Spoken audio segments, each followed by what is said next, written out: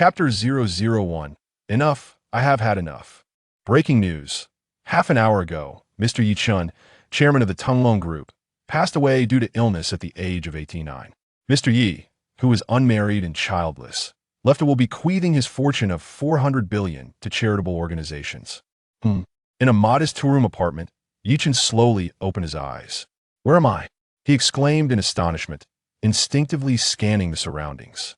The cramped living room, less than 15 square meters, was strewn with discarded cheap liquor bottles and cigarette butts.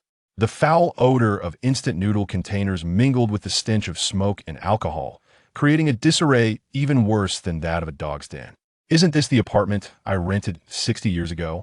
Everything familiar awakened Yi Chun's lingering painful memories from the past 6 decades. Instinctively, he recalled the cries that surrounded him at the bedside before he passed away, leading him to believe that his soul had traversed back to the scenes of his life from 60 years prior. But before he could ponder further, a loud crash interrupted him. The door to the apartment was pushed open from the outside. "Daddy!" A sweet, youthful voice rang out. A little girl, about 4 or 5 years old, joyfully dashed into the room, completely oblivious to the filth and stench within. Ignoring his disheveled appearance, she leaped into his arms, tightly embracing his leg.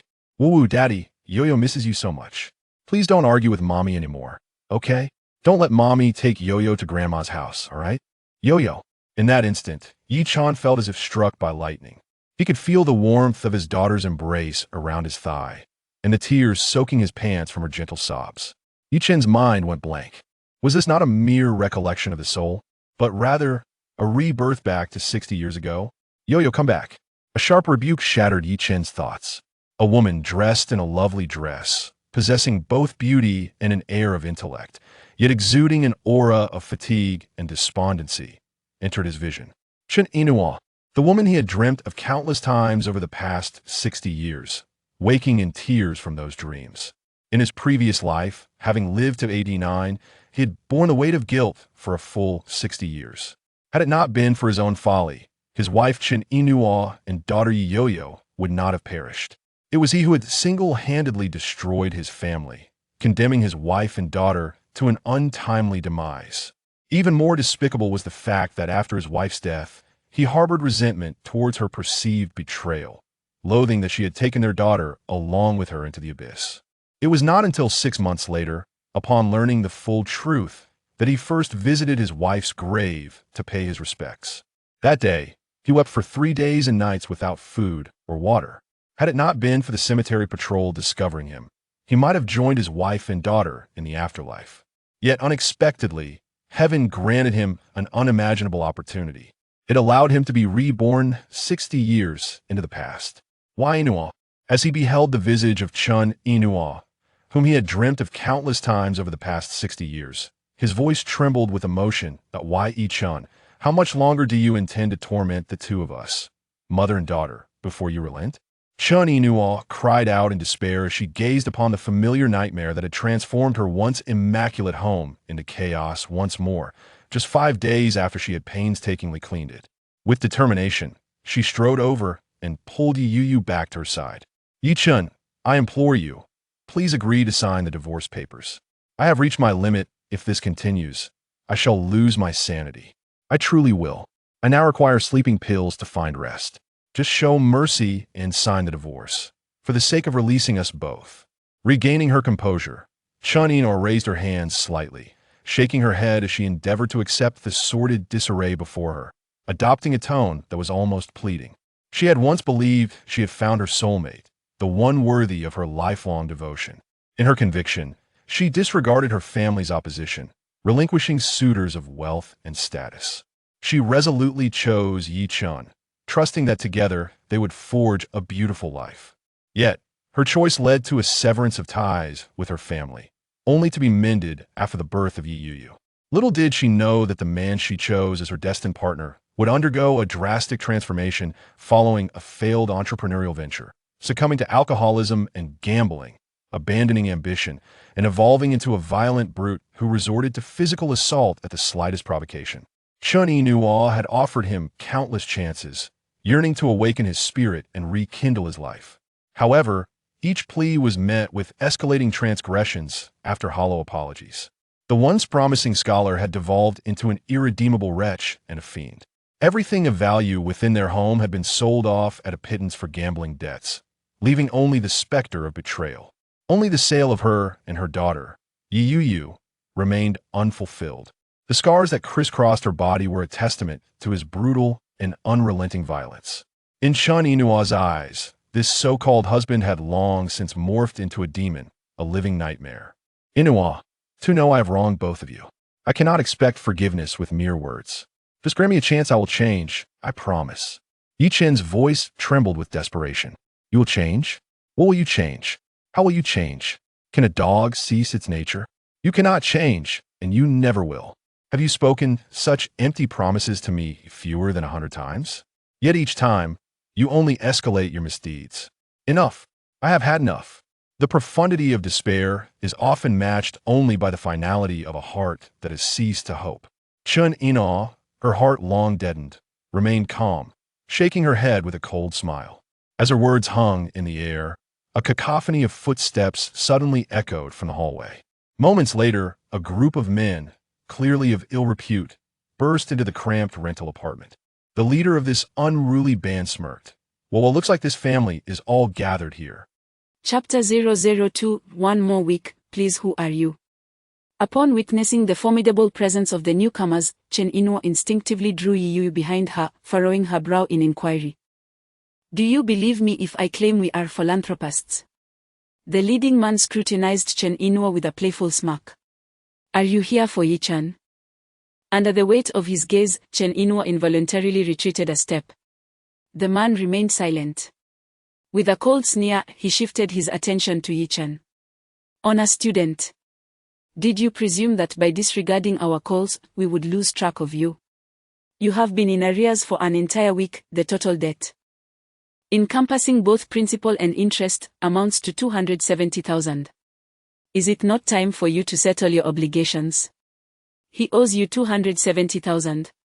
In disbelief, Chen Inua pointed at Yi-chan as she addressed the men. Indeed, you must be his wife, correct? Well, should not a wife share the burdens of her husband?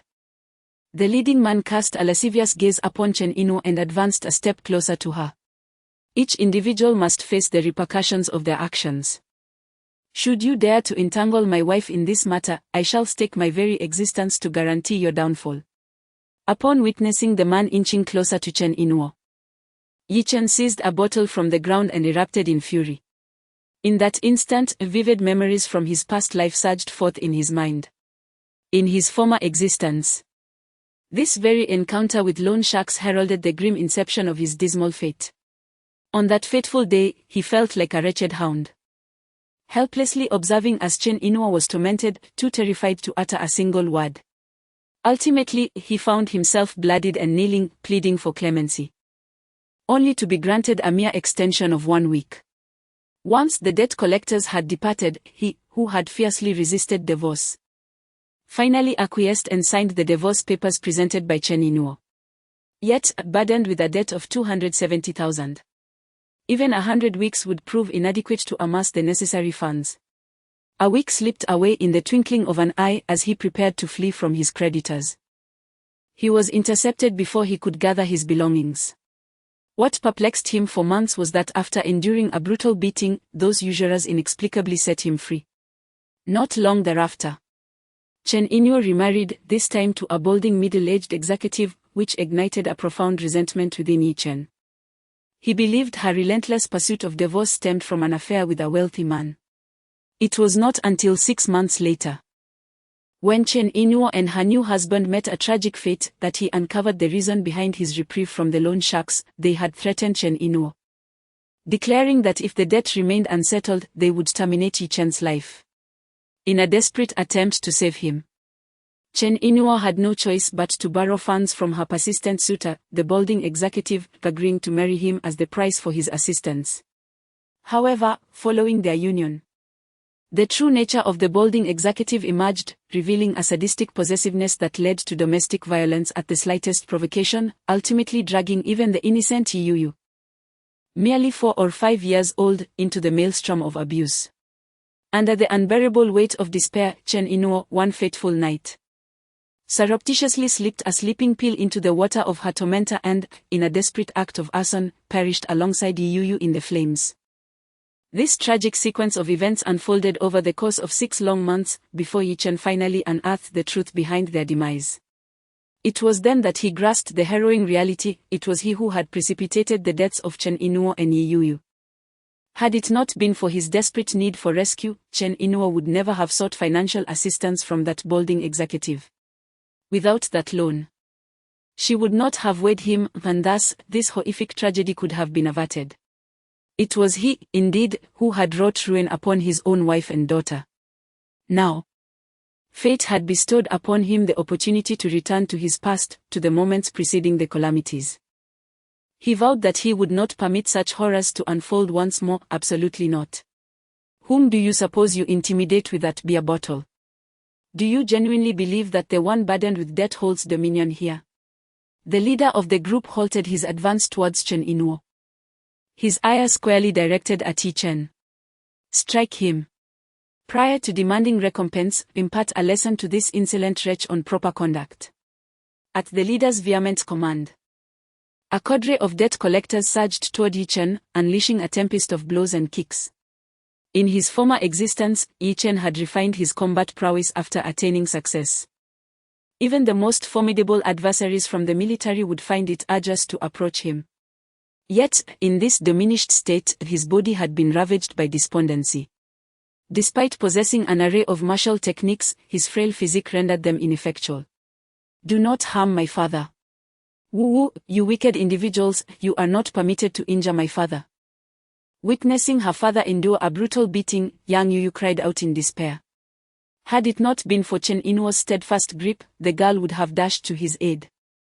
Meanwhile, a chilling smile graced Chen Inuo's lips, not from compassion for Chen's plight, but rather from a deep sense of satisfaction. He, a rogue, was deserving of every ounce of this torment. Suddenly, with a sharp crack, Chen shattered the glass bottle he had clutched tightly in his hand. Bloodied and battered, he summoned every ounce of his strength to lunge at the leader. Seizing his neck with one hand while pressing the jagged edge of the bottle against his carotid artery with the other. Stop. Everyone, just stop. The leader cried out in terror, held captive by Chen's desperate determination. High achiever, Chen, brother Yi, let us discuss this, shall we? Do not act rashly. This is a society governed by law, and murder carries severe repercussions. Please, remain calm. The leader, acutely aware of the dangers that desperation brings, harbored a profound fear that Chen, pushed to his limits, might retaliate. Yet, Chen remained indifferent to such forewarnings, disregarding the blood that cascaded from his wound. Grant me but 1 more week, he implored. In 7 days, I shall repay every last penny, both principal and interest. First, set down the bottle, the leader urged. Once it is placed aside, we may engage in a proper dialogue, if you please. The man, feeling threatened, protested.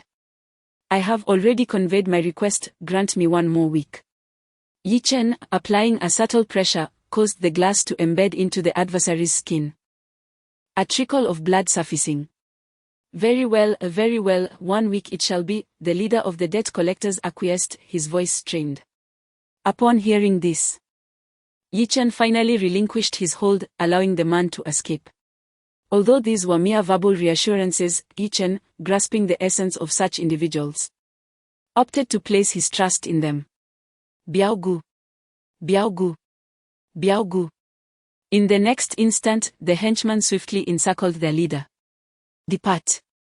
The leader, grasping his neck where a mere wound oozed blood, repelled those who sought to approach him. He directed his gaze towards Chen, his teeth clenched, and proclaimed.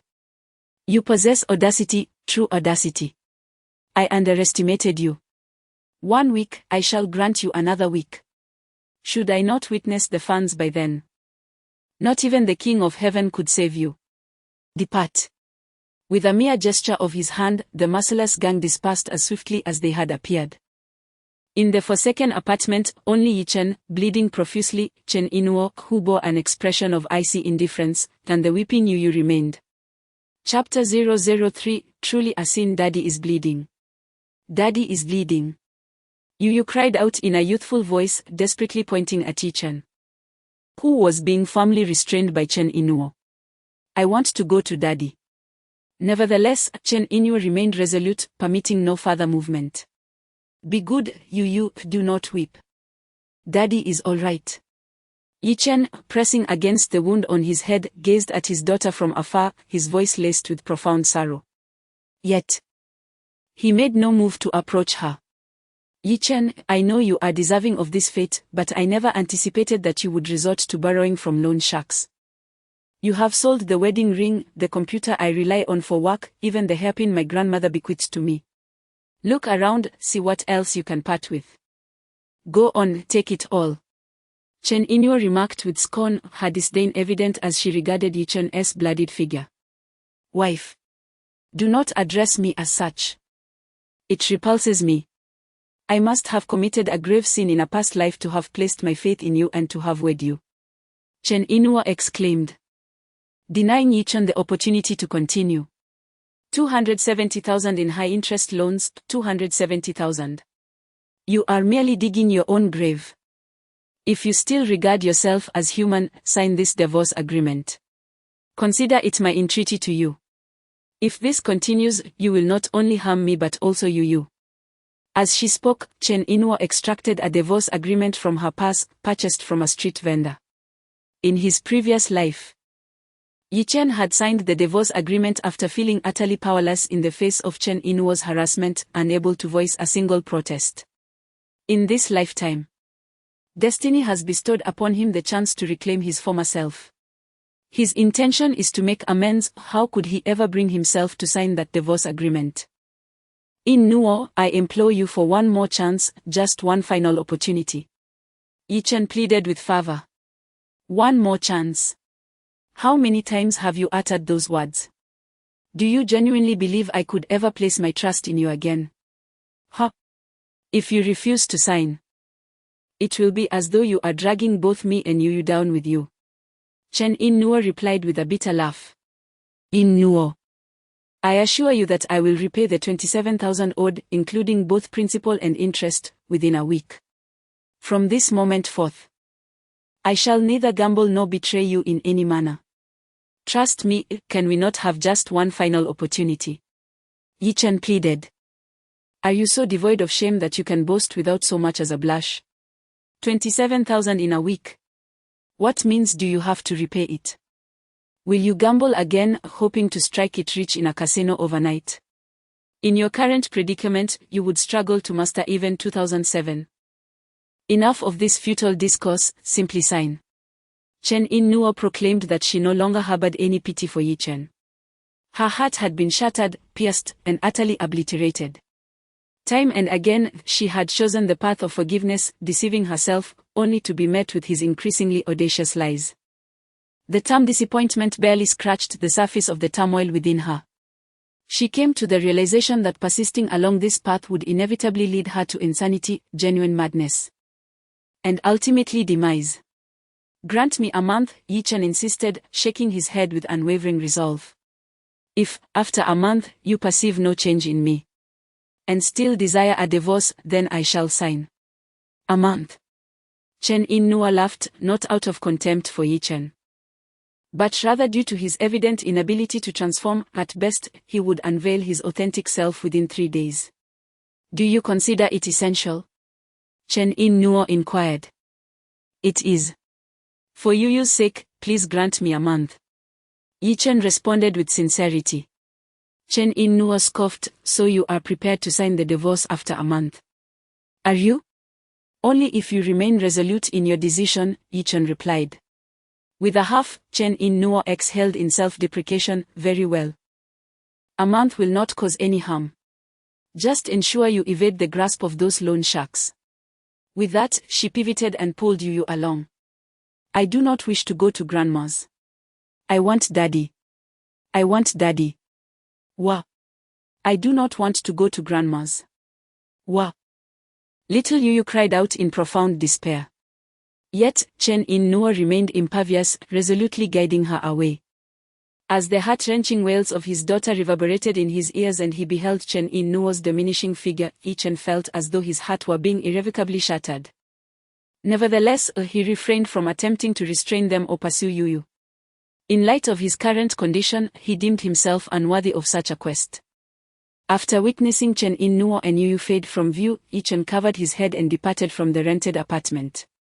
Rather than seeking solace in the hospital, he chose to visit a nearby clinic. After the physician sutured the laceration on his head and treated the injury on his face, he returned to his disordered rental abode.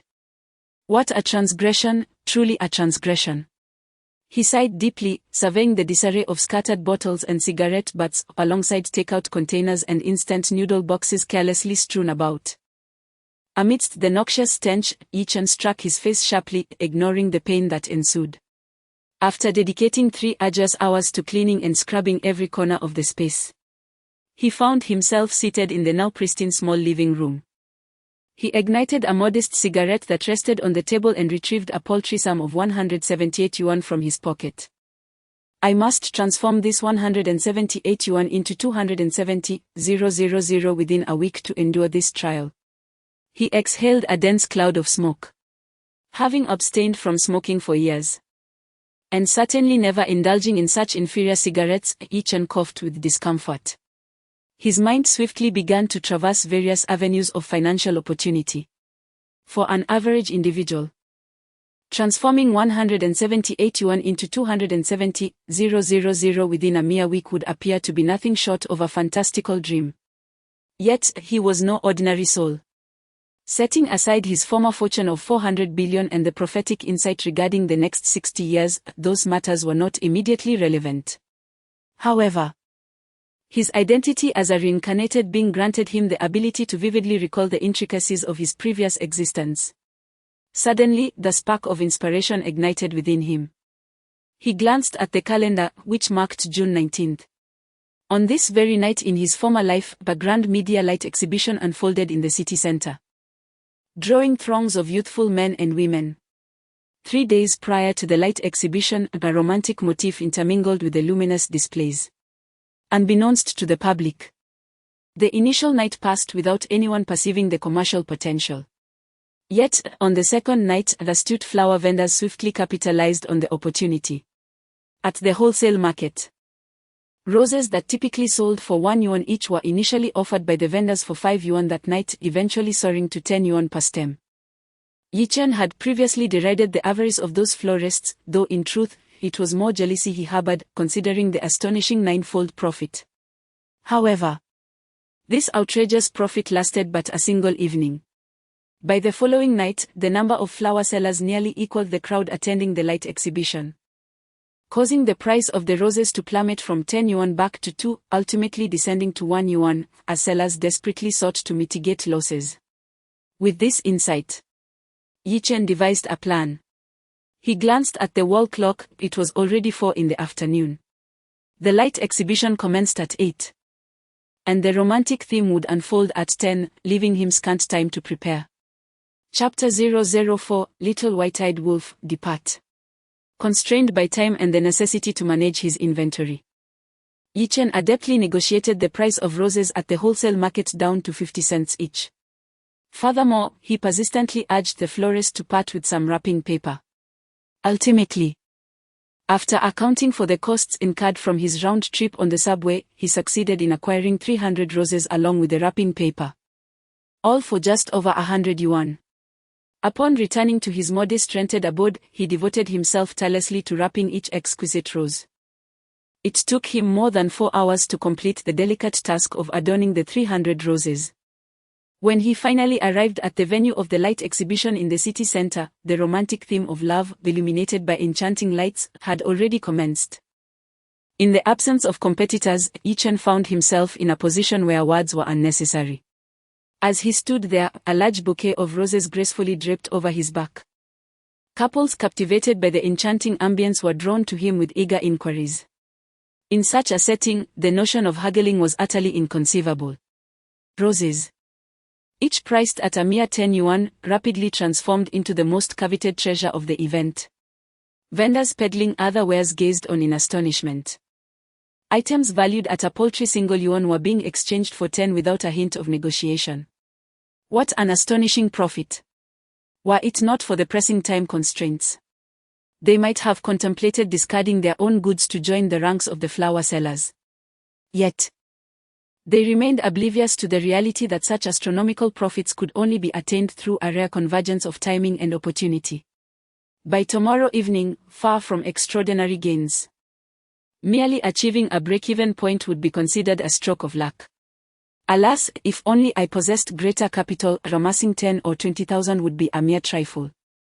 Before the romantic narrative could reach its denouement, the bouquet of flowers Yi Chen had been tenderly carrying was already depleted. In stark contrast, his WeChat balance now proudly displayed a sum of 3,000 yuan. As he sat at a humble roadside stall relishing a 10 yuan plate of fried rice, he cast his gaze upward at the moonlit sky, adorned with a multitude of stars, his eyes shimmering with a brilliance he had never before encountered, even during his most affluent days. In Nuo, you await my return. Since fate has bestowed upon me the gift of rebirth in this life, I shall undoubtedly bestow upon you both unparalleled glory. After a brief moment of contemplative reflection, Yi Chen swiftly returned to savoring the fried rice that lay before him. In a humble 3-bedroom apartment of less than 80 square meters located within a resettlement community in Jiangzhou, a tense atmosphere prevailed. Has that worthless fool signed the papers? Liu Shuaqin, a woman in her 50s, glared at Chen Inuo. Not yet, Chen Inuo replied through clenched teeth, her expression somber. Not yet. If he hasn't affixed his signature, what reason do you have for returning? Do you intend to endure this existence indefinitely? Do you wish for me to sustain you and your daughter for all eternity? Upon learning that the divorce papers remained unsigned, Liu Shuaqin erupted with indignation. Her fierce demeanor instilled fear in little Yu, prompting the child to weep, exclaiming, "Grandma is mean, Grandma is bad, I don't want to play with Grandma. You ungrateful wretch, then depart from here. You consume my food, drink my drink, and reside under my roof, and yet you have the audacity to insult me." Liu Shuaqin admonished passionately, "Mother, how can you express yourself in such a manner? Yu is merely 4 years of age. Is it fitting for you to reprimand her in this way?" Chen Yihao, unable to endure the distressing scene any longer, swiftly lifted the weeping Yu and confronted his mother with evident displeasure. "How is it possible that you continue to defend those two women? Had it not been for that blind fool's insistence on marrying that worthless man, would she have descended into such despair? Among all the suitors who once sought her hand, could any have been inferior to that ineffectual one by even 100-fold? Yet, she obstinately dismissed both my and her father's objections, persisting in her decision to wed that good-for-nothing. Now, behold her plight. Has she not brought this upon herself? Had she chosen one of those affluent young masters back then, would she be suffering so profoundly now? Would our family be languishing in this half-alive state, with a prosperous son-in-law and you a wealthy brother-in-law? Would we still be burdened with concerns over your wedding house? As the years advance, one must ponder the importance of securing an appropriate marital abode. Without it, how could Xiaoqian ever consider uniting with you? Would her parents even entertain the notion of such a union? And now you dare to raise your voice at me. Are you oblivious to the circumstances surrounding our family? Those two are depleting resources with reckless abandon. If this persists, your father's meager savings will be entirely consumed by them, leaving no room for your own wedding house. Should she swiftly sever ties with that unworthy man, I could orchestrate an introduction to a prosperous suitor. Yet, here we are, 6 months later, and she remains entangled in that marriage. It leaves me to ponder whether she is intentionally prolonging this situation, truly reluctant to part ways with that ne'er-do-well. Liu Shuaqin unleashed a torrent of scorn, exhibiting no empathy for Chen Inuo, whose cheeks were already stained with tears. She had originally planned to disclose that Yi Chen had acquiesced to the divorce a month hence, yet it now appeared superfluous. "Mother, do you not consider your remarks to be excessive? It is true that my sister wed the wrong man, but how has she become a burden upon our family? Has she deprived us of sustenance or neglected the utility bills? Could you not speak with a modicum of conscience? Furthermore, I require no concern regarding my future home. If Wang Qian is unwilling to marry, then I, Chen Yihao, shall embrace the life of a bachelor. I am utterly indifferent to it. Chen Yihao, holding on to Yi Yuyu, expressed his deep frustration. Are you attempting to drive me to my demise? Liu Shuaqin clutched her chest, visibly agitated. Enough. At that moment, Chen Jiangwo, who had remained silent on the sofa, extinguished his cigarette in the ashtray and rose to his feet. He gazed at Chen Yihao. What? So, in our concern for your marriage, your mother and I have erred. Are you threatening us with a life of solitude? Confronted by his father's piercing gaze and words, Chen Yihao clenched his teeth in silence. Is your mother in the wrong? If it were not for your sister's insistence on eloping with that scoundrel, she would already be living a life of affluence, and our family would be flourishing as well. Indeed, her and Yuyu's return to our home merely signifies the need for additional chopsticks and bowls. Accommodating them for 10 or 8 days is feasible. But can they truly reside here for eternity? Why does Xiao Qian not consider coming to our home? Are you not aware? It is precisely due to the burden your sister has brought that she remains here. The house is already constricted. The addition of 2 more individuals only serves to intensify the predicament. Who would wish to reside in such conditions? Even if she were amenable to marrying you without a proper home, could she genuinely reconcile herself to living in this confined space alongside the entire family? Without so much as a glance at Shen Inuo or Yi Yuyu, Chen Jiangwo sternly cautioned Shen Yihong word by word. Father, mother, please refrain from uttering another word. I shall gather my belongings and depart with Yuyu. Chen Inuo exclaimed, wiping away her tears while managing a melancholic smile. She turned and made her way to the modest room, scarcely measuring 8 square meters, where she had been residing with Yuyu. Elder sister, disregard their words and continue to dwell here with Yuyu. Chen Yihong hastily followed her into the cramped quarters, holding Yuyu tightly. Chen Inuo remained silent, swiftly gathering her few belongings. Elder sister, could you please lend me your ear? If you depart from here, where shall you go? Back to that rental abode? To endure further torment and abuse from that brute? Setting Yuyu down, Chen Yihong obstructed Chen Inuo's path. Yihong, I genuinely appreciate your concern, and I am grateful. However, what father and mother assert holds true. My presence here with Yuyu is merely a burden, compounding the family's troubles. Fear not, Yuyu and I have a destination. We shall not find ourselves wandering the streets. Chen Inuo replied, her smile strained. With that, she maneuvered past Chen Yihong, one hand bearing her luggage while the other clasped Yuyu's hand. Mommy, are we returning to seek Daddy? Inquired a now subdued Yuyu. Chen Inuo forced a bitter smile, offering no response as she guided her away. Elder sister, please hear me out. Observing this, Chen Yihong hurriedly pursued them. Meanwhile, Liu Shuaqin and Chen Jiangwo coldly observed the departure of the mother and daughter, uttering not a single word of plea. Chapter 005, A Mouthful of Lies. At the community gate, Chen Yihong halted Chen Inuo.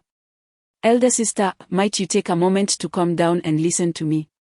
Although mother may speak without consideration, her intentions are not entirely misguided. Given your circumstances, even should you choose to remarry, you could surely find someone 1,000 times superior to that brute. Consider the suffering you have endured at his hands over the years. With such a savage, why do you not hasten to seek a divorce? Chen Inuo brushed aside a few wayward strands of hair from her face, shaking her head in frustration. It is not that I do not wish to dissolve our union. It is that he adamantly refuses to affix his signature. He has requested an additional month, assuring me that should I still desire a divorce after that period, he will comply. What utter nonsense. 1 month. Even if you granted him 100 months, he would remain incapable of altering his despicable nature. If he is reluctant to sign, fret not, leave this matter to me. I refuse to accept that I cannot manage him, refuse to believe he will not sign. Chen Yihong proclaimed, his teeth clenched in determination. However, upon hearing his words, Chen Inwo immediately knitted her brow. What are you contemplating? I caution you. No matter how contemptible he may be, you must not act recklessly or engage in any folly. It is merely 1 month, I have endured this long. So what is 1 more month? Elder sister. Will you heed my counsel?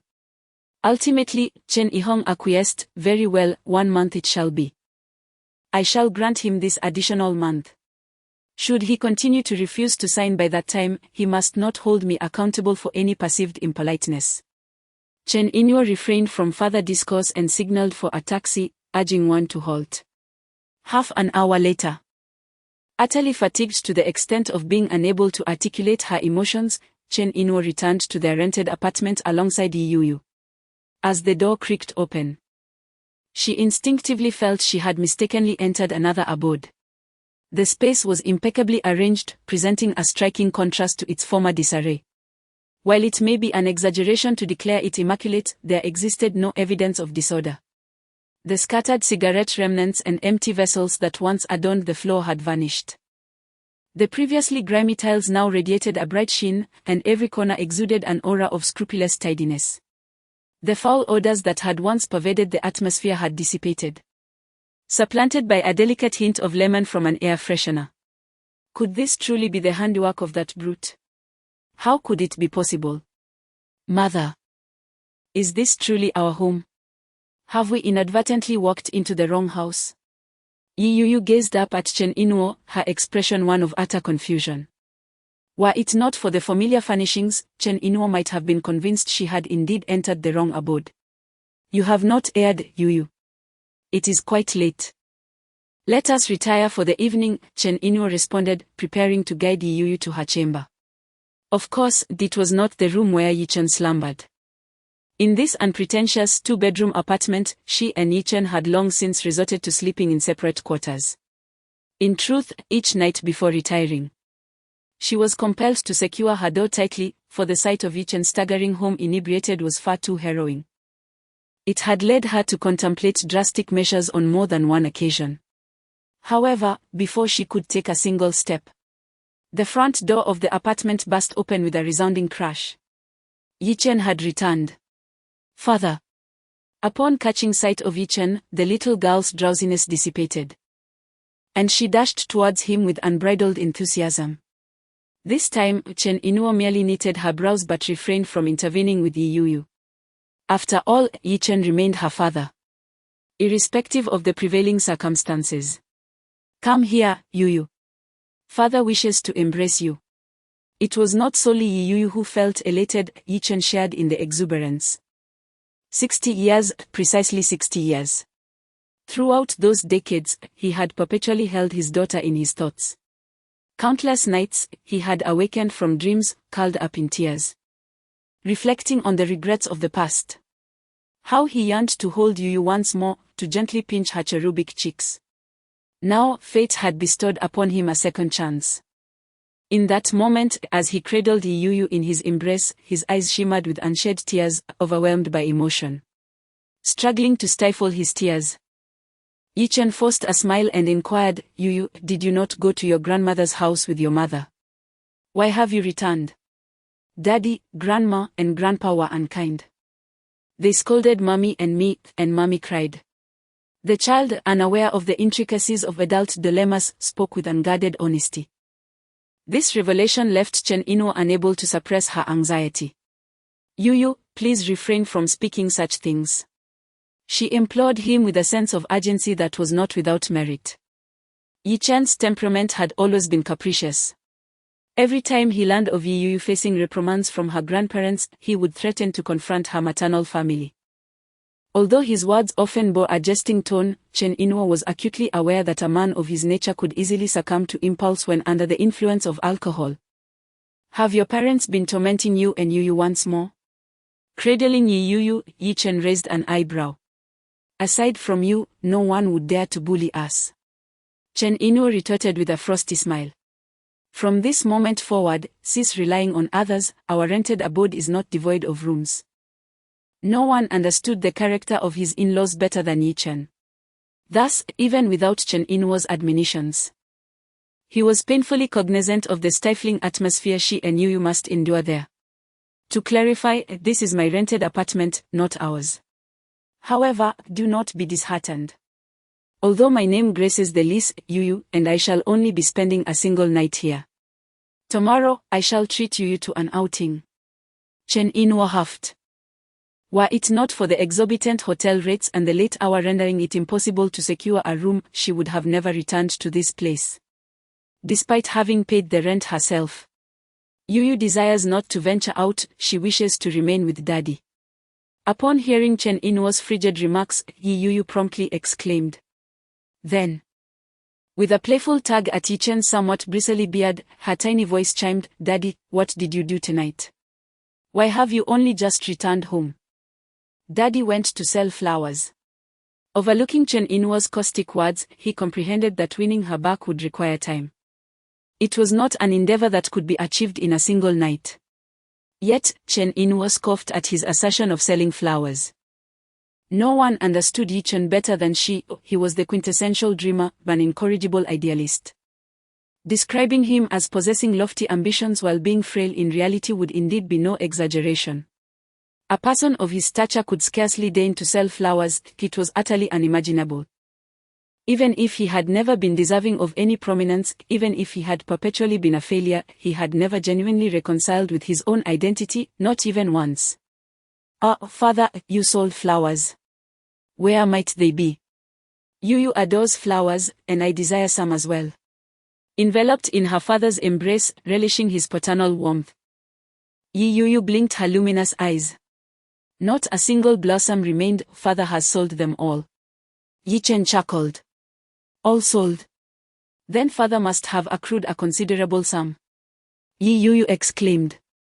Indeed, father made over 2,800, nearly 3,000. Pressing his forehead against the little girl's, Yi Chen proclaimed with satisfaction. How remarkable, 3,000. Father is truly impressive. Perhaps Yu did not fully comprehend the profound significance of the term 3,000, yet having frequently overheard adults engaged in disputes over finances. The word thousand undoubtedly conveyed a considerable sum to her. Unbeknownst to them, Chen Inwo could no longer endure the conversation. Yi Chen. Is it not sufficient to ensnare me in your web of deceit? Must you also entrap Yu? Do you wish for her to mature into a being akin to yourself? One steeped in falsehoods and devoid of self-awareness. Following her frosty admonition, she called out to Yu, calm down, let us return to the room and rest. Chapter 006, Do you truly not trust me? In Chen Inwo's perception, the act of peddling flowers, regarded as disgraceful, was undeniably beneath Yi Chen's dignity. However, the prospect of amassing 2,000 to 3,000 yuan within a mere few hours appeared to her as an outrageous exaggeration, one that scarcely deserved consideration. In an instant, her disdain for Yi Chen intensified exponentially, despite her already considerable aversion. What troubled her father was the potential impact of his bravado on their daughter, Yu. I don't want to. I wish to be with Daddy. The little girl proclaimed defiantly. Yu, my dear, please go to Mommy first. Daddy will take Yu to Seva McDonald's in the morning. Yi Chen tenderly set Yu down. Initially hesitant to part, Yuyu's eyes sparkled at the mention of fries and burgers. Really? Truly? Daddy would never deceive Yu. Then let us make a pinky promise. All right, pinky promise. Content. Yu returned to Chen Inwo's side. Come, let us return and rest with mother. Chen Inwo urged Yu, casting not even a glance at Yi Chen. Inwo. Do you truly harbor no trust in me whatsoever? Yi Chen implored, his visage a tapestry of desperation, calling out before she could take a single step.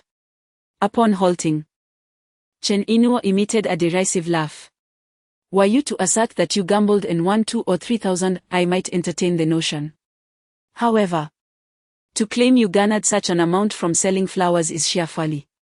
After spending the past 8 years by your side, how could I remain oblivious to your true nature, Yi Chen? You, a flower seller. That is the jest of the century. And to amass 2 to 3,000 in a single night, pray tell, what sort of flowers are you peddling? Her skepticism was not without merit. For years, the concept of being grounded was one that Yichen had never truly embraced. Much like that unsuccessful venture, had he not aimed so high, perhaps he would not have encountered such a complete downfall. Yichen began to articulate his thoughts, yet before he could conclude, Chen Inwo, with palpable impatience, interjected. There is no need for explanations. I am no longer the Navi woman who was repeatedly deceived by you. Do not presume that merely because you have made an effort to amend your ways, you have transformed into someone else. The adage leopard cannot change its spots applies to you more than anyone else. I acknowledge my past shortcomings and harbor regret, but you simply. Chen Inwo was reluctant to hear any further. Enough. I believe you. I trust that you earned 2 to 3,000 from selling flowers. Very well. But what difference does that make? You have but a week to repay 270,000. Do not even dare to mention 2 to 3,000. Even if you were to earn 20 to 30,000 a day, it would still fall woefully short of that exorbitant loan. Yichen. If you possess even a shred of conscience, if you still consider yourself human, sign the divorce agreement and disappear to the ends of the earth. In doing so, not only will you secure your own escape, but you and I can also find solace. Once again, she retrieved the divorce agreement from her bag and forcefully placed it on the table, denying Yichen any opportunity to respond. She swiftly ushered Yi into the room, slamming the door shut with a resounding bang, locking it behind her. Yichen remained frozen in place, his thoughts racing. After a considerable pause, he managed a bitter, melancholic smile, reflecting on the events of the past few years. He bore no ill will towards Chen Inwo's current disdain and contempt, rather. He found himself profoundly sympathetic to her sentiments. Were he in her shoes, he likely would have succumbed to self-destruction long ago. With a soft snap, he lit a cheap cigarette and settled onto the worn sofa. As Yichen endeavored to cast aside the tumult of love and hatred swirling in his mind, he recognized that regaining Chen Inwo's acceptance and recognition would not be an endeavor accomplished overnight. More pressing was the urgent necessity to acquire 270,000 within a week to repay the exorbitant loan. If his memory served him correctly, tomorrow in his former life, a concert was scheduled at the sports center. A few ardent fans had overlooked their tickets and, in a desperate attempt to witness their idol perform, ended up purchasing tickets for 11,000 each, originally priced at 500, from others. Ironically, those selling the tickets had procured them from scalpers for 500, and with the concert already in progress, the scalpers, fearing a loss, had to sell at a deficit. This entire episode transpired in less than 10 minutes before and after the appearance of those zealous fans. When this incident later emerged online, it incited outrage and even trended on social media. In his previous life, upon encountering this trending topic, Yichen had left a scathing comment, deriding those fervent fans as utterly foolish. The following day, Yichen arose early, first venturing out to procure a McDonald's children's breakfast for Yi. He then made his way to the market, returning with eggs, rice noodles, lean meat, pig liver, scallions, and a cherished brand of non-fried noodles favored by Chen Inwo. This was her preferred breakfast, yet due to her work commitments, she rarely had the opportunity to source these ingredients in the morning. To allow mother and daughter a few extra moments of slumber, every movement Yichen made was deliberate and cautious, lest he disturb their rest. After half an hour of washing, chopping, frying, and boiling, the steaming bowl of noodles was finally ready. Checking the time, he gauged it was nearly the moment when they would awaken and chose not to linger in the house, fearing he might inadvertently upset Chen Inwo or that she might refuse to eat the noodles he had prepared. Just as Yichen departed, Chen Inwo and Yi stirred from their slumber. "Mommy, it's McDonald's. Daddy brought me McDonald's," Yi exclaimed with exuberance upon discovering the children's breakfast laid out on the table. "Daddy! Daddy!" she called, but received no response. The little girl hurried into her father's room, only to find the meticulously organized space empty of his presence. She dashed back out, "Mommy, where's Daddy? Where did Daddy go?" Yet, Chen Inu remained silent. Her gaze then fell upon the bowl of steaming noodles, releasing a familiar fragrance, causing her brows to knit in confusion. This was the breakfast she had treasured for years, its flavor remaining steadfast. However, if her memory served her correctly, the last time she had savored it was a year prior, not out of indulgence, but rather due to a scarcity of time and opportunity. As she reminisced, she realized she had to go back several years to recall when Yuchen had prepared breakfast noodles for her, and that was merely a singular occasion. Chapter 007, The Antique Market of Lingnan. With over 2,000 yuan, his entire fortune, resting in WeChat, Yuchen did not rush to the sports center. After all, the concert was not scheduled to commence until 8 in the evening. In his previous life, those fervent fans had only splurged on exorbitantly priced tickets after that hour. Thus, arriving early would serve no purpose.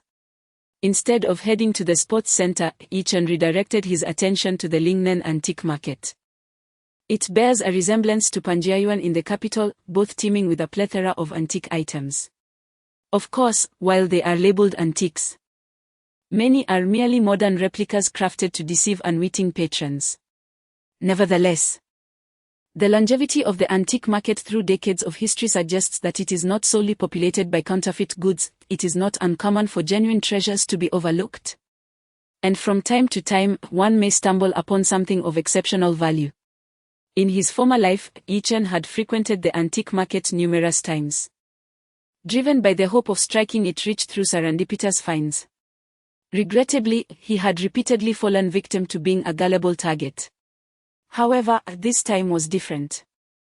Equipped with 60 years of prophetic memories, he vividly recounted a past incident in which an individual had unearthed a treasure valued at 16 times the 30,000 yuan expended at the antique market.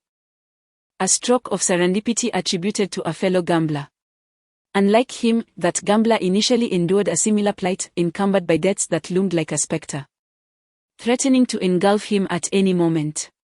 Yet, fortune favored him as he received a substantial compensation from a demolition project, enabling him to settle his debts and still retain 30,000 yuan to spare. While meandering through the antique market, he stumbled upon a hidden gem worth 480,000 yuan. As he relinquished the currency, it was remarked that those in proximity cast incredulous glances in his direction. Upon securing his reward, he discerned the nearby vendors whispering derisively about the gullible, unsuspecting mark he had unwittingly become. In that fleeting moment, Yuchen comprehended the extent of his deception. However, the possibility of returning the item had become moot.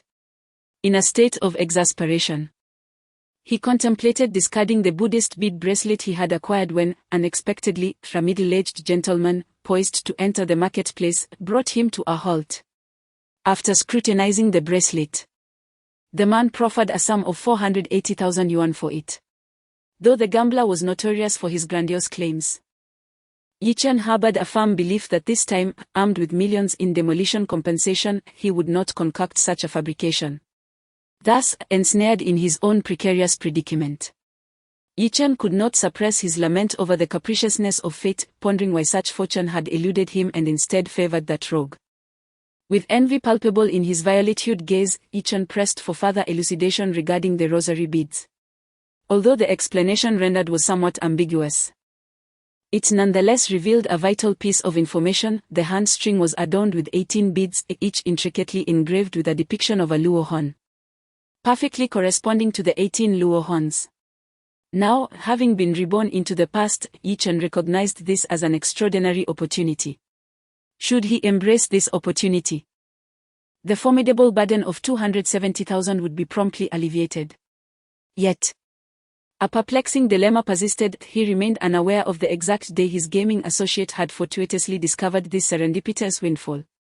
Calculating the passage of time, it appeared improbable that the occurrence had taken place too recently, for his companion had exuberantly announced his good fortune 3 days prior. Given Yuchen's insight into his friend, such boastful claims could scarcely remain hidden for an extended period. Hence, it was highly likely that the event had unfolded within the past few days. Nevertheless, A pressing quandary persisted. His gambling partner had procured the treasure for a mere 30,000, while Yi Chen's entire wealth barely totaled 3,000, rendering him unable to make a similar acquisition. However, he was not in haste to grasp an opportunity, rather, he sought first to ascertain the location of that rosary. Once he could identify its whereabouts among the stalls, the situation would become manageable, especially considering the exorbitant ticket prices for tonight's concert, which could potentially generate the capital he required. Otherwise, should he postpone his search until the morrow, he feared the opportunity might have evaporated by then, as it was conceivable that his friend had indeed stumbled upon the discovery the following day. My dear sir, do you possess an appreciation for the Tongbao from the Qianlong era? Are you intrigued by a vase that originates from the esteemed royal court of the Qing dynasty? Kindly propose your offer. My dear friend, peruse the exquisite treasures at my stall, each piece is truly remarkable. Do let me know if anything captivates your interest. This fine morning, our intention is not profit, but rather to embark on a prosperous beginning. Behold a paisio, consecrated by a monk from the Republic era, assured to bestow prosperity, available for a mere 3,000. Would you care to take a closer look? As Yi Chen ventured into the antique market, the early hour rendered the space sparsely populated, with all present in pursuit of concealed treasures. Immediately, he was enveloped by a symphony of calls. Unlike traditional storefronts, each stall operated as an independent entity. Despite the fact that many stalls remained unoccupied due to the hour, the lively calls infused the antique market with a palpable energy. However, Yi Chen regarded the notion of Qianlong-era Tongbao vases from noble palaces, or the assertions of paisio bestowing fortune, with disdain. Such items, in his estimation, scarcely justified the clamorous cries of salesmanship. He had amassed an extraordinary fortune of 400 billion in his previous existence. And even the earlier incarnation of himself, an individual so degraded that he deserved 1,000 cuts, would not have fallen prey to such deceptions. Primarily, he had been misled numerous times, which ultimately allowed him to acquire invaluable wisdom. Even if one were to unexpectedly discover treasures within the antique market, they would undoubtedly lack the ostentation of claims regarding royal lineage or fortune-bestowing qualities. Such assertions are but mere fabrications, designed to ensnare the unsuspecting and the inexperienced. As Yi Chen approached each stall, he would pause briefly, silently surveying the array of items displayed before him.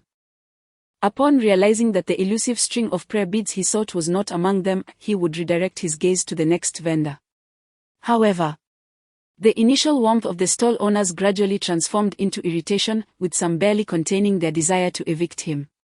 After examining over 20 stalls, Yi Chen still had not encountered the coveted string of prayer beads embellished with the 18 arhats. Yet, this did not dampen his spirits. From morning until noon, his efforts had yielded no results. After hastily consuming a bland, inexpensive lunch outside the antique market, he returned once more to the vibrant scene. Oh, look! That fool is back. TSK, just observe that expression. He might as well have him here to find a bargain emblazoned on his forehead. With those shifty eyes, does he truly believe he can stumble upon a treasure? He is merely dreaming. I find myself utterly fatigued by these fools. If there were fewer of them within the antique market, our enterprise would undoubtedly flourish. Yet, let us not be overly severe. He does indeed add a certain vibrancy to the marketplace, after all, haha. As Yi Chen's silhouette reemerged, a chorus of scornful murmurs permeated the atmosphere, many of which reached his ears. Nevertheless, he remained unfazed, resolutely pursuing the string of prayer beads adorned with the 18 arhats. Hours slipped away unheeded. As the sun descended, draping the sky in a scarlet hue, the oppressive summer evening was graced by a rare, invigorating breeze. After an entire day of diligent searching through the antique market, Yi Chen had yet to catch a glimpse of the coveted prayer beads. Could it be that the individual from my previous existence was simply indulging in grandiloquence? He contemplated beneath the waning sun. After a moment of introspection, he shook his head. He articulated his thoughts with such fervor, elaborating on the complexities of the 18 arhats. It did not strike him as mere fabrication. As he reflected, Yichen recalled the other man's expressions and gaze while narrating his treasure-hunting escapades, striving to unravel the truth from the embellishments. At that moment, from the periphery of his vision, he observed a vendor a few meters away, abruptly striking his forehead. How could I have overlooked that? As the vendor muttered this to himself, he quickly unfastened a burlap pouch and produced a string of aged, bronze prayer beads. In an instant, Yichen's heart raced at this unforeseen revelation. Although he was too distant to ascertain whether the beads were inscribed with the carvings of the 18 arhats, the mere possibility ignited a fervent excitement within him. Chapter 008 The price of 20 times the face value. May I trouble you to allow me a glimpse of that string of prayer beads? Yichen inquired, stepping forward as the stall owner set the beads upon the table. Initially, the stall owner felt a surge of delight upon hearing a query regarding his merchandise, perhaps believing that a potential buyer had finally arrived. However, upon lifting his gaze and recognizing the same individual who had idled from morning until afternoon, merely observing and inciting the ire of surrounding vendors, his enthusiasm swiftly dissipated. This is no ordinary item. If you harbor no intention of purchasing it, it would be prudent to refrain from inspecting it, lest you inadvertently cause damage and then accuse me of extortion, the vendor declared with palpable impatience. Shouldn't I at least have the opportunity to examine the item before deciding whether to make a purchase? Yichen replied, undeterred by the vendor's words, wearing a nonchalant smile. The vendor found himself momentarily at a loss for words. Very well, take a look then. Despite his initial hesitation, he reluctantly relinquished the string of prayer beads. Upon receiving the bracelet, Yichen meticulously scrutinized each bead, examining it with great care. As he had suspected, his former gambling companion had indeed spoken the truth. The prayer beads consisted of precisely 18 pieces, each intricately carved with a representation of an arhat, perfectly corresponding to the 18 arhats. Although he was unaware of the bracelet's origins, its considerable weight unmistakably signified that it was far from a mere trinket. Having accumulated a personal fortune of 400 billion in his previous life, Yichen had encountered numerous extraordinary items. While this bracelet did not reach the level of those remarkable artifacts, it certainly represented a notable discovery within the vibrant antique market. Have you completed your decision? Will you purchase it or not? If not, kindly return it. Observing Yichen meticulously examining each bead, the vendor's impatience grew palpable. What is the price? Yichen inquired. Taken aback by the question, the vendor scoffed, incredulous that the buyer would contemplate a purchase. 50,000. He declared. Yichen, after a moment's reflection, decided to test the waters, offering 500. Will you part with it? His inquiry was entirely reasonable, as haggling was customary in this antique market, where items were frequently marked up exorbitantly, only to be acquired for a mere fraction of the initial asking price. In his previous life, it was not uncommon for him to procure items valued in the tens of thousands for just a few hundred. However, the vendor abruptly reclaimed the string of beads. Be gone! He shouted. Yichen chuckled wryly, remaining unperturbed and unsurprised. After all, this bracelet had been acquired by that gambling companion for 30,000. His offer of 500 was decidedly unrealistic, even if that companion had undoubtedly been deceived by this vendor. With the vendor's muttered curses trailing behind him, Yichen, having discerned the bracelet's whereabouts, chose not to linger any longer. After wandering for a considerable time, he leisurely exited the antique market. He purchased a few loaves of bread and a bottle of mineral water to suffice for dinner. At 7:30, a contented Yichen arrived at the entrance of the sports center, where the venue was already bustling with a crowd. Posters of a certain young star adorned every corner. Countless fans gathered in clusters, eagerly presenting their tickets for entry. In his previous existence, Yichen was cognizant that several ardent female admirers had procured tickets priced at 11,000, despite their nominal value being merely 560. However, he remained oblivious to the identities of the scalpers from whom they had obtained these tickets. Nevertheless, this did not deter him from pursuing his objective, as the presence of scalpers was exceedingly conspicuous. As the fervor of fan entry began to wane and the concert entered its preparatory phase, Yi-Chen paced restlessly around several ticket checkpoints. The clock inched closer to 8 o'clock, and his anxiety became increasingly tangible. At that moment, his attention was drawn to a man who appeared even more distressed than he was. "Need tickets?" "I have some," the man called out. "Seats in Zone 7, fantastic view. Exceptional value. Interested?" "Hey, lady, I need tickets." The man eagerly approached anyone within sight, his visage a portrait of urgency. His anxiety, however, was not without merit. Having become aware of the profitable nature of ticket scalping, he had taken a bold step, investing a month's salary to secure 6 adjacent tickets just prior to their release. As a novice in this endeavor, he lacked the necessary acumen to navigate the complexities of the situation.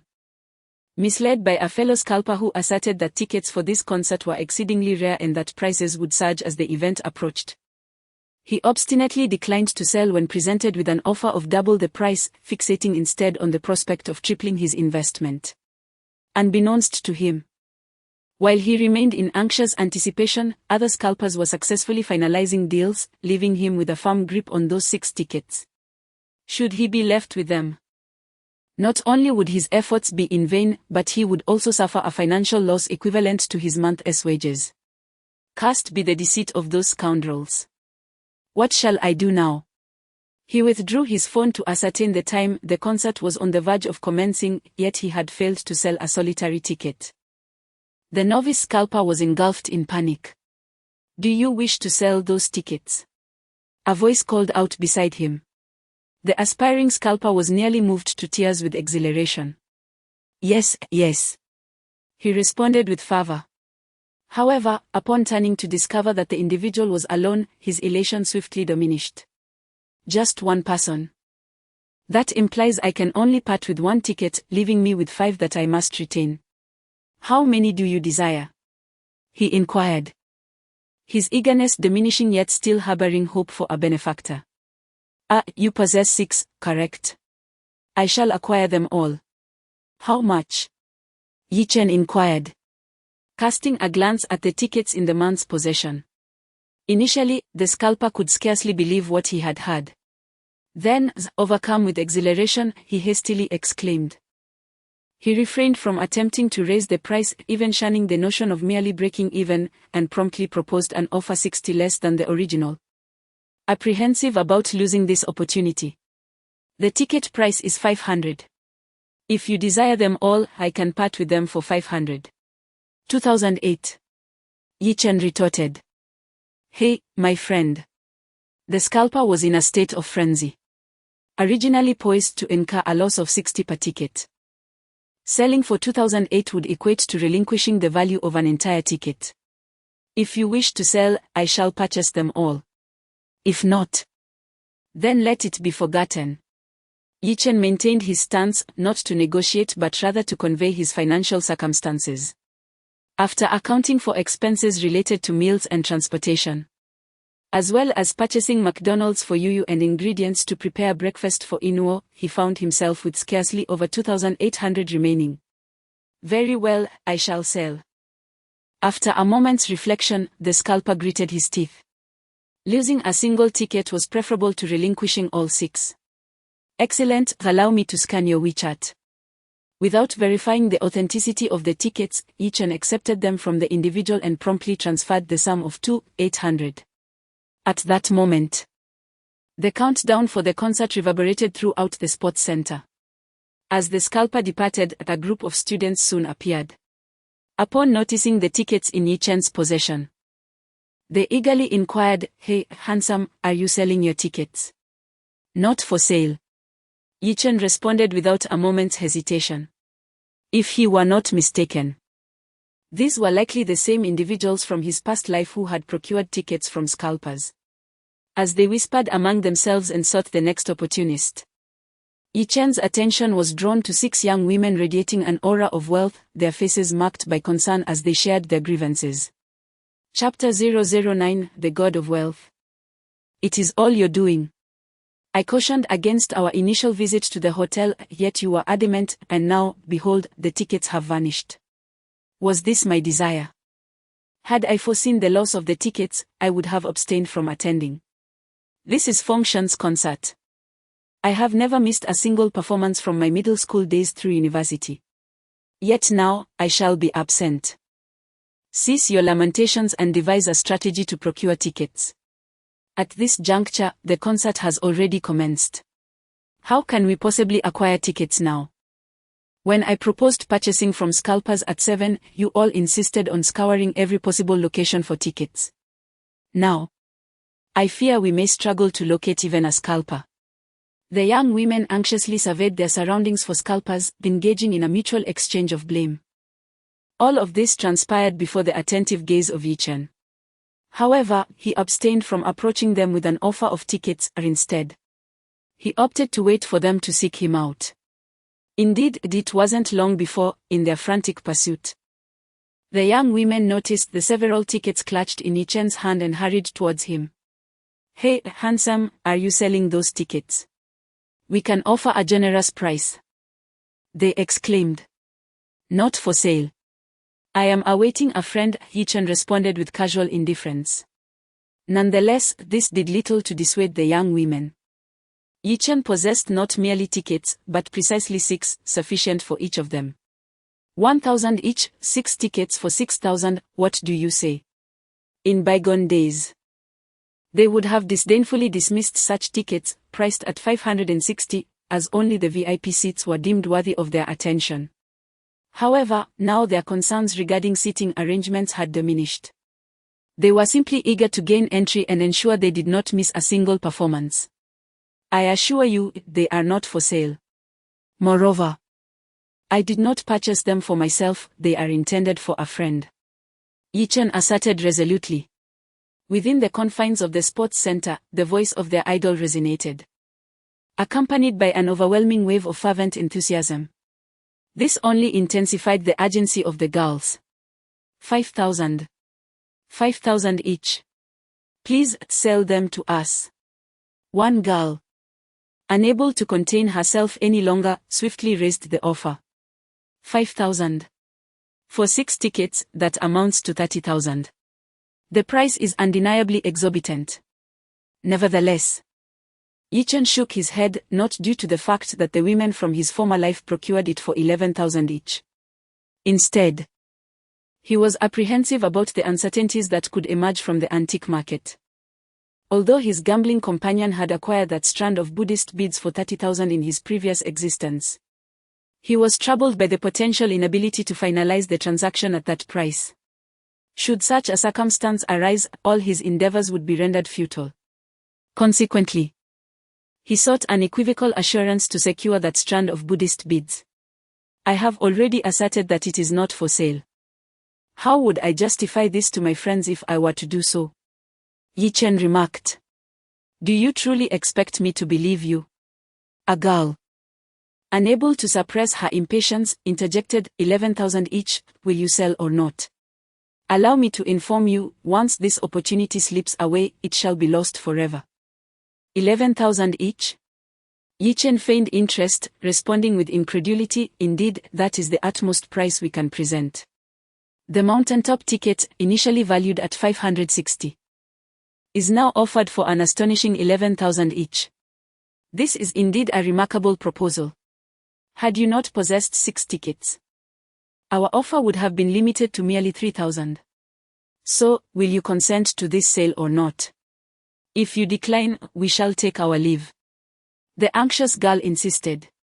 Very well, I shall acquiesce. Yichen feigned hesitation, gritting his teeth as he spoke. Upon receiving his agreement, the girls swiftly finalized their transaction. They promptly exchanged the tickets and hastened toward the entrance without delay. Had the previous scalper been aware that Yichen had resold the tickets for a 20-fold profit, his spirit would surely have been shattered. Gazing upon the 60,000 in his WeChat balance, Yichen exhaled a long sigh of relief, the smile illuminating his countenance. Fortunately, The occurrences of his previous life had not been altered this time, otherwise, that strand of Buddhist beads would likely have succumbed to the grasp of that gambling companion. Casting one final glance at the sports center, where the sounds of exuberant cheers reverberated incessantly, Yichen, indifferent to the concerts of both his past and present, strode away with his newfound 60,000. Upon returning to his rented room, as anticipated, Chen Inuo and Yi Yu were conspicuously absent.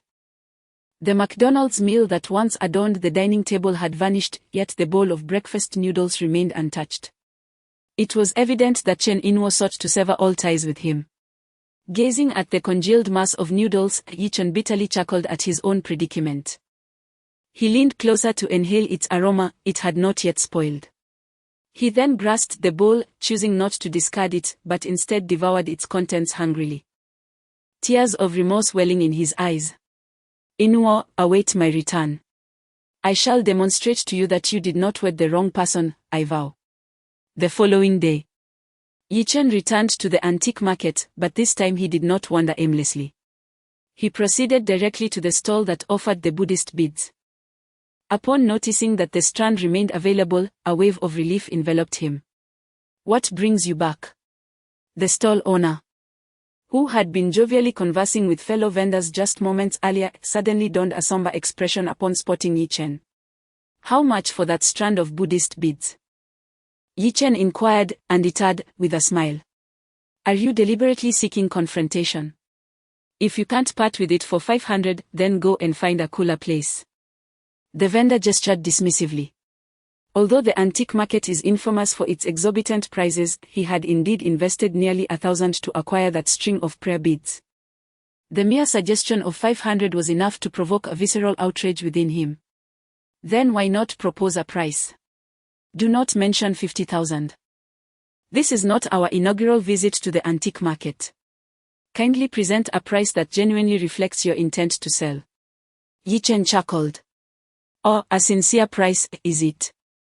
Observing several prospective buyers sauntering by and casting furtive glances in their direction, the vendor could no longer afford to sulk. The appearance, quality, and texture of this string of beads, along with the patina acquired from incense smoke, unmistakably suggest that it has emerged from a temple. Particularly the intricate carvings of the 18 arhats. Have you ever encountered anything akin to this in the market? This exquisite piece has undoubtedly been in the possession of a highly esteemed monk.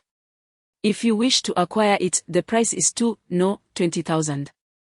Not a cent less, I beseech you.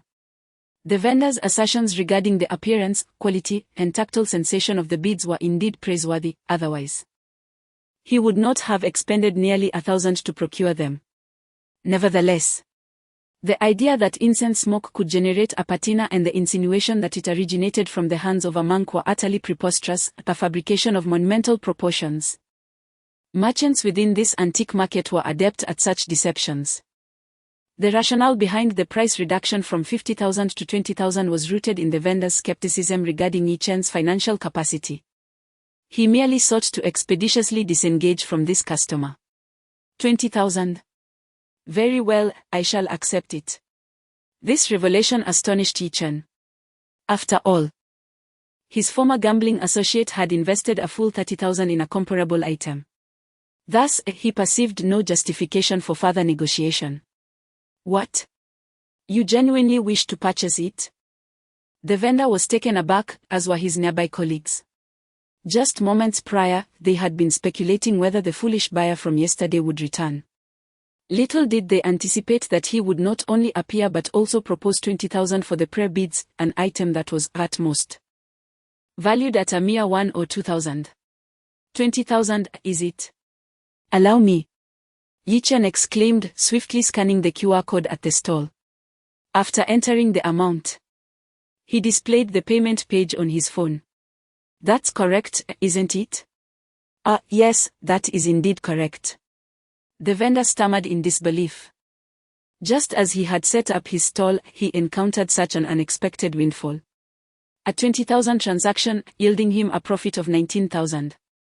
Very well. I shall proceed with the payment, Yichen proclaimed. Moments later, the sound of a notification indicating the receipt of 20,000 reverberated from the vendor's phone. In an instant, the expressions of the surrounding vendors underwent a complete transformation. Just yesterday, they had regarded him as a fool on the brink of exploitation. Yet now he seemed to embody the very customer they had yearned for, a naive big spender. Had they genuinely overlooked this opportunity? Boss, the payment has been received.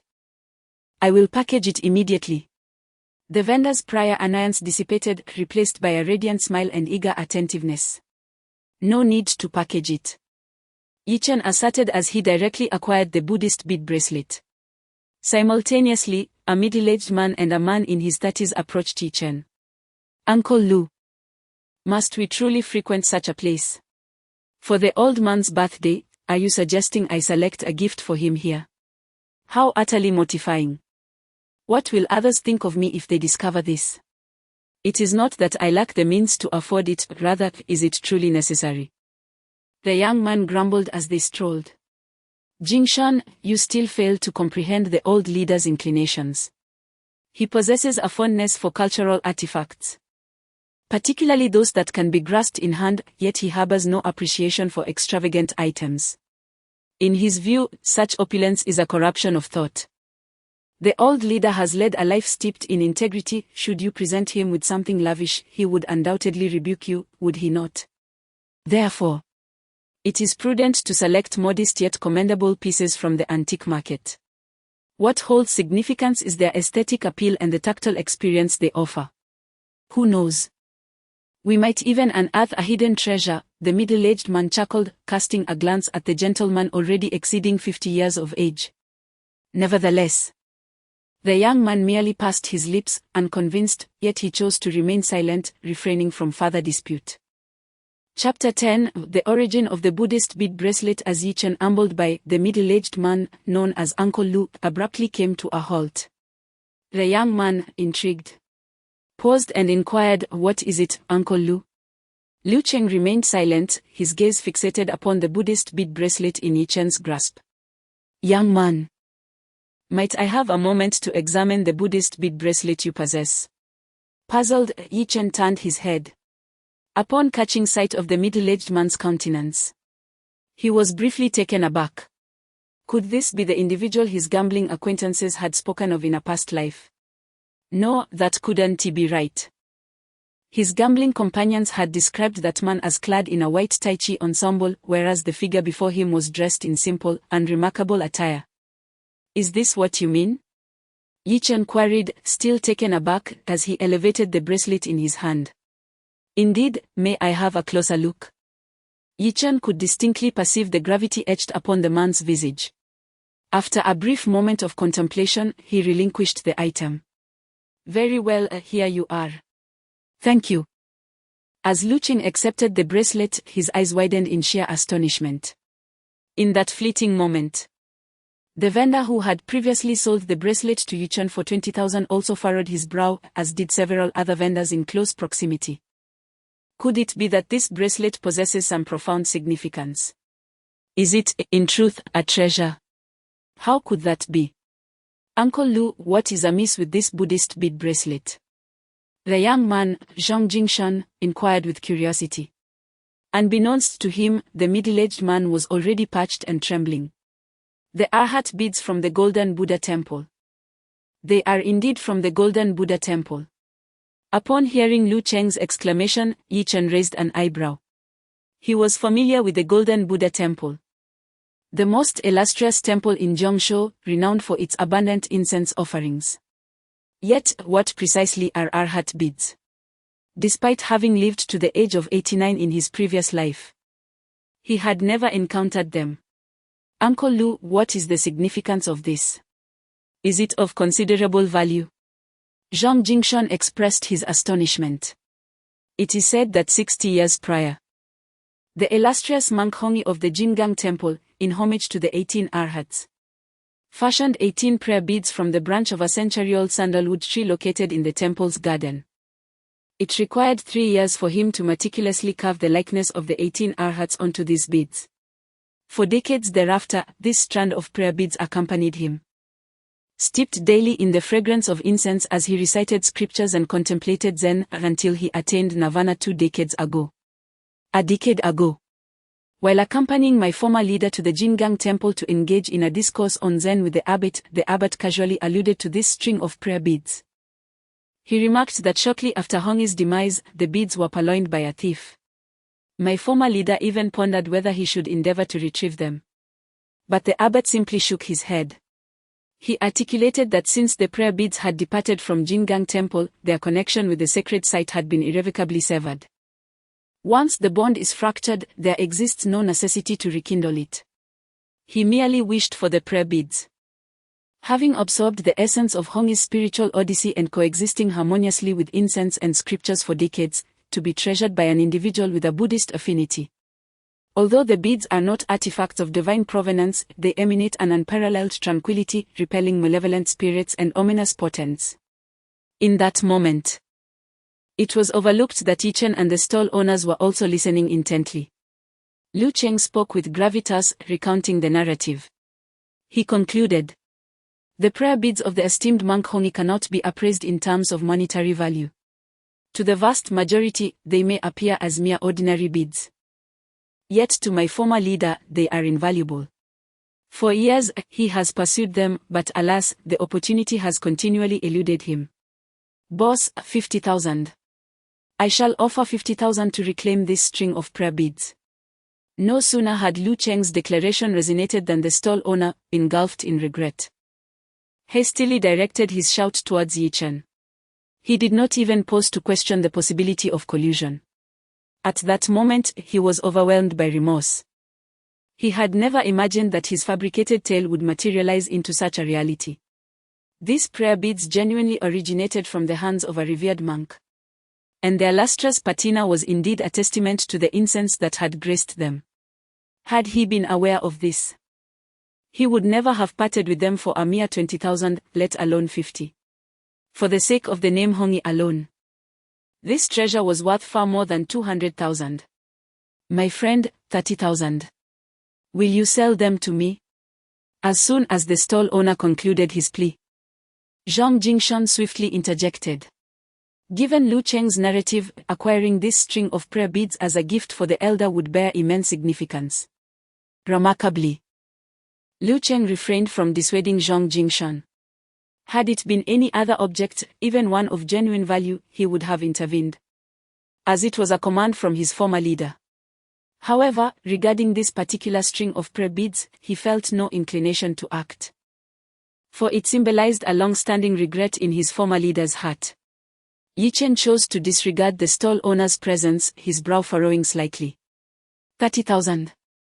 In his previous life, a gambling companion had sold them for 48,000. Clearly, the current seller was not the same individual who had acquired the prayer beads in his past. Why would he part with them at such a loss? Might he consider selling me this string of prayer beads as a favor owed to me by Zhang Jingshan? Observing the furrowed brow of Yichen, Zhang Jingshan swiftly reaffirmed his proposal. Unbeknownst to Yichen, who was on the verge of declining the offer of 300,000. He was momentarily startled upon hearing the name Zhang Jingshan. Zhang Jingshan. Why did that name evoke a sense of familiarity? Instantly, shards of memory began to converge rapidly within his mind. In the e-commerce company where Chen Inuo was employed, within the office of the vice president, Chen Inuo entered with a palpable sense of trepidation. Before she could articulate a single word, bang! Wang Tao, the vice president in his 30s, forcefully struck the desk with his palm, adjusting his tie with a sense of urgency. Chen Inuo, what on earth are you doing? Do you still wish to retain your position? I instructed you to promote our products in collaboration with Yunshan Network Company. Yet it appears that the products being marketed have now become our competitors. Is this the extent of your business acumen? Wang Tao exclaimed in anger. Previously, his demeanor towards Chen Inuo had been the most favorable in the entire company. The rationale behind such favoritism was rather evident, as he was either a rogue or a thief. Moreover, even without cosmetics, Chen Inuo was the most captivating presence in the company. More importantly, it was rumored that her husband was utterly inept, which undoubtedly led the senior vice president to covet Chen Inuo. Despite his relentless flattery, she consistently evaded his private invitations, turning a blind eye to his subtly suggestive advances and deliberately maintaining a distance between them. In the face of unreciprocated desire, it was only natural for him to take action against her. President Wang, the reason Yunshun Network opted for our competitor's product is that our quotation is 10% lower. Chen Inuo responded with palpable indignation. Smirk. Wang Tao forcefully struck the table once more. If our promotional quotes exceed those of our rivals, what purpose do we serve? Yunshun Company has been collaborating with us for over 6 months. How is it that when the negotiations were entrusted to you, they fell apart? I shall grant you one final opportunity. Should you fail to secure the promotional contract with Yunshun Company, you will gather your belongings and depart. He forcefully placed the draft contract onto the table, causing the papers to soar into the air, scattering around Chen Inuo. Yes, President Wang. Suppressing the tears that threatened to spill from her eyes, Chen Inuo bent down to gather the scattered contract papers. As she departed the office, clutching this contract, one with exceedingly slim prospects of success, her reddened eyes could no longer contain the tears that cascaded down her cheeks. The tyrannical husband, the disdainful parents, the superior who targeted her with the intent to induce unemployment. Why must life be so cruel to her? Were it not for the thought of her emotional anchor, she genuinely contemplated surrendering to despair, believing that death might offer a semblance of solace. For existence had become unbearably exhausting. Chapter 011. Is this individual not a fool? In the antique market, within the briefest of moments, the recollections of yesteryears surged vividly in Yi Chen's consciousness. Zhang Jingshan. In his former existence, despite. Chapter 012. Are you following me? Zhang Jingshan moved with exceptional swiftness. For an individual of his stature, the burden of debt to the common people is profoundly disconcerting, compounded by the anxiety that they might overanalyze the circumstances. In just 2 short hours, he reached out to Yi Chen. Chapter 13. I am not his beloved. Indeed, that is accurate. The unanticipated visitor is none other than Yi Chen, whom she cannot bear to look upon. At this moment, Chen Inuo holds Yi Chen in no esteem. Chapter 14. He is not a good person, Mr. Zhang. I confess my mistake. My sole focus was on profitability.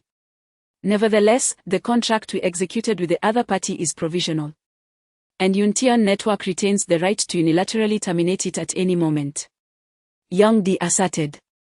Yet. Chapter 15. Stay away from me. As Yi Chen stepped out of the elevator onto the first floor, Chen Inuo simultaneously emerged from the elevator on the opposite side. Yi Chen instinctively opened his mouth to speak. Chapter 16. 100,000. Upon learning that Chen Inuo had fractured the adversary's skull and required 7 stitches, Chen Inuo's legs grew weak once more. She struggled to utter. Chapter 17. The irritable Chen Inuo's sister. What brings you here? Chen Inuo, having just emerged from the confines of the detention room, was taken aback at the sight of Chen Inuo. How can you still possess the audacity to speak? Are you even aware of the gravity of your actions? Chapter 18. Pinhole cameras at Jinlin Mansion. Had it not been for the serendipitous occurrence of hearing this name now, Yi Chen might have entirely forgotten about this property that had once captivated the nation in his past life, as he eavesdropped on the discussions of the police. Chapter 19. This favor I owe immensely. Are they endeavoring to propel me towards my ruin? This thought erupted from his quivering lips. Zhang Jingshan commenced to tear the documents he held, only to suddenly recollect something. Chapter 20. The trial of Zhang Jingshan. Neither departing nor remaining appeared to be a viable option. Ultimately, Yi Chen resolved to unravel the genuine motives underlying the actions of the other party. As Yi Chen endured the tedium of waiting, approximately 10 minutes passed. Chapter 21. Trust me, just try. Mr. Yi, are you genuinely certain that you wish to acquire property in this location? Upon alighting from the vehicle, Zhang Jingshan deemed it essential to. Chapter 22. I would like 2 sets as well. A few moments later, Su Tong reappeared. I sincerely apologize, Mr. Yi, for the delay, he said. How did it go? Yi Chen inquired. Su Tong responded, Mr. Yi, I. Chapter 23, was it preordained once more? Australian Wagyu. French foie gras, caviar, and black truffle. Accompanied by a dessert and a beverage. Although the quantity seemed modest, the expense per individual had already surpassed 10,000. These exquisite dishes were swiftly presented. Chapter 24, once again fulfilled at washing trading. Within the confines of the office, the detached manager Li Chongfeng meticulously perused Chen Inuo's resume, contemplating the possibility of aligning her with a fitting promotion. Chapter 25, a night of rapid growth. In the ensuing 3 days, Yi Chen diligently sought the essential ingredients to fulfill the formulas. Li Chongfeng persistently rebuffed Zhang Jingshan's repeated endeavors to engage with him. Chapter 26, an eerie master. The Jinlin mansion is renowned among those well acquainted with the intricacies of Jiangzhou. Since its establishment, this residential complex has been shrouded in controversy. Even prominent figures such as Zhang Weimen and Zhang Xinghua have been entwined with this property. Chapter 27, at last, you've become human, you wretched soul, do you wish to condemn me and Yuyu to the abyss? Just as Yi Chen joyfully lifted Yuyu into his embrace, before he could articulate a word, Chen Inuo screamed in terror. Chapter 28, Promotion. Mr. Yi. Did you witness the municipal government's press conference just now? As soon as Yi Chen answered the call, Zhang Jingshan eagerly inquired from the other end. Yes, I did, replied Yi. Chapter 29, this is a half-saint. What do you imply, Wang Tao? Chen Inuo was no simpleton. She could perceive the underlying meanings in Wang Tao's utterances and the furtive glances exchanged among her colleagues. Instantly, her eyes brimmed with tears. Unable to suppress her emotions any longer. Chapter 30, we met last year on June 1st, Mr. Yi. Mr. Yi. Zhang Jingshan and Li Chongfeng called out in anxious unison. Chapter 31, 20 times the return. The middle-aged couple was taken aback. Zhang Jingshan and Li Chongfeng were equally astonished. What was transpiring? Were they unable to meet the tuition obligations? This was merely a trifling expense. Chapter 32, it's time to repay the debt due to the written agreement. There was no scope for Jinlin Mansion to retract or engage in disputes. Soon, the deposit agreement was duly processed and finalized, culminating in a transaction with Yi Chen. Chapter 33, do you have the audacity to speak that way to me? Director Zhou. At Hoshing Commerce, Chen Inuo, who had recently acclimated herself to the business collaboration team, answered the call with astonishment. It was the vice principal of the Zijing Kindergarten. Chapter 34, Retribution under Finance Company. Even those who were not originally from Jiangzhou, yet had spent some time there, recognized it as a mere FA or day for a predatory lending institution. Chapter 35, the Maple Leaf Hotel. Yi Chen was well acquainted with the Maple Leaf Hotel. In his former life, in his quest for vengeance against the usurers, he had traced its location back to this very establishment. Chapter 36, are you a virtuous individual? Within a uniquely designed chamber, fragrant smoke curled lazily, infused with an almost intoxicating allure. One must concede, in such an ambience, even the most righteous individual would find themselves tempted. Chapter 37, did you just receive something complimentary? Sir, how did you find your experience? As Yi Chen emerged from the room after his bath, a young man approached him with a smile.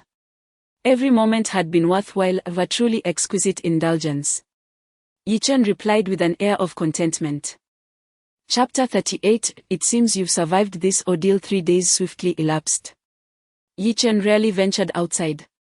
When hunger struck, he simply prepared some noodles, striving to create a flawless dish, fully engrossed in his culinary endeavors. Chapter 39, underhanded in the revolving restaurant of Baihua. As the family of 3 disembarked from the ride-hailing vehicle, they were greeted by the opulent and sophisticated sign before them. Chen Inuo could not suppress a frown. Chapter 040, one should appreciate the existence of a harmonious society. The preceding assertion was equally potent, combined with the insidious undertone and derisive demeanor. Even the most oblivious individual could perceive Wang Tao's true intentions. Chapter 041, A Matter of Distinction. Could Wang Tao's words be deemed trustworthy? Li Chongfeng, employing the most rudimentary of reasoning, discerned that this individual was undoubtedly misrepresenting the truth. Although his acquaintance with Yi Chen was relatively recent, he was not entirely oblivious to Yi Chen's character. Chapter 042, nearly overlooked. This farcical episode culminated in an unforeseen resolution for Chen Inuo. Not only did Yi Chen elude the consequences of his deeds, but Wang Tao was also summarily dismissed by Li Chongfeng without hesitation. Chapter 043, To Death, No Agreement. Sister, I beseech your forgiveness for my treachery. I found myself with no alternative. As Chen Inuo's expression became one of icy stillness, Chen Yihai felt an overwhelming sense of shame wash over him, causing him to scratch his head in discomfort as he reminisced about the confidences Chen Inuo had once shared with him. Chapter 044, Old Huang. The following day, Zhang Jingshan refrained from hastening out at dawn. After all, the stone gambling establishment in the western suburbs only began to bustle in the afternoon. Chapter 045, The enraged Zhang Jingshan. I parted with the final parcel of land remaining in the countryside for over 100,000. Whispers of abundant high-quality materials have reached my ears, prompting me to take one last gamble. The possibility of altering my destiny rests upon this sum. Old Huang was unrestrained in his actions. Chapter 046, Isn't this too dramatic? Yi Chen found himself utterly perplexed. How had this situation unexpectedly become his responsibility? Had he inadvertently offended them? Why was he enduring such baseless affronts? Chapter 047, Going all out at 4 o'clock in the afternoon. The stone gambling den beneath the bungalow thrummed with animated voices.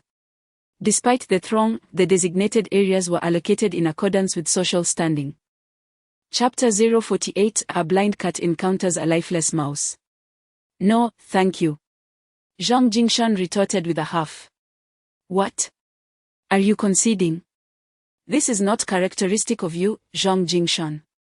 Li Chongfeng persisted in his taunts, yet Zhang Jingshan opted to disregard him.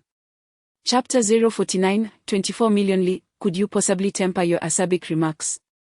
What do you imply by a blind cat encountering a deceased mouse?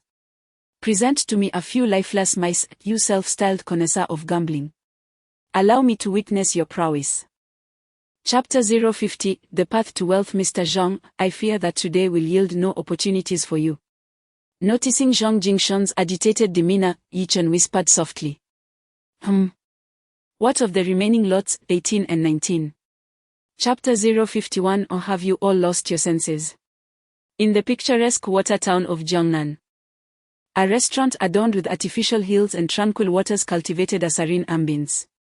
The soft murmur of flowing water echoed within the boat-shaped dining area, undeniably evoking an ineffably distinctive atmosphere. On the dining table, the Jiangnan-style delicacies were both exquisite and aromatic. Zhang Jingshan, having suppressed his curiosity for an extended period, could no longer contain himself. Brother Yi, what precisely is this financial avenue you spoke of? How does it relate to the Sihai Group? Yi Chen. Chapter 52, The Fading Scar. The subsequent day at washing commerce, near the water cooler, Chen Inuo was engaged in pouring water into her cup. Suddenly, a female member of the business cooperation team, poised to fill her own cup, exclaimed, Wow, team leader, the scar on your finger has diminished. Taken aback, Chen Inuo inquired. What scar has faded? The female employee, as if unveiling a remarkable discovery, eagerly gestured towards Chen Inuo's index finger, exclaiming, This one. Team leader.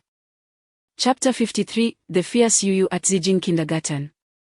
As the school day drew to a close, the scene of countless private vehicles stationed before the kindergarten undeniably enhanced its prestige.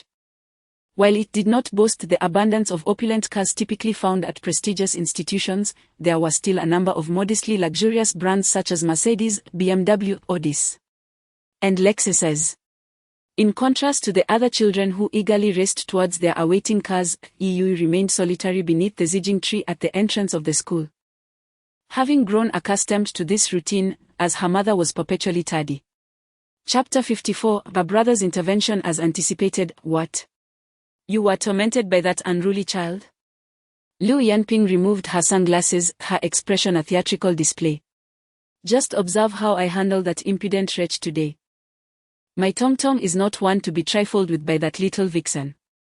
Liu Yanping exclaimed as she hurried towards Yi Yuyu. The young girl, alarmed by the uproar, swiftly concealed herself behind Zhou Xiaolan. Despite her fierce demeanor when facing Zhu Tongtong, she remained merely a 4 or 5-year-old child, daunted by the unfolding chaos. Chapter 55. I never intended to apologize. Mother. Zhu Tongtong referred to me as a wild child devoid of a father, prompting me to retaliate. Upon witnessing Chen Yinhuo approaching with haste, Yi Yuyu pouted, a sense of grievance enveloping her. Yi Chen, release him at once. Yet, in that moment, Chen Yinhuo, consumed by urgency, neglected to heed Yi Yuyu's plea and directed his shout towards Yi Chen. Very well, I shall comply.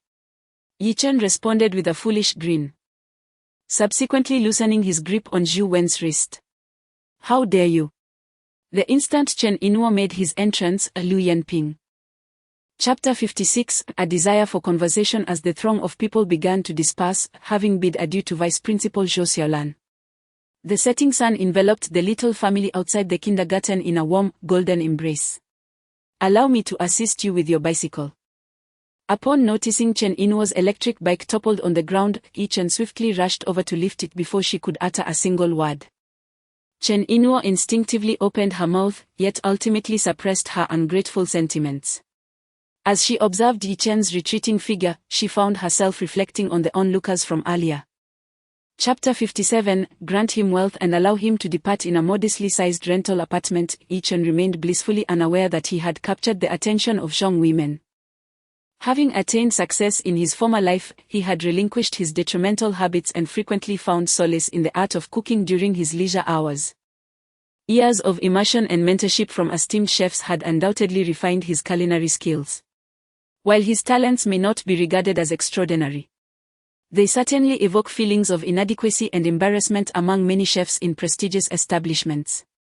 When Yi Chen unveiled his exquisite creations, resplendent with color, aroma, and flavor, Chen Yinhuo's eyes widened in astonishment, nearly rendered motionless by the spectacle before her.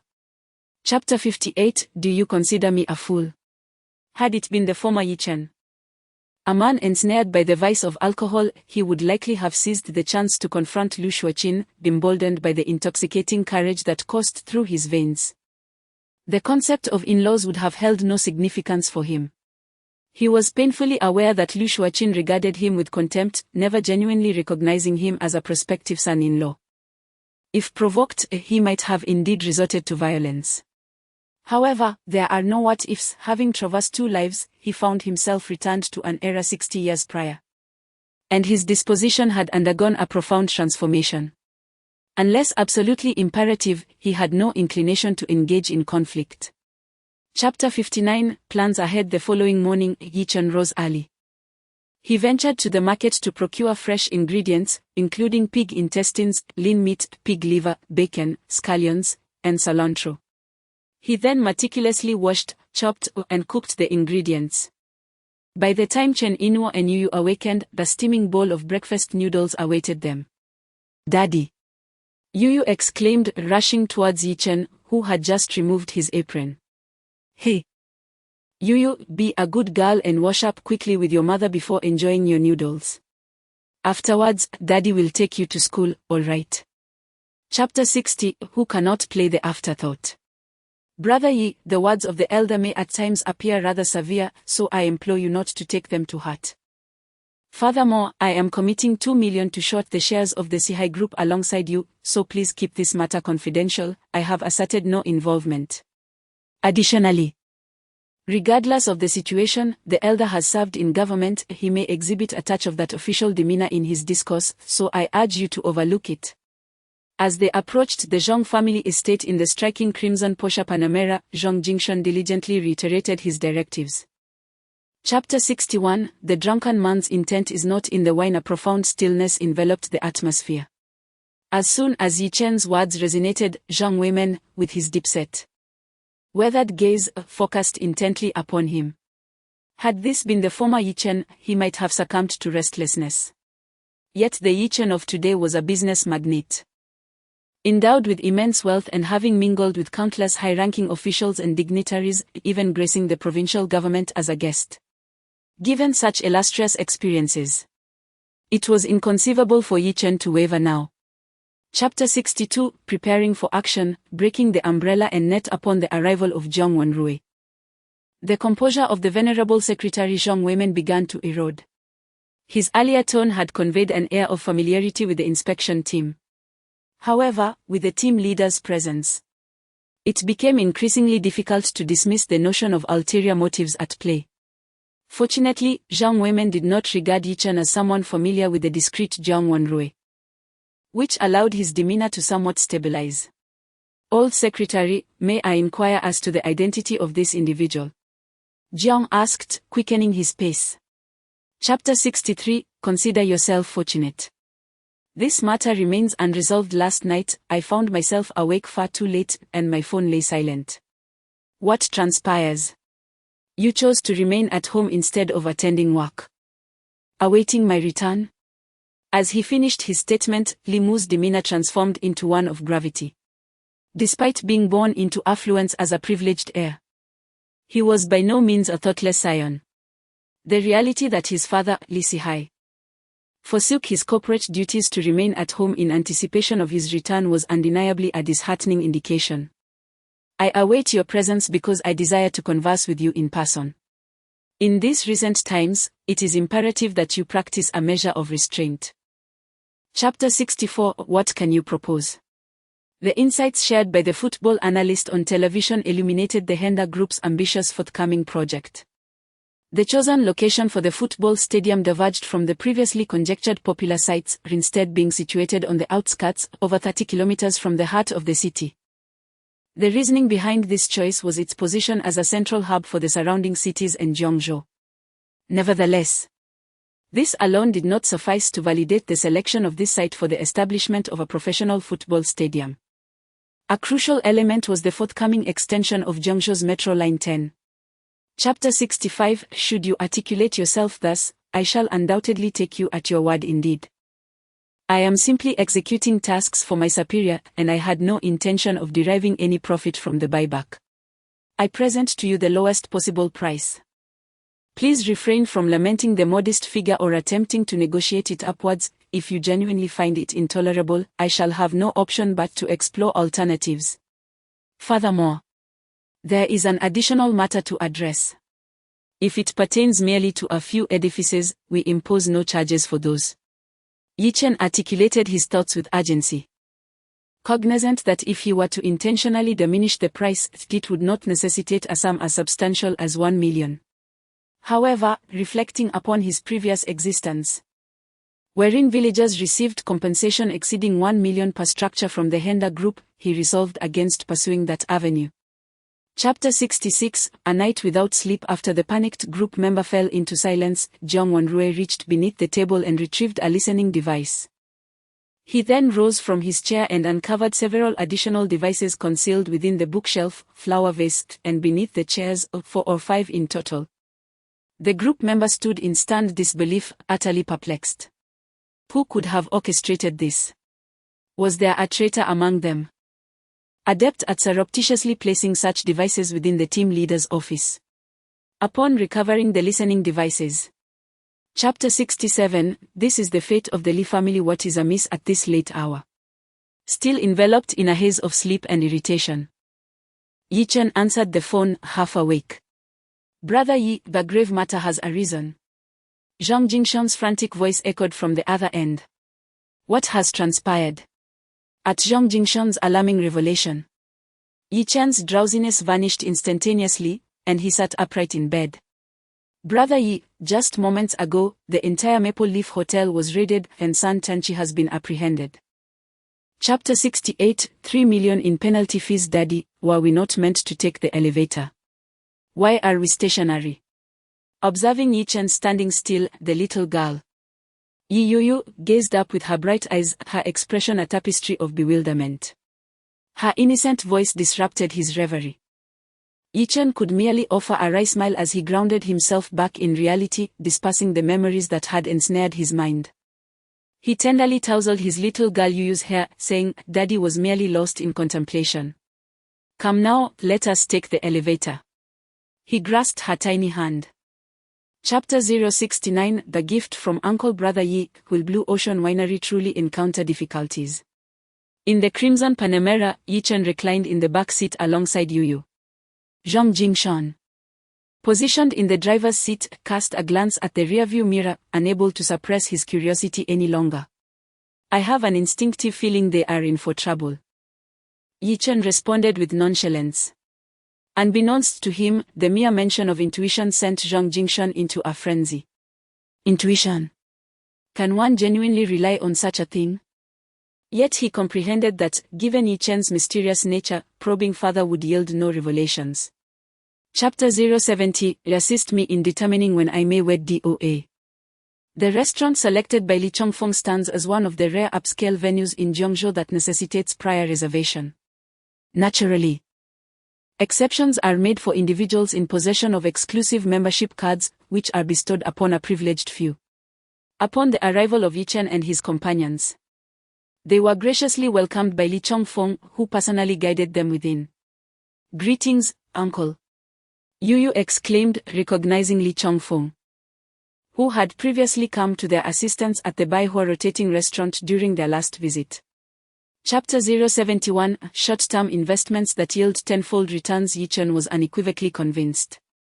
Zhang Jingshan was profoundly honest, there was no question about that. It was indeed difficult to comprehend how a person of such prominence could display such a captivating demeanor. Nevertheless, in spite of Zhang Jingshan's allure, he found himself quite daunted by it. The notion of calculating romantic destinies. What sheer folly was this?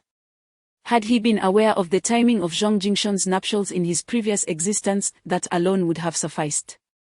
Yet, the Zhang Jingshan of the past was presently entwined with the heroine. Chapter 072 Brother Yi, you are truly remarkable for 4 consecutive days. Yi Chen impeccably embraced the role of a devoted house husband. He undertook school drop-offs, grocery shopping, cooking, and cleaning, all by himself. During his leisure moments, he diligently revisited the formula and manufacturing process of the exquisite cream, meticulously organizing everything once more, ultimately yielding another box of the coveted cream. In Jinzhong village, Zhang Jianxi had already. Chapter 073 Frenzied acquisition exceeding 60 million. The subsequent Friday, after escorting Yuyu to preschool, Yi Chen hastened to the bank. Upon re-establishing his banking account, he reached out to Li Chongfeng. In less than 20 minutes, Zhang Jingshan's Land Rover materialized at the entrance of the bank. Brother Yi, he began, after executing a short position on the Sihai Group, the total amount, inclusive of principal and interest, has reached 49 million. Kindly provide your account number. I shall transfer the funds to you immediately. Within the confines of the Land Rover, before Zhang Jingshan could inquire about their intended destination, Li Chongfeng took the initiative to speak. Chapter 074 Ox Cart, Pony Cart. The following day in Jinzhong village, the entire community was invigorated. Each individual radiating joy as they diligently transported their household possessions. While the inhabitants of Jinzhong village may not be wealthy, even a modest sum of 1 million can inspire a sense of carefulness. The exuberant expressions illuminating their faces are a testament to the unexpected boon that has serendipitously touched their lives. Little do they realize that the elation sparked by this sudden fortune will soon be overshadowed by deep remorse. In the vibrant core of the city. Chapter 75 The second generation of coal magnates. This vehicle is ill-suited for children. Come, dear, let us seek alternative options. Chen Inuo approached, intending to lead Yoyo elsewhere. What a jest it would be to entertain the notion that such a grand Mercedes could be within their reach. Although she had never lived a life of affluence, Chen Inuo was well acquainted with the Mercedes G-Class. A vehicle valued at over 1 million was, in her eyes, no different from a Lamborghini or a Ferrari. Yet, little Yoyo eluded her grasp. This one is magnificent. Chapter 76 Acquired by a major tycoon. Upon uttering those words, Zhang Jingshan fixed his gaze ahead, momentarily taken aback. What a remarkable coincidence. Zhao Jiwei, still contemplating Zhang Jingshan's statement, instinctively asked, "What is it?" "The gentleman I just referred to is presently in your Mercedes exhibition area." With that, Zhang Jingshan hastened towards the exhibition. Before he could utter a word, the keen-eyed Yoyo exclaimed, "Daddy, it's Uncle Zhang." Chapter 77. Would it not have been simpler to propose this prize from the outset? Greetings, Su Yan. Has the situation in Jinzong village been stabilized? At the Hangda Group headquarters, Xiao Chong reviewed documents while responding to the call. For her, the endeavor of land acquisition was merely a trivial matter. Surely, those villagers would eagerly endorse contracts for a few 100,000, would they not? President Xiao, the circumstances are grave. In that moment, Su Yan, surrounded by the impassioned villagers of Jinzong, bore an expression of profound complexity. Truly? Chapter 78. I must await someone through the intricate connections between Zhao Jiwei and Zhang Jingshan. Within a mere 2 hours, the temporary license plates for the luxurious Mercedes G-Class were affixed, and all requisite formalities were meticulously executed. Enveloped in the opulent spaciousness of the vehicle, Chen Inuo felt as if she were ensconced in a dream. Merely a fortnight prior, her family had been weathering a life beset by adversity. Yet now, in less than a month's time, they found themselves behind the wheel of the G-Class. Chen Inuo grappled with uncertainty about whether this was indeed a dream, yet her heart remained unperturbed by concerns of materiality. After all, she was resolute and steadfast. Chapter 79. I hope you do not overreach. Little did Yi Chen realize that upon hearing the identity of the caller, he was momentarily rendered speechless. Hangda Group. The significance of being approached by an individual from Hangda Group was profound. It signified that they had already visited Jinzong village and were cognizant of his acquisition of the 66 houses situated there. Merely a day's delay could have resulted in Hangda Group finalizing the purchase of Jinzong village, had it not been for the unforeseen swiftness of the inspection team.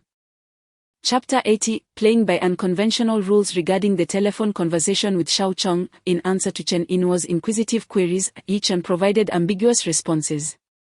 It was not his intention to obscure the truth, but rather a concern over alarming Chen Inuo. Furthermore, he found himself at a loss on how to articulate that sequence of events.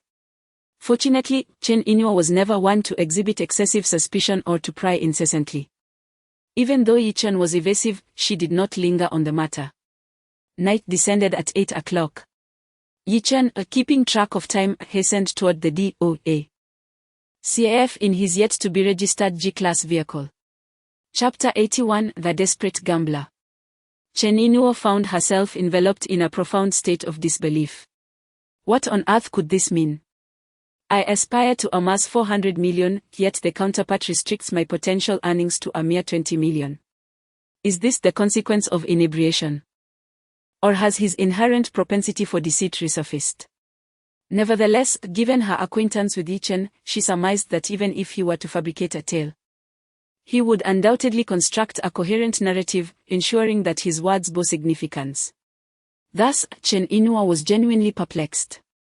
Stammering, she inquired, "Have you indulged in libations once more? Can you perceive the aroma of alcohol?" Yi Chen chuckled softly, a hint of amusement dancing in his eyes. Chapter 82. This madman, how did he articulate his thoughts while engaging in a gamble at Jinchong village? Overlooking Zhang Jingshan's bewilderment, Zhang Weimen pressed on. He uttered not a word. Zhang Jingshan responded, bewildered. Nothing at all. Zhang Weimen furrowed his brow. He simply remarked that this was a short-term investment capable of yielding returns of tenfold or eightfold, with results anticipated within a span of 8 to 10 days. Zhang Jingshan recounted that he did not believe he was betraying Yi Chen, for no one understood the family elder better than he. Chapter 83. Acting like a fool, his countenance was marked by embarrassment, and an expression of profound awkwardness was etched on Yi Chen's face. Yet, he ultimately summoned his resolve and inquired, Inuo, do you believe we could? His sentence remained unfinished. But the glimmer of expectation in Yi Chen's eyes hinted at questionable intentions. Not a chance. After all, she was no innocent maiden unfamiliar with the ways of the world. She was, at the very least, the mother to a child of 4 or 5 years. Chen Inua certainly could not overlook this. Chapter 84, Who Gave Her the Courage? Just past noon, the G-Class vehicle was stationed in the open space beneath the Chen family's abode. Chen Inua led Yiyu forward, with Yichen trailing closely behind. Is that not the daughter, son-in-law, and granddaughter of the venerable Chen family? Have they arrived in a Mercedes? That vehicle, which resembles a freight container. My son referred to as a big chicken or big duck. It appears that even the most economical models exceed $1 million. Did they not say that the son-in-law of the old Chen family is a confirmed gambler and inebriate? Could it be that he has struck fortune through gambling? Chapter 85, My throat is parched, I am reluctant to speak. 18,000 in betrothal gifts. 600,000 for the house's down payment. Over 200,000 for the vehicle. 1 million. This indicated that the Chen family was obliged to furnish $1 million.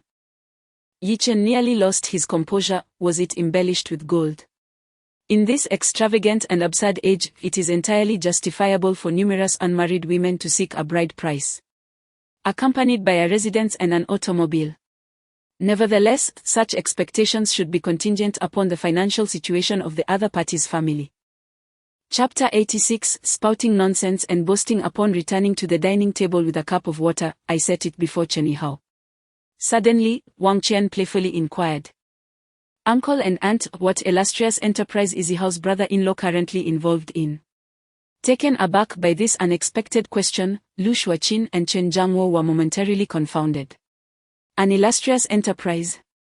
That incorrigible gambler and inebriate? What absurdity! The 30,000 in his bank account was most likely, if not certainly, accrued at the gambling table. Chapter 87, A Thorn in the Throat. What misfortune? What kind of misfortune? Liu Zhuo, adorned with gold-rimmed spectacles, abruptly rose from his opulent chair. Having collaborated for many years, he possessed a keen understanding of Shao Cheng's character. Had the circumstances not been grave, she would never have sought his counsel. Given that Jinshong village was particularly emphasized by Chairman Yu within the commercial landscape of Honda Group, Liu Zhuo's demeanor instantly transformed into one of profound seriousness.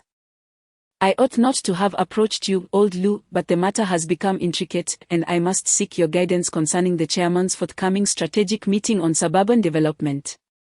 Chapter 88, Understanding Destiny and Recognizing Features. The family of three basked in joyous delight as the afternoon gracefully unfolded. Before their return home, the seldom pampered little girl succumbed to slumber in the car. Upon reaching the rented apartment, after Chen Inua successfully coaxed the half-awake and murmuring Yiyu back into a peaceful sleep, Yichen remarked, Inua, I must step out for a while and shall not be home for dinner. Where are you headed? Chen Inua inquired, perplexed.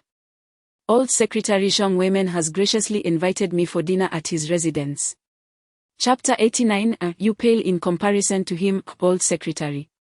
Upon entering, a middle-aged man accompanying Zhang Xinghua flashed a grin and called out. Although he was a trusted confidant of Zhang Xinghua, he had seldom interacted with the Old Secretary. He had longed for an opportunity to pay homage to the Old Secretary and foster a personal rapport with him.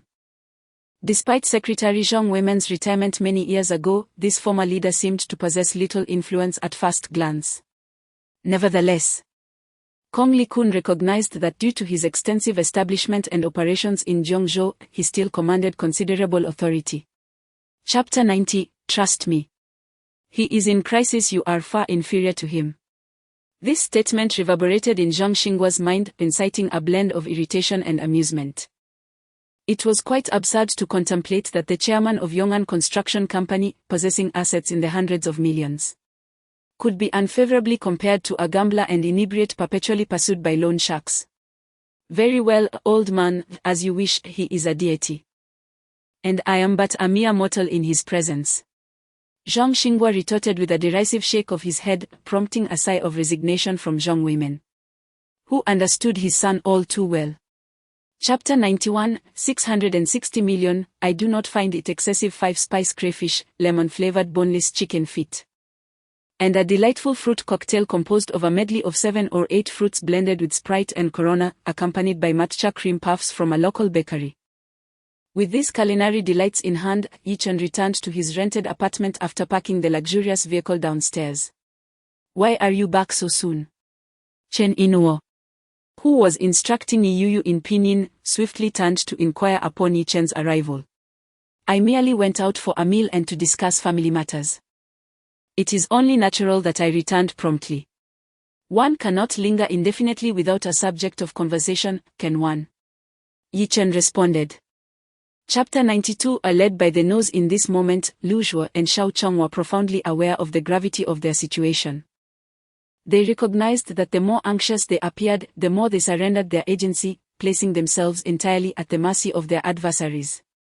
However, they found themselves devoid of alternatives. The timeline for the municipal government's official announcement regarding the extension of Metro Line 10 remained uncertain. The only assurance was that the extension towards the outskirts was nearly inevitable. In light of this reality, they were compelled to act with urgency. Chapter 93. Overreaching can lead to missteps. Chairman. Upon the entrance of Su Jia, Lu Zhuo and Xiao Chang instinctively rose from the sofa. "Mr. Su. It is an honor to finally meet you." They consciously avoided any semblance of arrogance. As Su Jia strode in, Yi-chan also stood, offering a warm and gentle smile. In his previous existence, despite accumulating a personal fortune of 400 billion and becoming a favored guest among numerous influential figures, he had never had the opportunity to engage with Su Jia. Chapter 94. The Blue Ocean wine industry confronts a crisis. Yi-chan departed, leaving behind a casual silhouette for Su Jia, Lu Zhuo, and Xiao Chang. However, Su Jia found himself briefly ensnared in contemplation by the phrase "overreaching can lead to missteps." The incessant external criticisms regarding Honda Group's forays into diverse industries had been relentless, with many within the circle casting doubt. Yet, to him, such external voices bore little weight. The very essence of Su Jia's ascent to his present stature was rooted in his resilience against skepticism and doubt. Chapter 95. Do you consider me so extraordinary? Within the confines of the Zhang family's courtyard, the venerable Zhang women exhibited an unprecedented gravity upon hearing Zhang Jingshun recount the incident of contract termination and the rampant counterfeit alcohol crisis engulfing the internet. Previously, he had regarded Yi-chan's self-proclaimed mastery of fate and physiognomy as somewhat inflated. While he may have possessed a modicum of insight, the notion that he could anticipate every nuance with unfailing accuracy seemed far-fetched. The previous night, at Yi-chan's insistence, he had directed Zhang Xinghua to undertake a comprehensive investigation, primarily in pursuit of tranquility, for it was preferable to entertain the possibility rather than dismiss it outright. Yet now. Chapter 96. Hitting a wall. Then hasten and inform me, Yi-chan implored, perplexed by Zhang Jingshun's urgency. Brother Yi, is it indeed true that Zhang Xinghua is in peril? After a brief moment of hesitation, Zhang Jingshun finally summoned the courage to inquire. Despite his steadfast faith in Yi-chan, he ultimately yearned for a conclusive response regarding this matter. What is the situation? Were you not engulfed in animosity towards him? Upon hearing this, Yi-chan remarked with playful irony. Setting animosity aside, I still. Chapter 97. Bring me the life-saving pill. On Yi-chan's side, life appeared to have embraced a mundane tranquility. He occupied himself with the tender responsibilities of picking up his wife and child, procuring groceries, and preparing meals. His days revolved around these unadorned rituals. However, for someone of his past, a solitary soul weighed down by decades of guilt, this monotony was far from tiresome, rather. It bestowed upon him a profound sense of fulfillment. For 3 consecutive days, he delighted in this unpretentious lifestyle, largely remaining within the confines of his rented abode. Save for the moments he spent collecting his wife and daughter and accompanying Li Chongfeng and Zhang Jingshun to the Honda Group to finalize the transfer agreement for Jinzhong Village. Chapter 98. You have stirred my blood. Who is this? The deteriorating mindset was upheld solely by a fragile thread of obsession. Beset by the relentless gnawing pangs of hunger, Pang Jun feebly responded to the call. It seemed as though every ounce of his strength had been drained in previous moments of desperation. "Is this Mr. Pang?" inquired Yi Chen, who was behind the wheel of a G-Class, smiling amiably. "Who are you? How did you acquire my number?" Pang Jun replied, his confusion palpable. Could it perhaps be a remnant of memories from a past existence?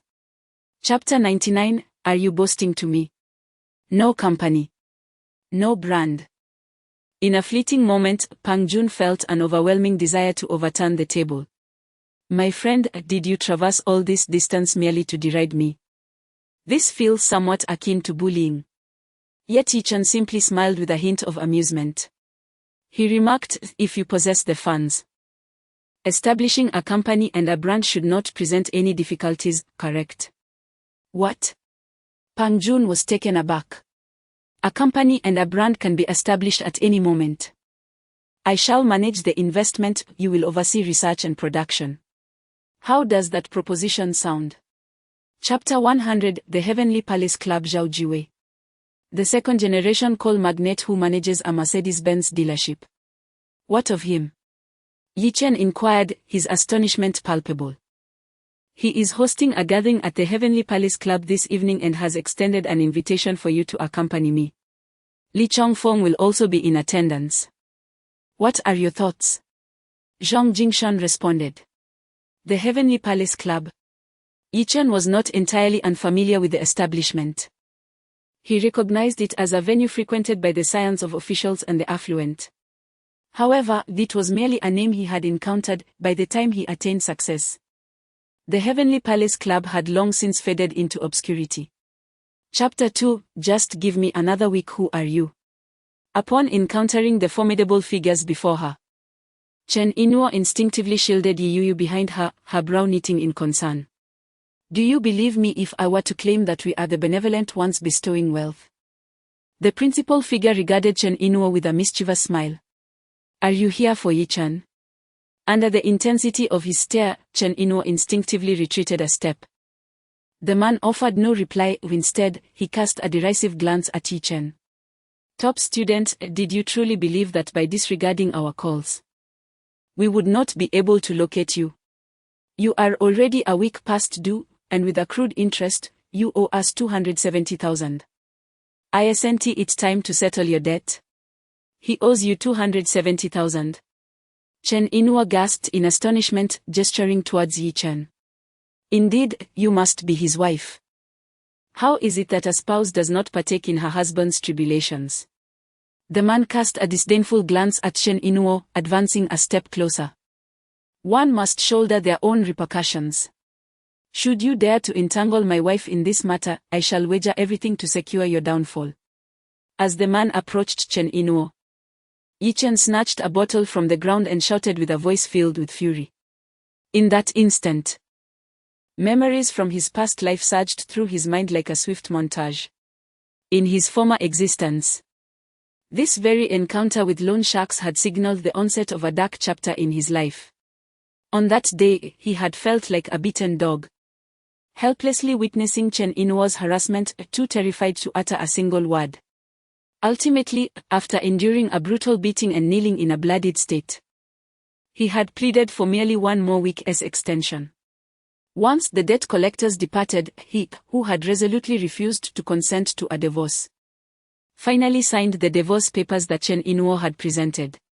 Yet, confronted with a staggering debt of 270,000, he realized that even 100 weeks would fall short of gathering the necessary funds. A week slipped away in the blink of an eye. And just as he prepared to flee, he found himself cornered by the very debt collectors he sought to evade. What perplexed him for months was that after enduring a severe beating, those loan sharks inexplicably released him. Shortly thereafter, Chen Inuo remarried, this time to a bold, middle-aged executive, which ignited a seething hatred within Yi Chen towards her. He was convinced that her desire for divorce had stemmed from an affair with a wealthy man.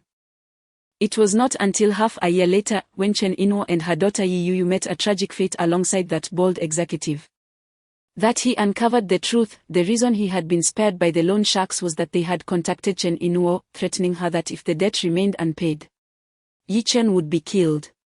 In a desperate bid to save him, Chen Inwo had no choice but to borrow money from the bold executive who had relentlessly pursued her, agreeing to marry him in exchange. However, after their marriage, the true monstrous nature of the bold executive emerged, revealing a sadistic need for control.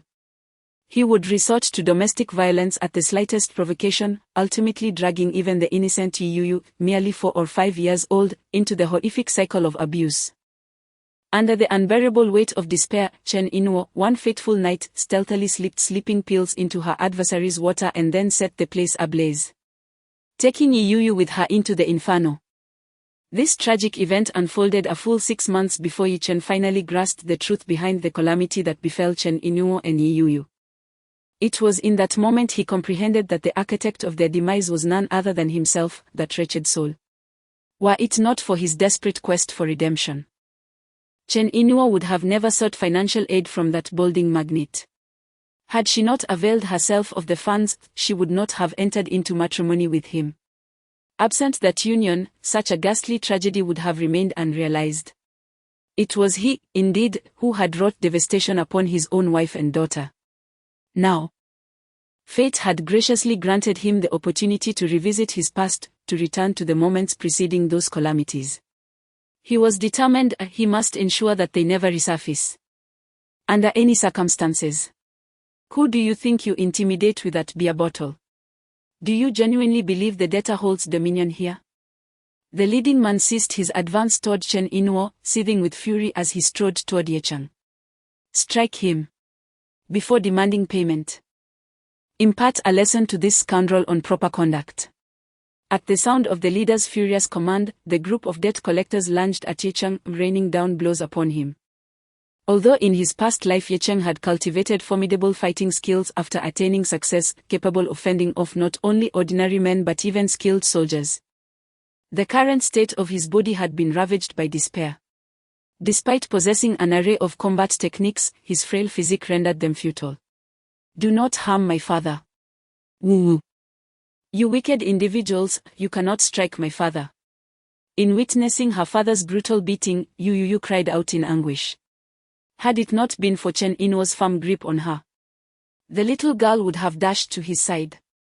Meanwhile, Chen Inwo wore a cold smile, devoid of any sympathy for Ye Cheng's plight, rather, she reveled in the moment. He was the scoundrel who deserved this fate. Crack. Bang. Suddenly, amidst the tumult, Ye Cheng shattered the glass bottle he had been gripping with fervor. With the jagged shard in hand, battered and bruised, he summoned every ounce of his strength and lunged at the leader. One hand clutched the man's throat while the other pressed the shard against his carotid artery. Stop. Everyone, just cease. The leader, now held captive by Ye Cheng's glass weapon, cried out in abject terror. High Achiever, Ye Cheng, Brother Ye Cheng, can we not engage in a calm discussion?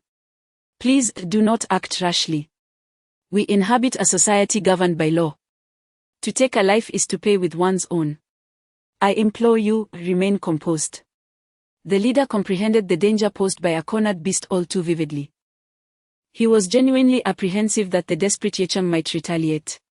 As for the concept of a lawful society where murder incurs repercussions, Ye Cheng dismissed it entirely. Ignoring the blood seeping from his brow into his vision, he proclaimed, "Grant me but 1 more week. In 7 days, I shall repay you in full, both principal and interest, without fail. Put down the bottle fast, let us engage in a proper conversation once you do, shall we?" The threatened man implored. "I have told you, grant me another week," Ye Chen asserted, applying a slight pressure that made the glass pierce the other man's skin. A trickle of blood surfacing.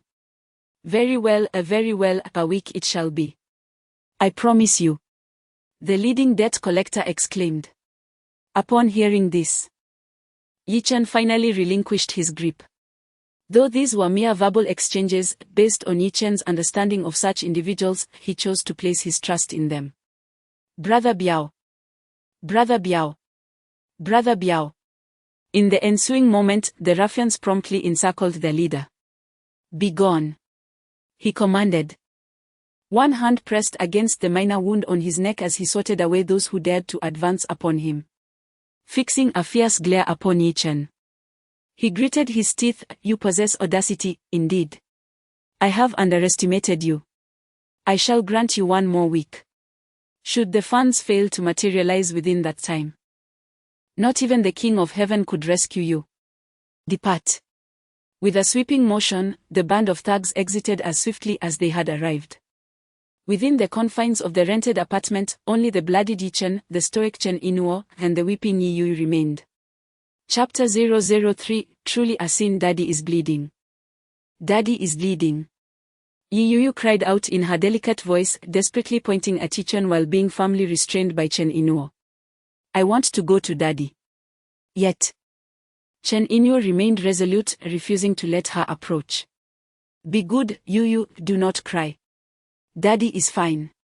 Yi-Chen, covering the wound on his head, gazed at his daughter with profound sorrow, yet he did not advance towards her. Yi-Chen, I only know you deserve to perish. But I never anticipated you would be so foolish as to borrow from loan sharks. You sold the wedding ring, my work computer, and even the hairpin my grandmother bequeathed to me. Look around, see if there is anything left to sell, take it all. Chen Inuo sneered derisively as she gazed upon the bloodied Yi-Chen. Wife. Do not call me that, it disgusts me. I must have committed some grave sin in a past life to have placed my trust in you and married you. Without allowing Yi-Chen the opportunity to respond, Chen Inuo exclaimed, 270,000 in high-interest loans, 270,000. Continue digging your own grave if you wish. If you still regard yourself as human, sign this divorce agreement. Consider it my entreaty. Prolonging this will not only harm me, but also you. As she spoke, Chen Inuo extracted a divorce agreement from her handbag, which she had procured from a street vendor. In a previous life, Yi-Chen had acquiesced to signing the divorce papers, feeling too feeble to defend himself against Chen Inuo's harassment.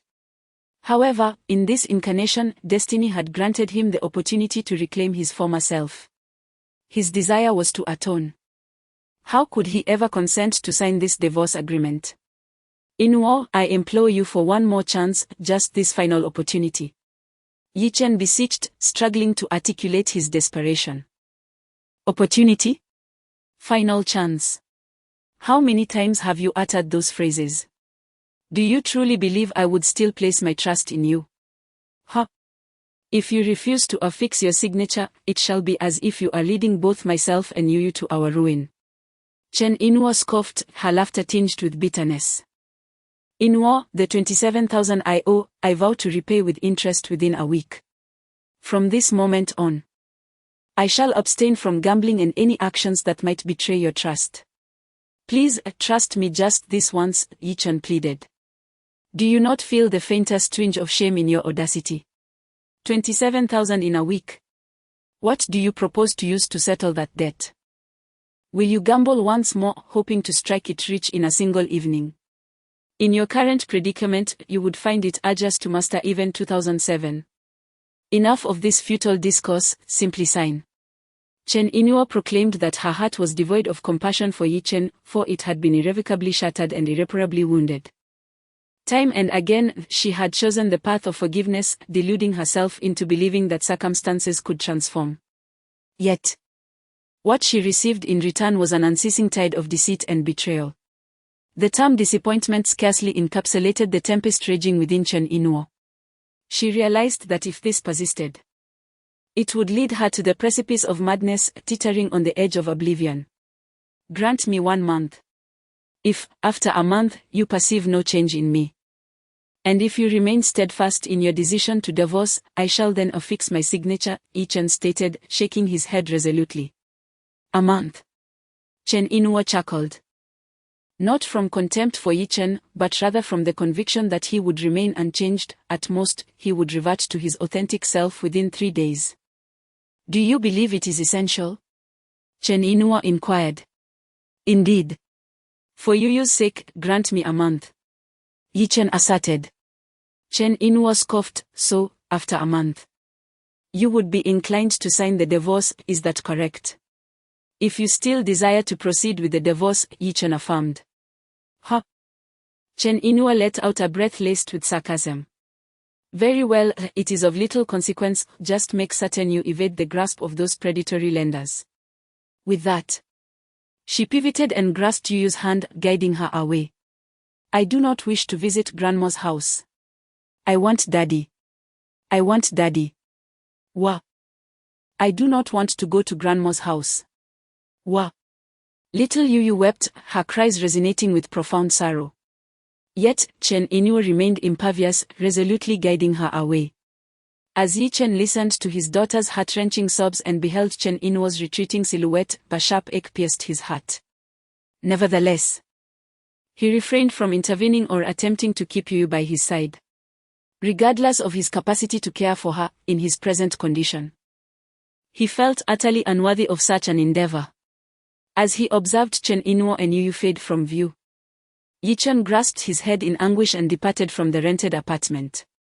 Instead of proceeding to the hospital, he chose a nearby clinic. After receiving stitches for the laceration on his head and treatment for the injury on his face, he returned to the disarray of his rental abode. What a transgression! Indeed a transgression. As I gazed upon the scattered bottles and cigarette butts, alongside the takeout containers and instant noodle boxes carelessly strewn about, I was beset by an overpowering, unpleasant odor. Ignoring the discomfort, I delivered a sharp slap to my face. By the time I succeeded in tidying the space and mopped the floor 3 times, 3 hours had elapsed. Seated in the now rejuvenated living room, I ignited a modest cigarette retrieved from the table. I fished out the last remaining 178 yuan from my pocket. I must transform this 178 yuan into 270,000 within a week to navigate through this predicament. Exhaling a thick plume of smoke, I coughed several times, for it had been years since I last indulged in smoking. And I had certainly never partaken in such inferior cigarettes. My mind swiftly began to sift through memories, contemplating avenues for generating income. For an ordinary individual, the prospect of converting 178 yuan into 270,000 within a week would undoubtedly appear as an extravagant fantasy.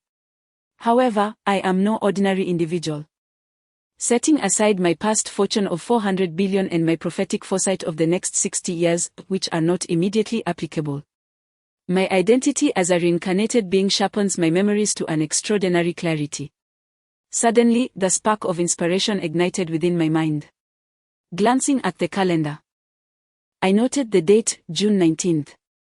On this very night in my previous life, the inaugural Media Light exhibition was held in the city center, attracting countless young men and women. 3 days prior to the exhibition, a romantic theme interspersed with luminous displays was introduced. At that time, no one anticipated the romantic illumination theme, and thus, on the first night, no one recognized the imminent business opportunity. However, on the second night, astute florists swiftly seized the moment.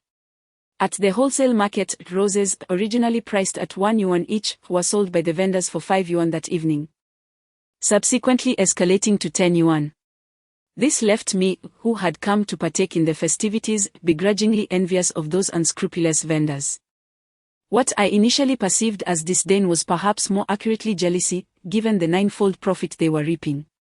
Alas, such exorbitant gains endured for merely a single night.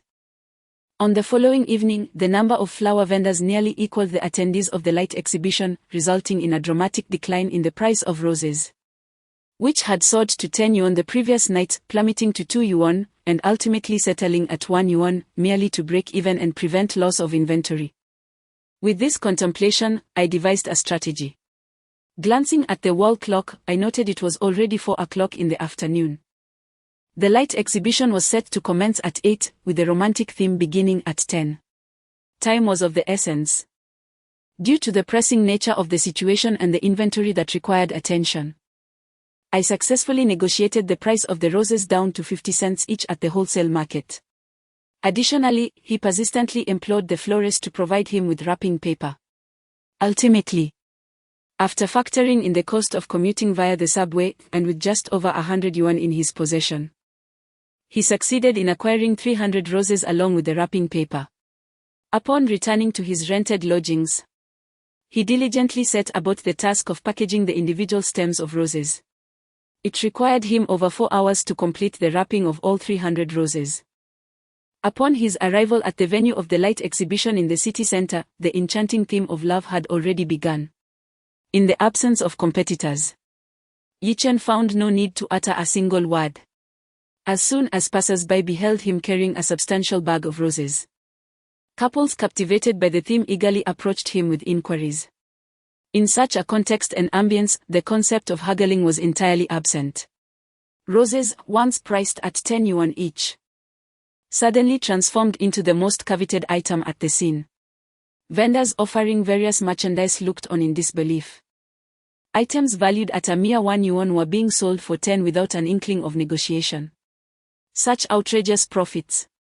Were it not for the pressing time constraints, they might have abandoned their own goods to join the throng of flower vendors. Yet, they remained unaware that these profits were but a transient opportunity, born from the ideal convergence of time, place, and circumstance. By the subsequent evening, far from reaping such extravagant gains, merely breaking even would be a noteworthy achievement. It is lamentable that the initial capital is insufficient, otherwise, amassing 10 or 20,000 would not present a challenge. Before the romantic ambience of lights faded, the bouquet that Yichen had been carrying was already depleted. In contrast, his WeChat balance had burgeoned to 3,000 yuan. Seated at a humble roadside stall, he relished a plate of fried rice for merely 10 yuan, his gaze fixed upon the moonlit expanse adorned with myriad stars. A glimmer sparkled in his eyes, a radiance he had never possessed even during his days of wielding billions. One promise, a lifetime, wait for me. Since destiny has bestowed upon me the gift of rebirth, in this life, I shall grant you unparalleled splendor. Following this introspective monologue, Yichen eagerly delved into his plate of fried rice. In a modest 3-bedroom apartment, less than 80 square meters, nestled within a resettlement community in Jiangzhou, Lu Shuoqin, a woman in her 50s, inquired of Chen Inuo, "Has that good-for-nothing signed?" "Not yet." Chen Inuo responded, her demeanor grim as she clenched her teeth. "Not yet? Why have you returned if the divorce papers remain unsigned? Do you plan to persist in this manner? Do you anticipate my perpetual support for you and your daughter?" Upon learning that the divorce documents had not been executed, Lu Shuoqin erupted with indignation. Her fierce countenance instilled fear in little Yu, who began to weep, exclaiming, "Grandma is frightening. Grandma is unkind. I don't wish to play with Grandma. You ungrateful little wretch, then leave this place." Lu Shuoqin shouted in fury. "You consume my food, drink my water, and reside in my home, and you dare to insult me? Mother, how can you speak in such a manner? Yu is merely 4 years old. Is it fitting to reprimand her so?" Chen Yihao, unable to endure the situation any longer, swiftly lifted the weeping Yu, articulating his discontent towards his mother. "How can you still defend those two? If it weren't for that blind fool's insistence on marrying that good-for-nothing, would she have descended to such depths? Among all those suitors who once pursued her, could any of them not be 100 or 1,000 times superior to that worthless man? Yet she obstinately dismissed both my and her father's objections, resolutely insisting on binding herself to that waist. Now, look at where she has landed. Has she not brought this upon herself?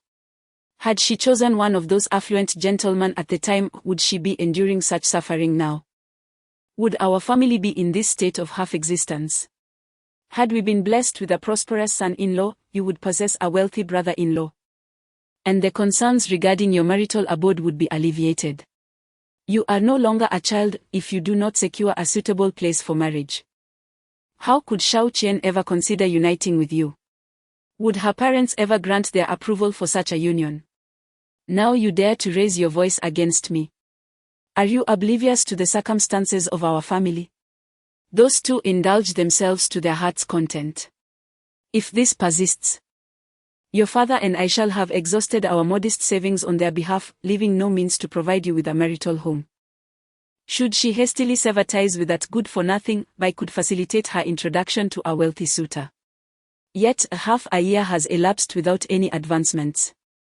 leading me to ponder if she is intentionally stalling, truly averse to parting with that worthless man. Liu Shuaqin rebuked loudly, displaying no compassion for Chen Inwo's tear-stained visage. She had initially contemplated broaching the topic of Yi Chen's impending divorce agreement, but it now appeared superfluous. Mother, is that not a trifle excessive?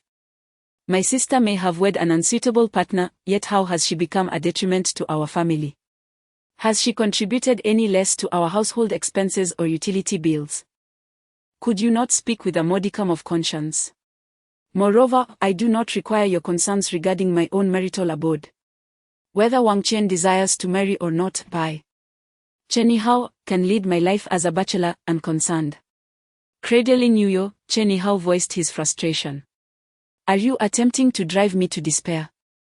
Liu Shuaqin clutched her chest in exasperation. Enough. At that moment, Chen Jiangwo, who had remained silent upon the sofa, extinguished his cigarette in the ashtray and rose to his feet. He turned to Chen Yihao. What? So your mother and I are mistaken for contemplating your marriage? Are you intimating that we are condemned to a life of solitude? Confronted by his father's penetrating gaze and admonitions, Chen Yihao gritted his teeth and fell into a profound silence. Is your mother at fault? Were it not for your sister's determination to elope with that scoundrel, she would now be basking in a life of opulence, and our entire family would be relishing a life of comfort as well. Indeed, her and Yuyo's return to our abode may signify merely a few additional pairs of chopsticks and bowls for a fleeting moment, but can they truly reside here indefinitely? Do you not comprehend the reason behind Xiao Qian's reluctance to visit our home? It is solely due to your sister's presence, laden with her burdens. Our dwelling is already modest, the addition of 2 more individuals would only exacerbate the confinement. Who would be inclined to visit? Even if we were to overlook the matter of a marital residence, would she genuinely consent to inhabit this cramped space alongside our entire family? Without casting a glance at Chen Inwo or Yi Yuyu, Chen Jiangwo admonished Chen Yihua, each word imbued with authority. Father, mother, I implore you to cease your remarks. I shall gather my belongings and depart with Yuyu at once.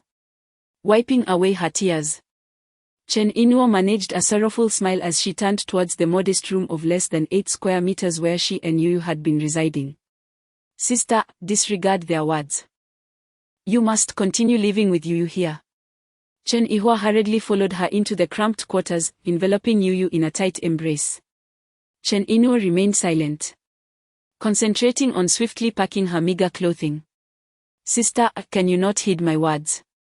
If you leave, where will you go? Back to that rented place, to endure further torment at the hands of that brute.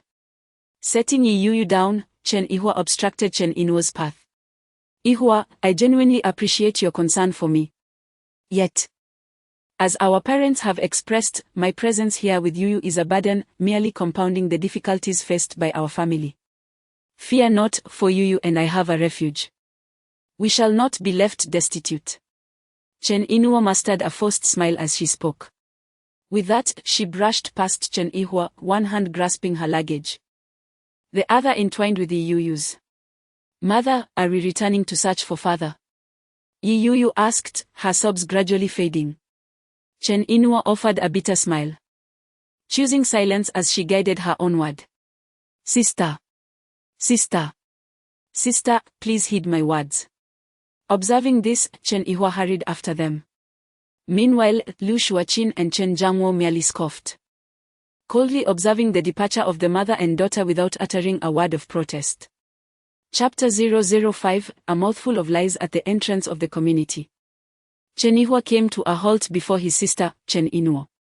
Sister, I implore you to calm yourself and listen to me for just a moment. Although mother may speak without consideration, her intentions are not devoid of merit. With your qualities, even in a second marriage, you could secure a partner vastly superior to that brute. Reflect upon the torment you have endured at his hands over the years. Why do you not hasten to free yourself from him? Chen Inwo, brushing aside her wind-tousled hair, shook her head. It is not that I do not yearn for separation. He simply refuses to sign the divorce papers. He has requested another month, promising to sign if I still wish to live after that time has elapsed. What absurdity! A month. Even if you were to grant him 100 months, he would remain a dog incapable of shedding its nature. He refuses to sign, does he? Fear not. Sister, I shall take matters into my own hands. I refuse to believe that I cannot compel him to sign. Chen Yihua gritted his teeth in resolute determination. However, upon hearing this, Chen Yinhuo immediately knitted her brow. What are your intentions? I caution you, regardless of his repugnant nature, do not act impulsively or engage in any folly. It is merely a month, I have withstood far greater trials. What is one more month? Sister, will you heed my counsel? Chen Yihua ultimately acquiesced, very well, 1 month. If he remains obstinate in his refusal to sign, then he shall not evade my wrath. Chen Yinhuo did not elaborate further, hailing a taxi with Yi Yuyu in tow.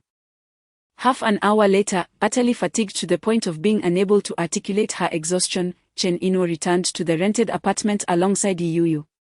As the door creaked open, an instinctive trepidation washed over her, as if she had inadvertently entered the wrong abode. The interior was immaculate and remarkably organized.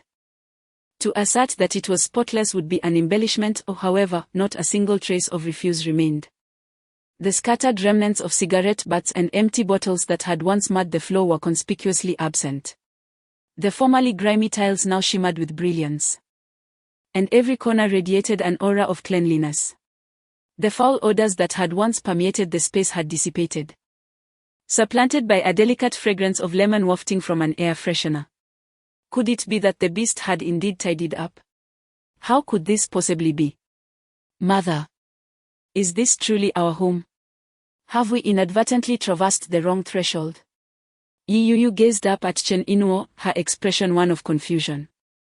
Were it not for the familiar furnishings, Chen Yinhuo too might have questioned her own sense of direction. We haven't aired, Yuyu. It is quite late now. Let us retire for the night. With that, Chen Yinhuo intended to guide Yi Yuyu towards the bedroom, not the one where Yi Chen slumbered. In this modest 2-bedroom abode, she and Yi Chen had long since taken to resting in separate quarters. In fact, each night before retiring, she would ensure the door was secured. For the sight of Yi Chen stumbling home in a drunken haze was utterly harrowing, so much so that she had often contemplated a shared demise. However, before she could take a step, the front door of the apartment swung open with a resounding clang. Yi Chen had arrived. Father. Upon catching sight of Yi Chen, the little girl's weariness dissipated in an instant as she eagerly dashed towards him. This time, Chen Yinhuo merely knitted her brow, refraining from dissuading Yi Yuyu. After all, for better or for worse, Yi Chen remained her father. Yuyu, come here for an embrace. The exhilaration was not limited to Yi Yuyu, Yi Chen was equally enraptured. 60 years, an entire 6 decades. Throughout that span, he had persistently contemplated his daughter. Countless nights, he had awakened from dreams, curling up and weeping as he recalled the regrets of the past. How he longed to hold Yuyu once more, to pinch her adorable little cheeks. Now, fate had bestowed upon him a second chance. In this moment, as he lifted Yi Yuyu into his arms, his eyes brimmed with tears, and his heart swelled with emotion. Straining to hold back tears, Yi Chen forced a smile and inquired, Yuyu, did you not go to your grandmother's house with your mother? What brings you back? Dad. Grandma and grandpa were unkind, they scolded Mom and me, and Mom cried. The innocent child, oblivious to the complexities of the situation, spoke with candor. Chen Yinhuo felt an urgent compulsion to intervene, exclaiming, Yuyu, refrain from uttering such statements. Her anxiety was not without merit. Yi Chen had a history of being troublesome. Each time he overheard Yi Yuyu lamenting about being reprimanded by her grandparents, he would threaten to confront her maternal relatives, though it was likely mere bravado. Chen Yinhuo could not entirely dismiss the possibility that, in a fit of drunken fury, he might act upon those words. Have your parents been tormenting you and Yuyu once more? With Yuyu nestled in his embrace, Yi Chen raised an eyebrow. Aside from you, no one would dare to mistreat us. Chen Yinhuo retorted with a frigid laugh. Do not continue to reside under someone else's roof, our rented abode offers ample space. Yichun was acutely aware of the true disposition of his in-laws. Thus, even without Chen Inuo's remarks, he comprehended the suffocating nature of their circumstances. To clarify, this is my rented residence, not ours. However, take solace in the fact that, despite my name being inscribed on the lease, Yuyu and I shall merely be residing here for a single night. Come dawn, I shall whisk Yuyu away. Chen Inuo exhaled sharply. Were it not for the prohibitive hotel rates and the late hour rendering it nearly impossible to secure alternative lodging, she would never deign to return to this establishment. Even if she were the one footing the bill.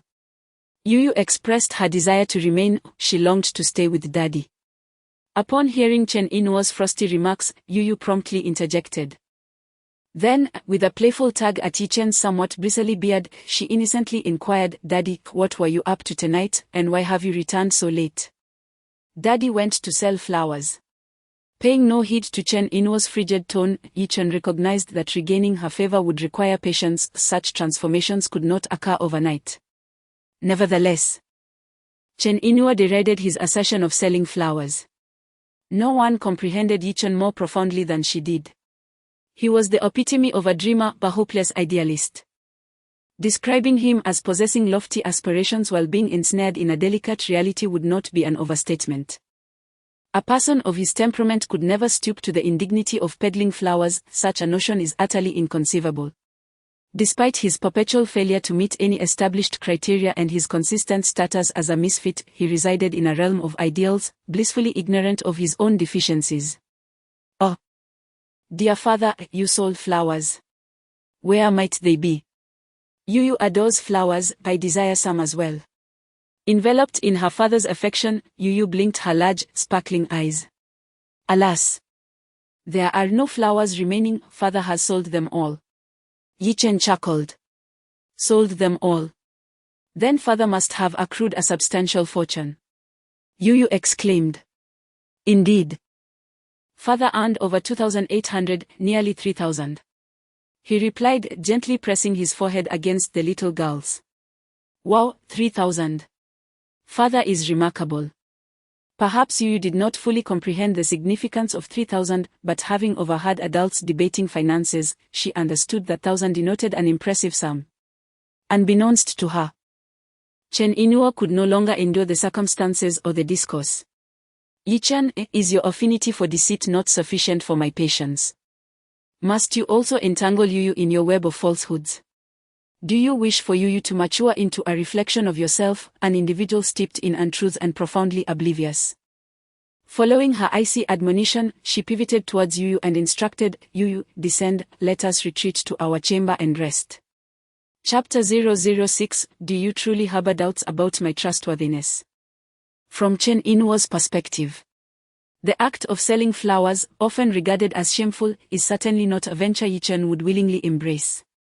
Yet, the prospect of earning 2,000 or 3,000 in merely a few hours.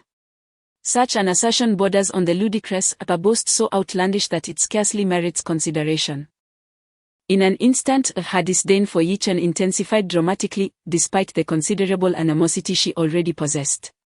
Her paramount concern was whether her daughter, Yuyu, might be captivated by his grandiose tales. No. I wish to remain with Daddy. The little girl declared obstinately. Yo-yo, my dear, go to Mommy first. Daddy will treat you to McDonald's tomorrow morning. Yichen tenderly set Yuyu down. Initially hesitant to pat, Yuyu's eyes sparkled at the mention of fries and burgers. Really? Indeed. Daddy would never mislead Yuyu. Then let us forge a pinky promise. Very well, a pinky promise. Content, Yuyu returned to Chen Inuo's side. Come. Let us retreat and rest, Chen Inuo urged, grasping Yuyu's hand and not sparing a glance at Yichen. Inuo, do you truly harbor no trust in me? Yichen, wrestling with his emotions, interjected before she could withdraw. Halting momentarily, Chen Inuo emitted a scornful laugh. If you were to claim that you had won 2,000 or 3,000 in gambling, I might entertain the notion. Yet to assert that you earned that from selling flowers is nothing short of a fantastical tale. I have been by your side since I was 20. Do you suppose I am oblivious to the true nature of Yichen? You, reduced to the trade of flowers. Now that is the height of absurdity. And to earn 2 or 3,000 in a mere night from selling flowers, what sort of flowers are you marketing? It is little wonder that Chen Inwo harbored such skepticism. For years, the concept of being grounded had never graced Yichen's existence. Much like his ill-fated endeavor.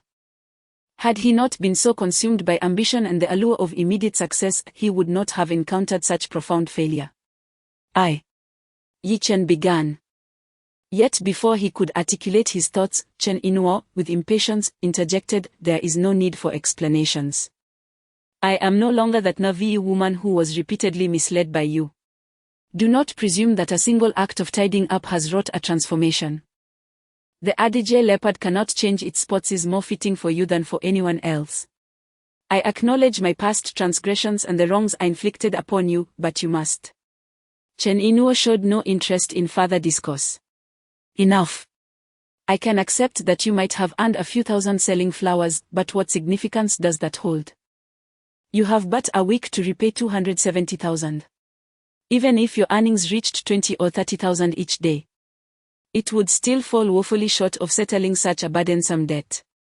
Yichen, if you possess even the slightest vestige of conscience, if you still consider yourself human, sign the divorce agreement and then disappear to the farthest corners of the earth. In doing so, not only would you have a chance at survival, but you and I could also find solace in our lives." Once again, she retrieved the divorce papers from her bag and forcefully placed them upon the table, denying Yichen any chance to respond. Grasping Yi Yuyu's hand, she hastened into the room. With a resounding thud, the door was locked behind her. Yichen stood motionless for an extended period, lost in contemplation. Eventually, a bittersweet smile graced his lips as he reflected on the events of the past years. He bore no ill will towards Chen Inwo's current disdain and contempt, rather, he found himself enveloped in profound empathy. Were he to occupy Chen Inwo's position, he might have resorted to an act of mutual destruction long ago. With a flick of his fingers, he ignited a modest cigarette, sinking into the tattered sofa. As Yichen cast aside the tumult of love and hatred swirling within him, he understood that winning back Chen Inwo's acceptance and recognition was not an endeavor to be accomplished in haste. The immediate concern was how to amass 270,000 within a week to repay a usurious loan. If memory served him well, tomorrow in his previous existence, a concert was scheduled at the sports center. A throng of fervent fans, having been deprived of tickets, resorted to paying 11,000 for seats originally priced at 560 in a desperate bid to witness their idol perform. Ironically, those selling the tickets had procured them from scalpers for 500, only to suffer a loss when the concert commenced, their hopes of inflating prices dashed. This transaction unfolded in less than 10 minutes and subsequently ignited an online scandal, even trending on social media. In his past life, Yichen had derided those fans in a comment, deeming them utterly foolish. The following day, Yichen arose early. He first ventured out to procure a McDonald's children's breakfast for Yiyu before stopping by the market to gather eggs, rice noodles, lean meat, pig liver, scallions, and a particular brand of non-fried noodles that Chen Inwo cherished. These noodles represented her favorite breakfast, yet due to her work commitments, she never found the time to visit the market early to prepare them, in a bid to allow the mother and daughter to enjoy a little more rest. Yichen undertook each task with meticulous care, fearful of disturbing their slumber. After half an hour of washing, chopping, frying, and boiling, the steaming breakfast noodles finally emerged from the stove. Observing the time, he realized it was nearly time for them to awaken. And he chose not to linger in the house, anxious that Chen Inwo might feel distressed or reluctant to partake in the noodles he had prepared. No sooner had Yichen departed than Chen Inwo and Yiyu stirred awake. "Mother, behold the delight of McDonald's!" exclaimed Yiyu with exuberance upon spotting the children's breakfast laid out upon the dining table. "Father! Father!" After calling out repeatedly to Yichen with no reply, the little girl hurried into her father's chamber. Upon discovering the meticulously arranged room empty of his presence, she rushed back, inquiring, "Mother, where is father? Where has he gone?" Yet Chen Inu remained silent, her eyes fixed upon the bowl of steaming noodles emanating a familiar fragrance, her brow slightly furrowing. It was the very same breakfast she had relished for years, unchanged in its flavor. However, if memory serves correctly, the last occasion on which I indulged in such a repast was a year prior, not due to indulgence, but rather a mere lack of time and opportunity. Reflecting on the moments when Yichun crafted breakfast noodles for her, one must traverse back several years. Moreover, that was but a singular instance. Chapter 007, Lingnan Antique Market. With his worldly possessions totaling a mere 2,000 yuan in WeChat, Yichun refrained from immediately embarking on his journey to the sports center. After all, the concert was not set to commence until 8 o'clock in the evening. In his previous life, he had witnessed fervent admirers who lingered until after 8 to indulge in exorbitantly priced tickets. Therefore, venturing there at this moment would serve little purpose. Instead, Yichun redirected his aspirations towards the Lingnan Antique Market. This locale, reminiscent of Beijing's Panjiayuan, is distinguished by its plethora of various antiquities. Yet, while it bears the title of an antique market, many items are merely modern reproductions crafted to deceive unsuspecting patrons. Nevertheless, the market has withstood the test of time. Clearly housing more than just fraudulent wares, it is not uncommon for individuals to stumble upon genuine artifacts valued far beyond their purchase price. In his earlier days, Yichun had often roamed antique markets, driven by the quest for swift fortune. Regrettably, he frequently emerged as a victim of deceit. However, this time would be markedly different. Armed with 60 years of prophetic memory and keen attention to detail, he recollected a tale from his past life concerning an individual who had acquired an item worth 30,000 yuan at the antique market, which subsequently appreciated to an astonishing 16 times its original value. This fortunate soul happened to be a gambling companion of his. Unlike Yichun, this friend initially found himself ensnared in a similar predicament, weighed down by debts that could easily lead to his downfall. However, serendipity favored him when he received a considerable sum from a property redevelopment, enabling him to extinguish his debts and venture into the antique market with 30,000 yuan, ultimately securing an item valued at 480,000 yuan. It was remarked that as he relinquished the money, onlookers beheld him with disbelief, and upon finalizing the transaction, he discerned nearby vendors derisively branding him a novice simpleton. In that instant, he comprehended that he had been deceived. Yet returning the item was no longer a feasible option. Exasperated, he exited the market, mulling over the possibility of discarding the string of prayer beads he had just acquired, when a middle-aged gentleman, poised to enter the market, unexpectedly halted him. After scrutinizing the beads, the man proffered an astonishing 480,000 yuan for their purchase. Although his gambling companion was notorious for embellishing tales, the situation was markedly different this time, having profited from the redevelopment funds. Yichun was convinced that this was not mere bravado.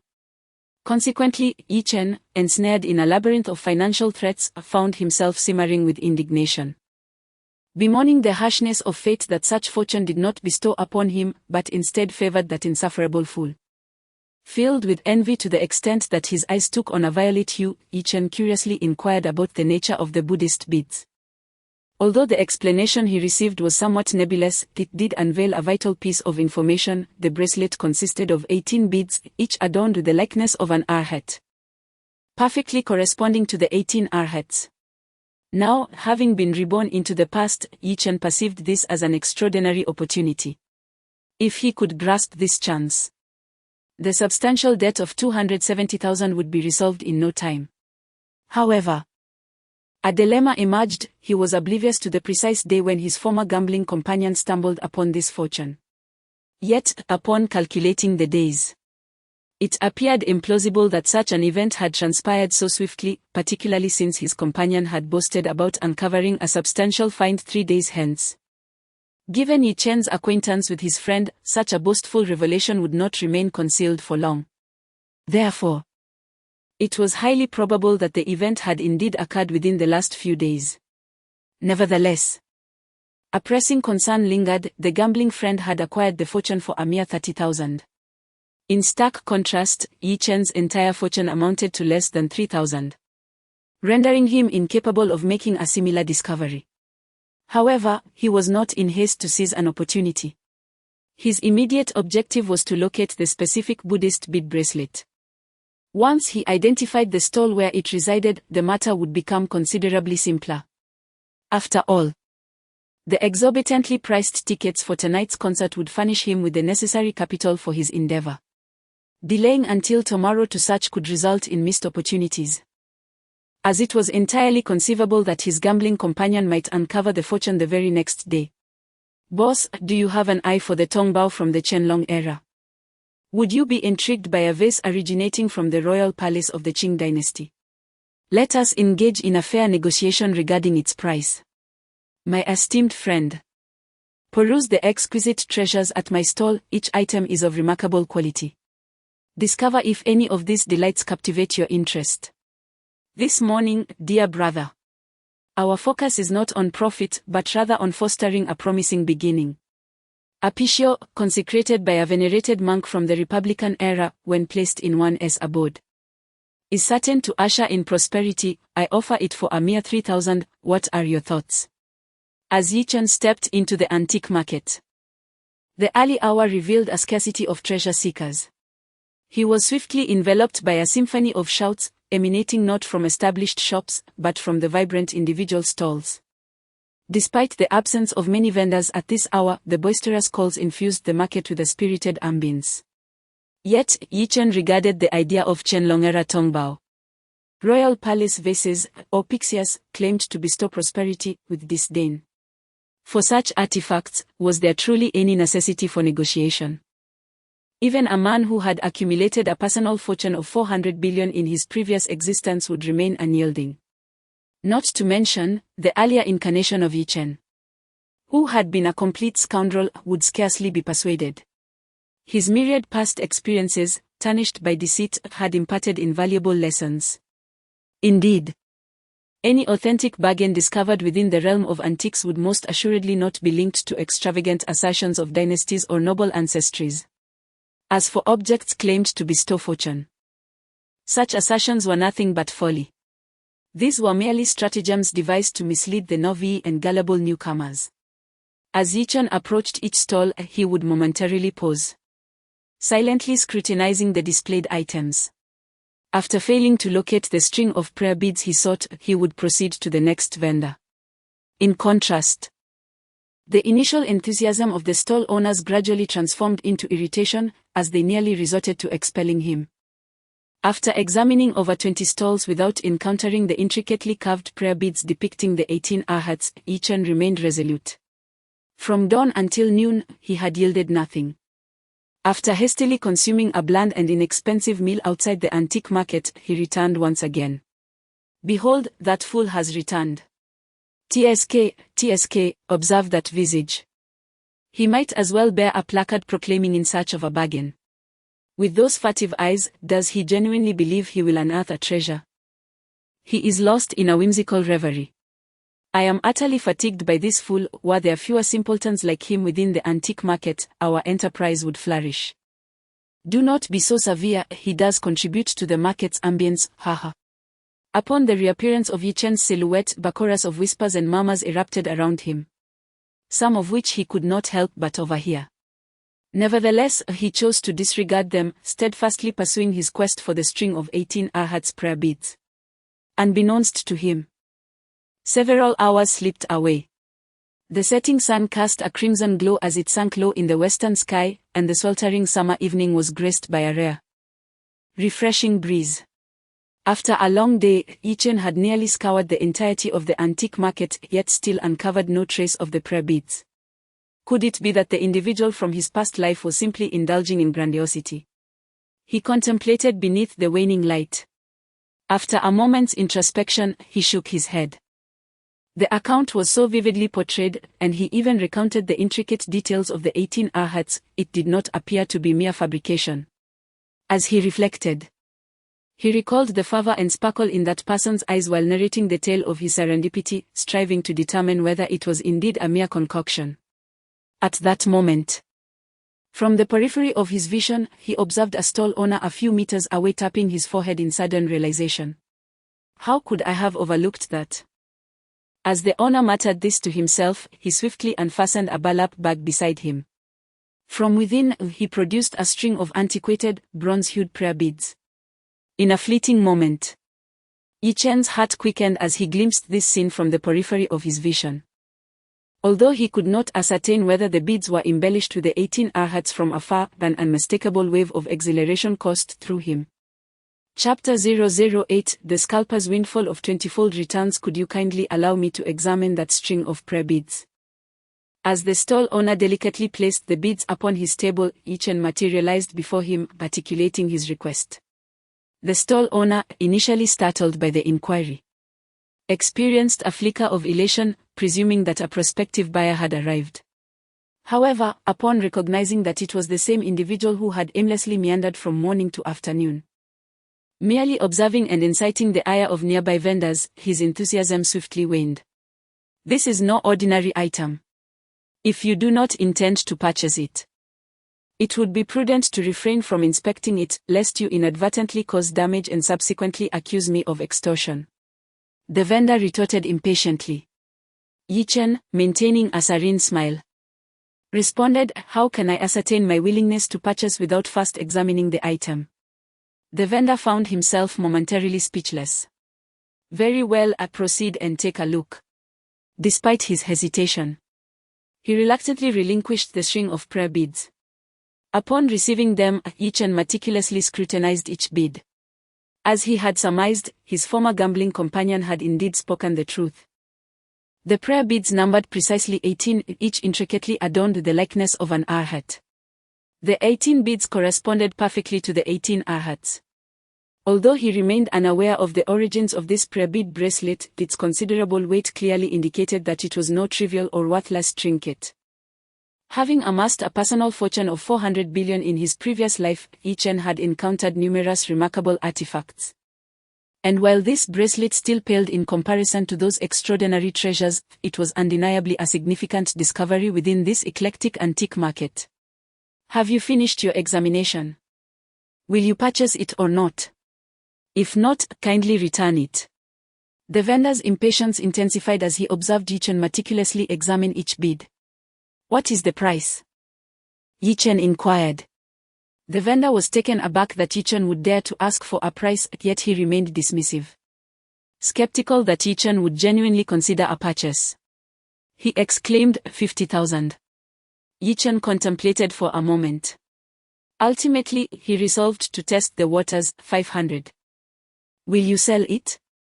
His eagerness to probe was entirely reasonable, as it was customary in this antique market for items to be extravagantly overpriced, only to be acquired for a mere fraction of that sum. In his previous life, he often secured items initially valued in the tens of thousands for just a few hundred. However, the vendor abruptly snatched the prayer beads back from Yi Chen's grasp, declaring, "Get lost." Yi Chen chuckled softly, neither angered nor surprised. After all, this prayer bead bracelet had been acquired by that gambling acquaintance for 30,000 in his previous life. His proposal of 500 was, indeed, far-fetched, even though that friend had undoubtedly been exploited by this merchant at the time. Amidst the vendor's low murmurs, Yi Chen, having discerned the whereabouts of the prayer bead bracelet, chose not to linger any longer. After meandering for quite some time, he leisurely departed from the antique market. He purchased a few loaves of bread and a bottle of mineral water to suffice for his evening meal. At 7:30, a content Yi Chen arrived at the entrance of the sports center. The venue was already bustling with crowds. Posters of a certain popular star adorned every corner. Countless fans congregated in clusters, meticulously checking their tickets for entry. In a previous life, Yi Chen had discovered that several ardent female admirers had procured tickets originally valued at 500 for an exorbitant 11,000 each. Yet, he remained oblivious to the identity of the scalper from whom they had acquired these tickets. Nonetheless, this lack of knowledge did not hinder his capacity to pinpoint his target. as the presence of scalpers was undeniably conspicuous. As the throngs of fans began to dwindle, and the concert transitioned into its preparatory phase, Yi-chan anxiously paced around several ticket checkpoints. The clock swiftly approached 8 o'clock, and his unease became increasingly palpable. At that moment, within his field of vision, a man appeared even more frantic than himself. Need tickets. I've got some. Seats in Zone 7, an excellent view, great value, interested. Beautiful lady, tickets. Greetings, handsome stranger. The man fervently approached those who passed by, his countenance reflecting an unmistakable sense of urgency. Indeed, he possessed ample justification for his agitation. He had heard that ticket scalping could prove quite lucrative. So he summoned the audacity to expend a month's salary to secure 6 adjacent tickets the moment they became available. As a novice scalper, he was ill-equipped for the nuances of negotiation, easily influenced by the alluring declarations of other scalpers who asserted that tickets for this concert were in high demand. The closer it drew to showtime, the more exorbitant the prices would escalate. Thus, when others tendered him double the price, he obstinately resisted, fixated on the aspiration of tripling or quadrupling his investment. Little did he realize that as he lingered, his fellow scalpers were contentedly finalizing transactions, while he clutched the 6 tickets tightly in his grasp. Should he fail to sell them, not only would he have squandered his efforts, but he would also suffer a loss equivalent to a month's salary. Curse those scoundrels who misled me. What shall I do now? He extracted his phone to ascertain the time, realizing that the concert was on the verge of beginning, yet he had failed to sell a single ticket. The inexperienced scalper felt utterly despondent and overwhelmed. Are you selling the tickets? A voice suddenly disrupted his thoughts. The novice scalper nearly wept with delight. Yes, yes, he exclaimed. However, upon turning to discover that the individual was alone, his elation quickly diminished. Just one person. He could only sell 1 ticket, leaving him with 5 unsold. How many do you wish to purchase? Despite his disheartenment, the fledgling scalper still entertained the hope that he had encountered a benefactor. You still have 6, correct? I'll take them all. How much? Yi-chan replied, casting a glance at the tickets in the man's grasp. Initially taken aback by Yi-chan's fervent desire to acquire them all, the scalper soon found himself enveloped in exhilaration. He dared not contemplate inflating the price, nor entertain the notion of merely breaking even, promptly presenting an offer 60 less than the original, apprehensive of losing this opportunity. The listed price stood at 500 each. For all 6, I shall part with them for a total of 500. Yi-chan countered. What are you doing? The scalper exclaimed in exasperation. He was already incurring a loss of 60 per ticket. Should he acquiesce to a price of 2008, he would be forfeiting the value of an entire ticket. If you are selling, I shall purchase them all. If not, then let it be. Yi-chan's aim was not to engage in a negotiation but rather to optimize his scant resources. After expending funds on meals, transportation, and treating his companions, he was left with a mere 2,800. Very well, I shall sell. After a fleeting moment of reflection, the scalper acquiesced. Losing a single ticket was preferable to being burdened with 6 unsold ones. Excellent, allow me to scan your WeChat. Without ascertaining the legitimacy of the tickets, Yi-chan accepted them from the other party's hands and swiftly transferred to 800. At that instant, the countdown to the concert reverberated throughout the sports center. As the scalper departed, a few students, both male and female, soon made their appearance. Upon noticing the tickets in Yi-chan's possession, they eagerly inquired, "Excuse me, handsome. Are you selling those tickets?" "Not for sale," Yi-chan responded without a moment's hesitation. If he was not mistaken, these individuals must have been the same ones he encountered in his former life while procuring tickets from scalpers. As they whispered among themselves in search of another scalper, Yi-chan's attention was drawn to 6 young women radiating an aura of wealth who were engaged in a fervent dispute with one another. Chapter 009, The Deity of Wealth. This is entirely your doing. I explicitly advised against visiting the hotel, yet you persisted. Now, behold, the tickets have vanished. Was this my desire? Had I foreseen the loss of the tickets, I would have abstained from going. The function concert. I have never missed a single one since my middle school days through to university. This is it, I am destined to miss it. Enough of this. We must devise a strategy to procure tickets. By now, the concert has already commenced. How can we possibly acquire tickets at this juncture?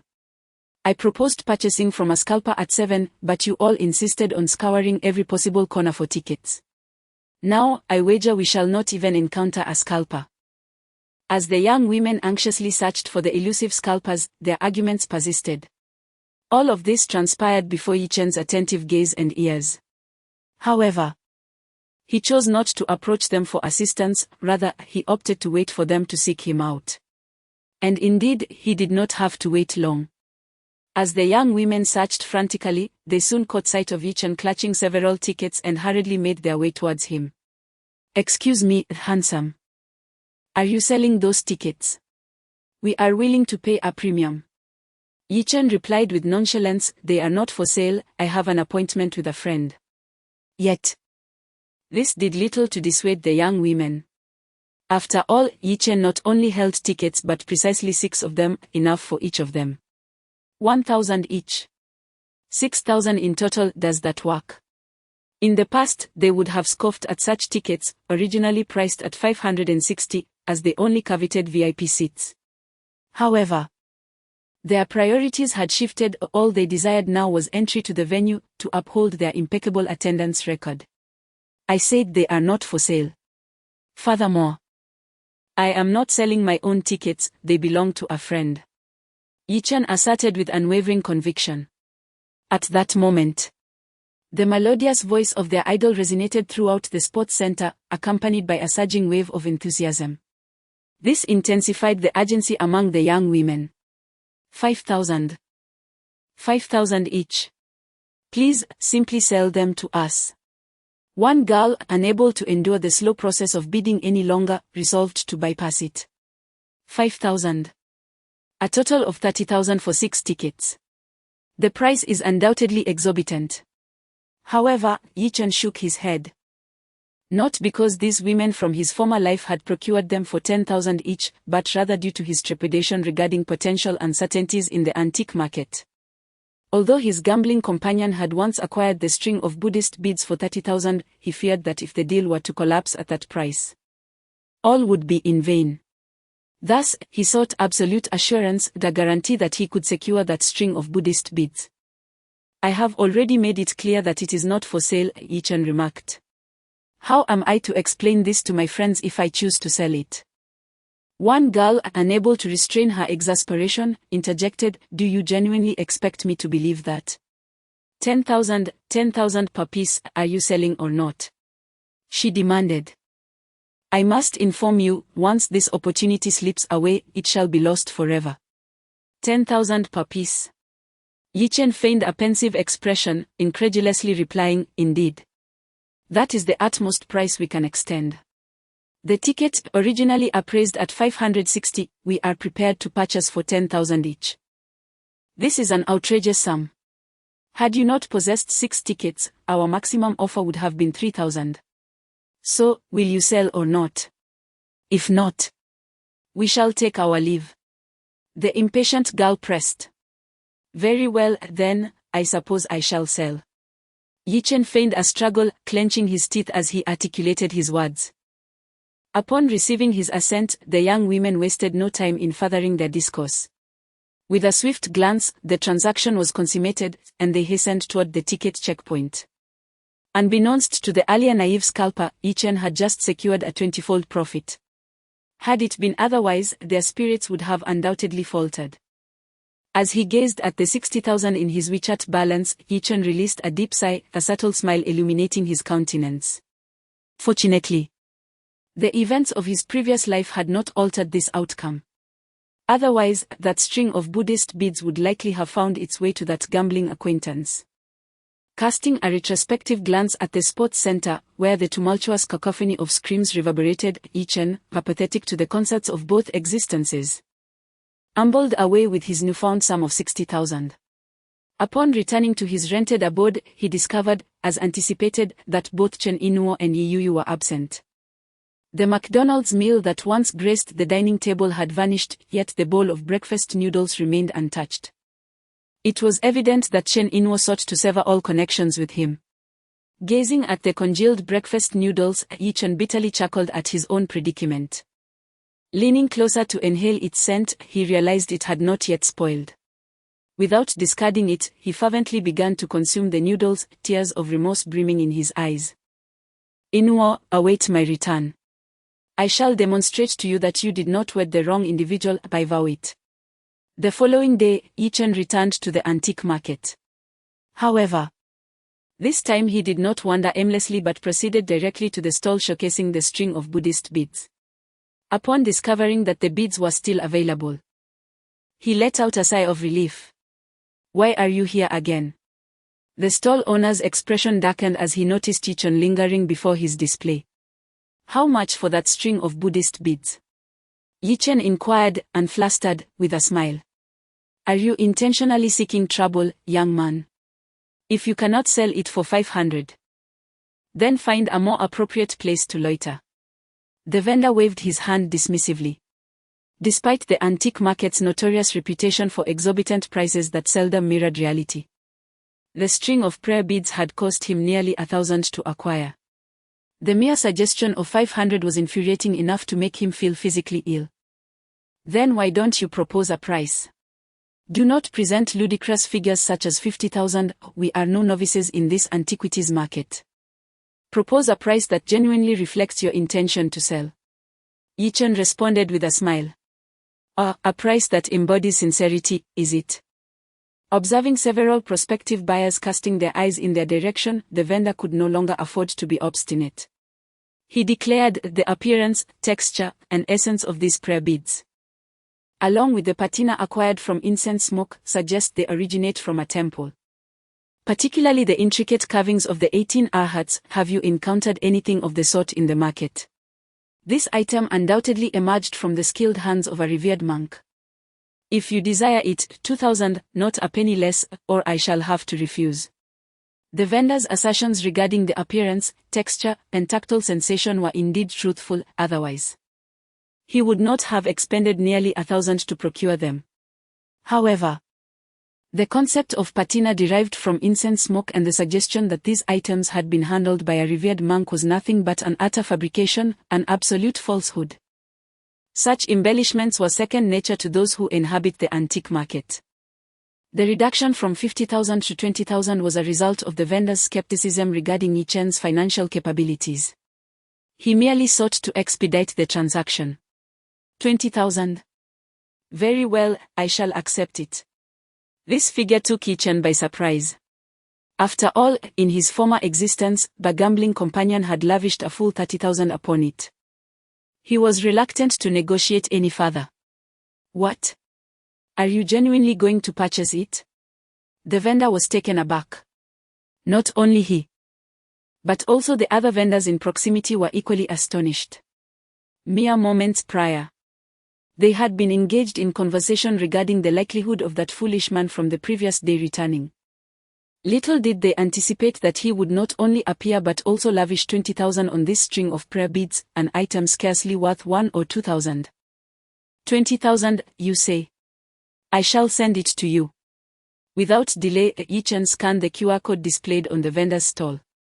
After entering the sum of 20,000, he refrained from hastily finalizing the transaction and instead presented his phone screen to the vendor. Is this correct?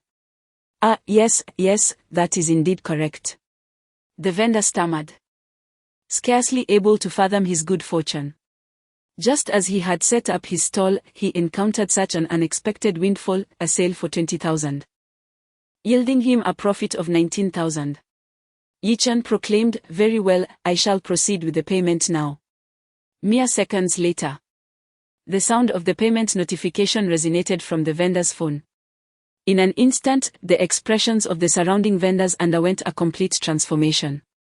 Yesterday, they had perceived this man as merely a fool on the brink of a fortunate discovery. Yet now he had evolved into the very customer they had yearned for, the ultimate unsuspecting buyer. Had they indeed allowed this opportunity to slip through their fingers? Boss, the payment has arrived. I shall wrap it up for you at once. The previous demeanor of irritation had vanished, the vendor's face radiated joy, and he became exceedingly courteous. There is no need for wrapping. Yi-chan promptly seized the Buddhist bead bracelet. Concurrently, a middle-aged man and a gentleman in his 30s approached Yi-chan. Uncle Lu, must we truly visit such a place? For the old man's birthday, are you suggesting I select a gift from here? How utterly embarrassing that would be. What would others think of me? It is not as if I lack the means, is it truly necessary? The young man murmured as they proceeded, Jingshan. You still fail to comprehend the old leader. He holds a deep appreciation for cultural artifacts, particularly those that can be physically engaged with, yet he dismisses ostentatious items. In his own words, such extravagance would constitute a corruption of thought. The old leader has led a life steeped in integrity. Should you present him with something lavish, he would rebuke you immediately. Do you not believe it? Thus, it is prudent to seek out well-preserved treasures at the antique market. As long as they are aesthetically pleasing and can be handled, that will suffice. And should we chance upon a hidden gem, would that not be even more delightful? The middle-aged man chuckled, despite having crossed the threshold of 50. However, the young man merely pressed his lips together in skepticism, neither conceding nor engaging in further argument. Chapter 010 The origin of the Buddhist bead bracelet. As they strolled past Yi-chan, the middle-aged man, referred to as Uncle Lu, suddenly came to a halt. The young man, intrigued, inquired, What troubles you, Uncle Lu? Liu Cheng did not respond, his gaze fixated intently on the Buddhist bead bracelet clasped in Yi-chan's hand. Young man, might I have the privilege of examining the Buddhist bead bracelet you possess? Yi-chan turned his head, momentarily taken aback by the sight of the middle-aged man's face. Could this be the individual his former gambling companion had described? No, that was a misjudgment. His former acquaintance had depicted the man as adorned in a white tai chi ensemble, while the person before him was dressed in plain, unremarkable clothing. Is this what you refer to? Yi-chan queried, still astonished, as he lifted the bracelet in his grasp. Yes, indeed, that is it. May I have a closer look?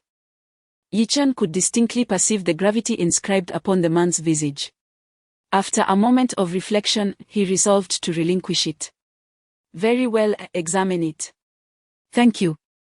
As Liu Cheng grasped the Buddhist bead bracelet, his eyes widened in wonder.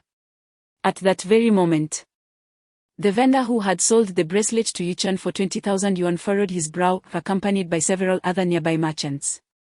Could this bracelet genuinely harbor some remarkable provenance? How could that be possible? Uncle Lu, what is the significance of the bead bracelet? Inquired the young man, Zhang Jingshan, leaning in with curiosity. Unbeknownst to him, the middle-aged man was left speechless, his voice quivering with exhilaration. The Arhat beads from the Jingang Temple. They are indeed from the Jingang Temple. Upon hearing Liu Cheng's words, Yi-chan arched an eyebrow.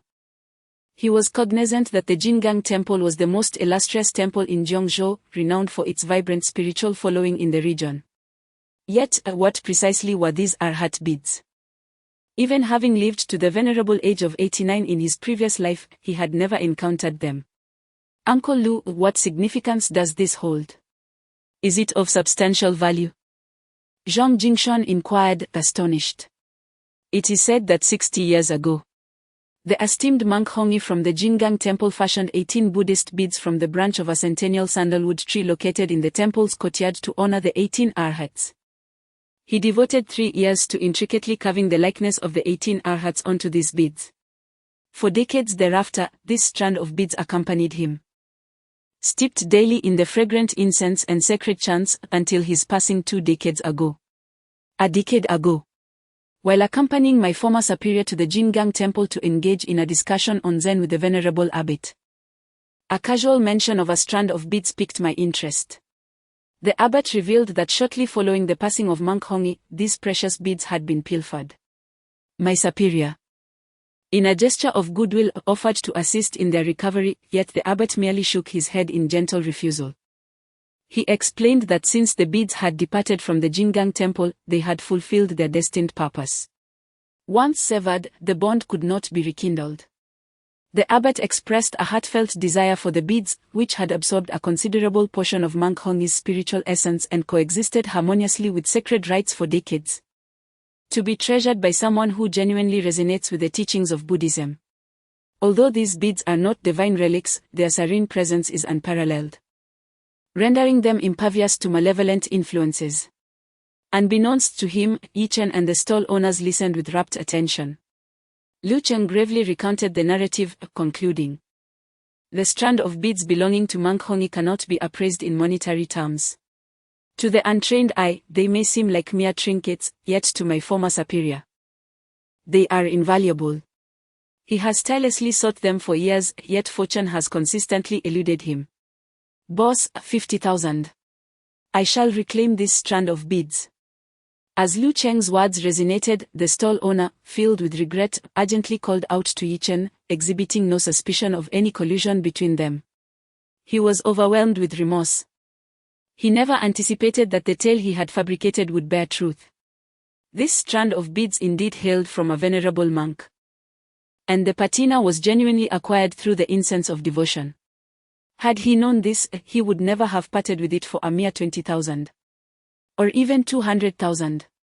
The mere mention of monk Hongi suffices to endow this item with a worth that far surpasses 200,000.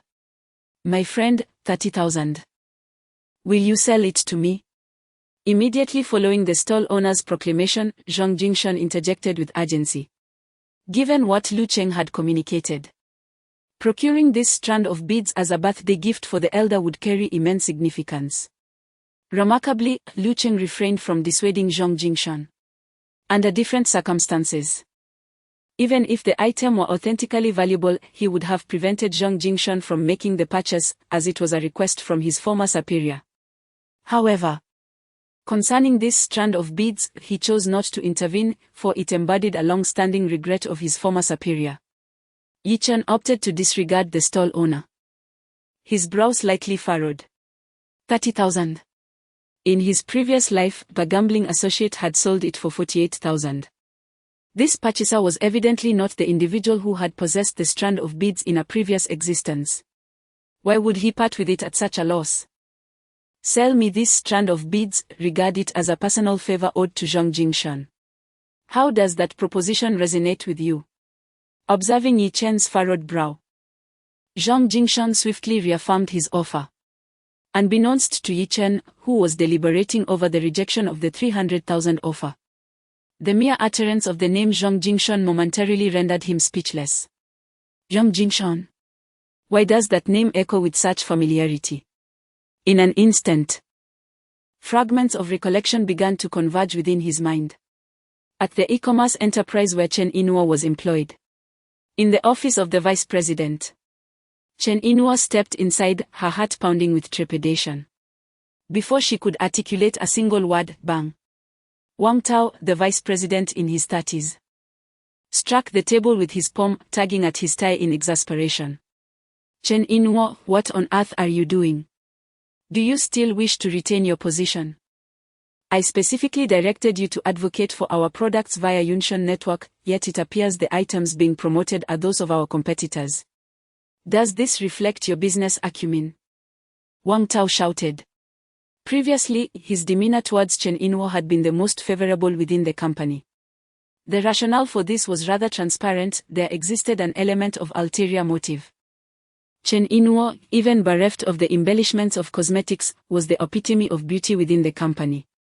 More crucially, whispers circulated that her husband was a veritable failure, which only fueled Wang Tao's ardent desire for her. Yet, regardless of his persistent courtship, Chen Inwo deftly sidestepped his invitations for intimate encounters, chose to disregard his subtly suggestive overtures, and even purposefully distanced herself from him. In light of his unfulfilled yearnings, he naturally sought to undermine Chen Inwo. 1. The reason Yunshan Network chose our competitors' offerings is that our pricing is a mere 10% lower. Chen Inuo retorted, feeling aggrieved. Smirk. Wang Tao forcefully struck the table once more. If our promotional pricing surpasses that of our rivals, what purpose do you serve in this establishment? Yunshan has been in collaboration with us for over 6 months. Why did the negotiations falter when they passed into your hands? I am granting you one final opportunity. Should you fail to secure the promotional contract with Yunshan, you will gather your belongings and depart. He forcefully thrust the pre-prepared contract onto the table, sending the papers scattering around Chen Inuo. Indeed, Wang. Suppressing the tears that threatened to cascade from her eyes, Chen Inuo stooped to collect the disarrayed contract papers. As she exited the office, clutching this contract with exceedingly slim prospects of success, her reddened eyes could no longer contain the tears. A cruel and malevolent husband. Parents who gazed upon her with scorn, a superior intent on rendering her jobless. Why must she endure such suffering merely for the sake of her humanity? Were it not for her emotional anchor, Yiyuyu, she would seriously contemplate relinquishing it all, for existence had become unbearably exhausting. Chapter 011. Is this fool not a simpleton? In the antique market, within the fleeting moments, memories surged back to Yichen with striking clarity. Zhang Jingshan. In his previous life, although he. Chapter 012. Are you following me? Zhang Jingshan moved with astonishing swiftness. For an individual of his stature, it is undoubtedly quite distressing to be in debt to ordinary citizens. Coupled with a lingering apprehension of inciting unwarranted suspicions from others. In just 2 short hours, he made contact with Yichen. Chapter 13. I am not his beloved indeed. There exists no doubt. The uninvited guest is none other than Yichen, the very individual she yearned to evade even a fleeting glance at. At this moment, Chen Inuo does not regard Yichen. Chapter 014. He is not a good person, Mr. Zhang. I must confess that I was negligent. Preoccupied solely with the pursuit of profits. Nevertheless, we entered into a temporary contract with the other party. And Yuntian Network possesses the authority to unilaterally terminate it at any moment. Yang Di remained resolute. Yet. Chapter 015. Keep your distance. As Yichen emerged from the elevator into the bustling lobby on the 1st floor, he encountered Chen Inuo, who had just stepped out of the opposite elevator. Yichen instinctively parted his lips, preparing to utter a word. Chapter 016. 100,000. Upon learning that Chen Yihao had inflicted severe injuries upon his opponent, necessitating 7 stitches, Chen Inuo's legs weakened once again. Struggling to suppress her tears, she spoke. Chapter 017. The irritable Chen Yihao. Sister, what brings you here? As Chen Yihao emerged from the confines of the detention room, he was momentarily taken aback upon encountering Chen Inuo. How can you even inquire about that? Do you truly comprehend the gravity of your actions? Chapter 018. The pinhole camera at Jinlin Mansion.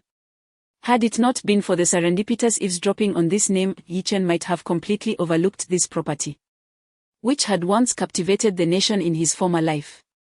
As he listened to the discussions among the police officers. Chapter 019. A debt of gratitude.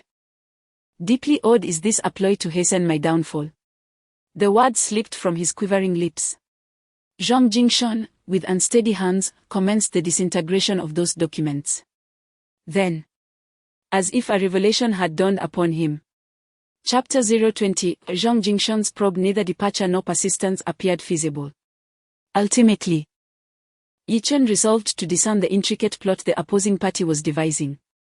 As Yichen languished in the monotony of anticipation, approximately 10 minutes elapsed. Chapter 021. Trust me, just try. Mr. Yi, are you genuinely resolved to acquire property in this location? As Zhang Jingshan alighted from the vehicle, he deemed it imperative. Chapter 022. I desire 2 sets as well. A few minutes later, Su Tong returned. I sincerely apologize, Mr. Yi, for the delay. Well, is it feasible? Yichen inquired. Su Tong responded, Mr. Yi, aye. Chapter 023. Has it been reassessed?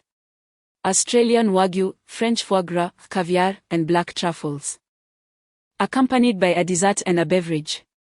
Although the portion seemed modest, the expense per individual had already exceeded 10,000. These exquisite dishes were promptly presented. Chapter 024 once again confirmed Hoshing trading. In the office, the distant manager Lee Chong-fong was diligently reviewing Chen In-wo's personal resume, endeavoring to align her with a fitting promotion. Chapter 025 an overnight surge. In the subsequent 3 days, Chen diligently searched for the essential ingredients to concoct those formulas. Lee Chong-fong had consistently rebuffed Zhang Jingshan's efforts to locate him. Chapter 026 a sinister master Jinlin mansion is renowned among those acquainted with the information landscape of Zhengzhou. Since its inception, this community has been enveloped in a myriad of controversies. Even illustrious figures such as Zhang Weimen and Zhang Xinghua have found themselves ensnared in debates concerning this development. Chapter 027 you have finally behaved like a human. Do you desire to cast me and Yu into perdition? Just as Yi Chen joyfully cradled Yu in his arms before he could articulate a single word, Chen In-wo let out a piercing scream of terror. Chapter 028 Promotion. Mr. Yi, did you have the opportunity to watch the municipal government's press conference earlier? As soon as Yi Chen answered the call, Zhang Jingshan inquired eagerly from the other end. Yes, I did. Yi replied. Chapter 029 This is a semi-sage. What do you mean, Wang Tao? Chen In-wo inquired, her perceptive nature allowing her to grasp the underlying significance of Wang Tao's remarks and the glances shared among her colleagues. Her eyes swiftly filled with tears as she endeavored to suppress her emotions. Chapter 030 We encountered each other on June 1st last year, Mr. Yi. Mr. Yi. Zhang Jingshan and Lee Chong-fong urgently exclaimed in unison. Chapter 031 20-fold realization. The middle-aged couple stood in astonishment. Zhang Jingshan and Lee Chong-fong were equally bewildered. What was unfolding before them?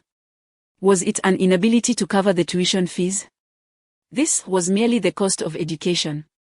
Chapter 032 It is time to repay. By virtue of a binding agreement, there existed no latitude for Jinlin Mansion to default on their commitments. The procedure for the transfer of the deposit agreement was executed with remarkable efficiency, culminating in a transaction with Yi Chen. Chapter 033 Do you dare address me in such a manner? Principal Zhou.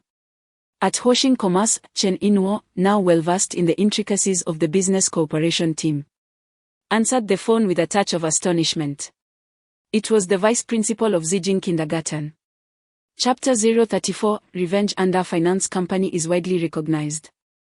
Even among the long-standing inhabitants of Zhengzhou was a firm that feigns the guise of a legitimate financial institution while functioning as a blatant usury enterprise. Chapter 035 Maple Leaf Hotel. Yi Chen was well acquainted with the Maple Leaf Hotel. In his former life, in pursuit of vengeance against the usury syndicate, he had meticulously followed the clues that led him to this very establishment and had ventured deep into its confines. Chapter 036 Are you a good person? In a room of exquisite design, fragrant tendrils of smoke danced through the air, crafting an ambience that tantalized the senses. It must be acknowledged that, within such an environment, even the most steadfast individual would struggle to uphold their composure. Chapter 037 Did you acquire this without cost? Sir, how did you find your experience? Upon Yi Chen's emergence from the chamber, the young man who had previously attended to him swiftly approached, a smile gracing his face. Truly worth every penny. An experience to cherish. Yi Chen responded, his demeanor reflecting contentment. Chapter 038 It appears you have surmounted this challenge. 3 days swiftly elapsed. Yi Chen rarely ventured outdoors, preparing noodles whenever hunger beckoned. In his quest to create the perfect ointment, he devoted himself entirely to his craft. Chapter 039 The Insidious Baihualu Rotating Restaurant. As the trio disembarked from the ride-hailing vehicle, they were met with the sight of an elegant and refined sign. Chen In-wo could not suppress a frown. Chapter 40 You should count yourself fortunate to live in a harmonious society. The preceding statement was undeniably astute, accompanied by that insidious tone and sardonic expression. Even the most oblivious observer could perceive the subtle insinuations behind Wang Tao's words. Chapter 41 One thing at a time. Could Wang Tao's words be deemed trustworthy? Lee Chong-fong was resolute in his conviction that this individual was intentionally obscuring the truth. While his familiarity with Yi Chen was somewhat limited, he was not wholly ignorant of Yi Chen's character. Chapter 42 nearly overlooked the opportunity. This farcical episode culminated in an outcome that Chen Inwo had not foreseen. Not only did Yi Chen elude any consequences for his actions, but Wang Tao was abruptly dismissed by Lee Chong-fong without hesitation. Chapter 43 Unyielding to Death Sister. Pardon my treachery, I found myself devoid of alternatives. Observing Chen Inwo's expression, frozen in disbelief, Chen Yihao felt a wave of embarrassment wash over him. This reaction stemmed from a preceding dialogue he had shared with her. Chapter 44 Old Huang. The next day, Zhang Jingshun opted to forgo an early rise. After all, the gambling establishment in the western suburbs only commenced its vibrant activity in the afternoon. Chapter 45 The wrath of Zhang Jingshun. I parted with the final parcel of land in the countryside for a sum exceeding 100,000. Whispers have reached my ears of the numerous precious stones available this time, compelling me to take one last daring risk. The possibility of altering my destiny rests upon this amount. Old Huang was forthright regarding his aspirations. Chapter 46 Is this too clutch? Yi Chen found himself in a state of astonishment. How had he become ensnared in this predicament? Had he inadvertently offended someone? Or was it merely that he had aroused their animosity? Was he truly being subjected to such audacious scorn without justification? Chapter 47 Going all out at 4 in the afternoon, the gambling den beneath the flat-roofed house thrummed with vibrant energy. Despite the considerable throng, the designated spaces were meticulously assigned based on social hierarchy. Chapter 48 A blind cat stumbles upon a dead mouse. No need. Zhang Jingshun responded with a derisive scoff. What? Are you afraid? This is not the Zhang Jingshun I am familiar with. Lee Chong-fong persisted in his taunts. Nevertheless, Zhang Jingshun opted to disregard him. Chapter 49 24 million Li, could you possibly temper your disparaging remarks? What do you imply by a blind cat fortuitously encountering a deceased mouse? Why do you, the purported connoisseur of gambling stones, not present me with a few such deceased mice? Chapter 50 The Path to Wealth. Zhang. It appears that fortune may not favor you today. Noticing Zhang Jingshun's agitated demeanor, Yi Chen lowered his voice. The remaining pieces, 18 and 19. Chapter 51 You all have gone mad in the picturesque water town of Jiangnan. The restaurant, embellished with artificial mountains and meandering streams, exuded an aura of tranquility. The gentle murmur of flowing water resonated within the boat-shaped dining area, bestowing a distinctive allure that was challenging to articulate. On the dining table, the Jiangnan-style delicacies were both exquisite and fragrant. Zhang Jingshun, having restrained his curiosity for an extended period, could no longer suppress his eagerness. Brother Yi, what precisely is this financial avenue you referred to? How does it connect to the Sihai Group? Yi Chen. Chapter 52 The Fading Scar. The following day at Huoxing Trading. By the water cooler, Chen Inwo was filling her cup when a female member of the business cooperation team, who awaited beside her, exclaimed, "Oh, team leader. The scar on your finger has diminished." What scar has faded? Chen Inwo responded, momentarily startled. This one. The female employee pointed to Chen Inwo's index finger, as if she had uncovered a remarkable revelation. Team leader. Chapter 53 The Fierce Yo-Yo at Zijing Kindergarten. As the class concluded, the plethora of private vehicles stationed at the entrance of the kindergarten undeniably enhanced the prestige of Zijing Kindergarten. While it may not boast the opulent cars typically found at elite institutions, it still showcased a selection of mid-range automobiles such as Benz, BMW, Audi, and Lexus. In stark contrast to the other children who eagerly dashed towards their family cars, Yo-Yo remained solitary beneath the Zijing tree at the school gate, accustomed to the wait. For her mother was perpetually a touch tardy. Chapter 54 Big Brother will manage her indeed. What? That untamed child struck you? Liu Yanping removed her sunglasses. Her expression dramatically animated as she exclaimed, "Just watch, I shall impart a lesson to that wild creature." My Tong is not one to be trifled with by that little imp, Liu Yanping declared as she advanced to confront Yi Yoyo. The young girl, alarmed by the uproar, swiftly sought refuge behind Zhou Xiaolan. Despite her fierce posture when facing Zhu Tongtong, she remained merely a 4 or 5-year-old child, cowed by the confrontation. Chapter 55 I do not intend to apologize, mother. Zhu Tongtong referred to me as a wild child devoid of a father, prompting me to retaliate. As I observed Chen Inwo rushing towards us, Yi Yoyo pouted, feeling aggrieved. Yi Chen, release him. Yet, in that moment, Chen Inwo, overwhelmed by urgency, paid no heed to Yi Yoyo's plea and directed his shout at Yi Chen. Very well, I shall heed your words. Yi Chen responded with a foolish grin, loosening his grip on Zhu Wen's wrist. You little. Upon noticing Chen Inwo, Liu Yanping. Chapter 56 I wished to converse with him as the throng gradually dispersed, bidding adieu to Vice Principal Zhou Xiaolan. The setting sun enveloped the 3-member family in a warm embrace outside the kindergarten. Allow me to assist you with the scooter. Without awaiting a response from Chen Inwo, Yi Chen hastily approached to lift the toppled electric scooter. Chen Inwo instinctively parted her lips, yet ultimately withheld her ungrateful sentiments as she observed Yi Chen's silhouette. Memories of the earlier onlookers flooded her mind. Chapter 57 Provide him with funds, allow him to depart in a modestly sized rental apartment. Yi Chen remained blissfully unaware that he had captured the attention of Zhong women. Following his ascent to affluence in a previous life, he had relinquished his former habits and often found solace in the art of cooking during his leisure hours. Years of immersion and tutelage under esteemed chefs had, while perhaps not elevating him to the zenith of culinary mastery, undoubtedly instilled a profound sense of humility in many chefs within the gastronomic realm. When Yi Chen unveiled his exquisitely fragrant and visually stunning creations at the dining table, Chen Inwo's eyes widened in astonishment, nearly rendered motionless by the breathtaking display before her. Chapter 58 Do you consider me a fool?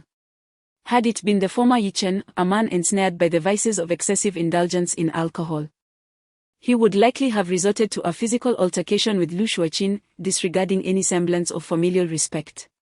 He was acutely aware of Lu Shuoqin's contempt for him, as he had never been deemed a suitable son-in-law. If pushed to his limits, the inebriated Yi Chen would indeed have had the audacity to retaliate. However, such hypothetical scenarios are irrelevant. Having been reborn into a life 60 years earlier, Yi Chen's disposition has been irrevocably altered. He now finds solace in evading unnecessary conflicts. Chapter 59 Future plans The following day, Yi Chen rose at dawn.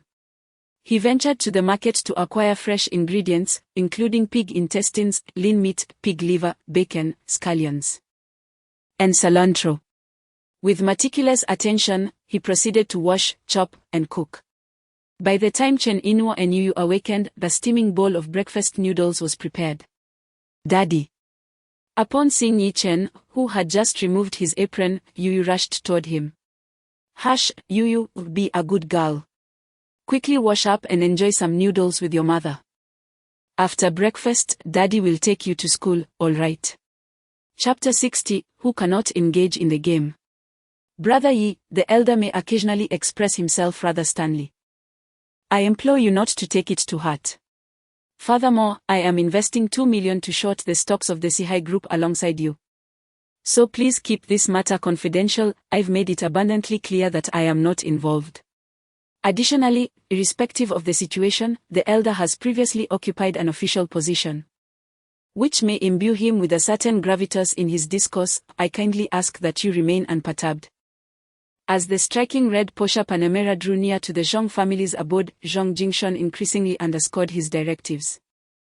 Chapter 61 The drunkard's intent is not in the wine. A profound silence enveloped the atmosphere as Zhong Weimen's seasoned and perceptive gaze fixated upon Yi Chen after his utterance. Had it been the Yi Chen of the past, he would likely have exhibited signs of unease. Yet now, Yi Chen stood as a colossus in the realm of commerce. Having amassed personal wealth in the billions and mingled with numerous high-ranking officials, he had even graced the gatherings of provincial government dignitaries. With such extensive experiences behind him, Yi-chan was far from vulnerable to disarray. Chapter 62, Preparing for Action, Breaking the Umbrella and Net upon the arrival of Jung Won-rui. The old secretary Zhang Weimen's demeanor faltered slightly. His prior rhetoric had been imbued with a semblance of feigned unfamiliarity towards the inspection team. Now, with the leader of the inspection team at his doorstep, it was difficult to believe that no ulterior motives were at play.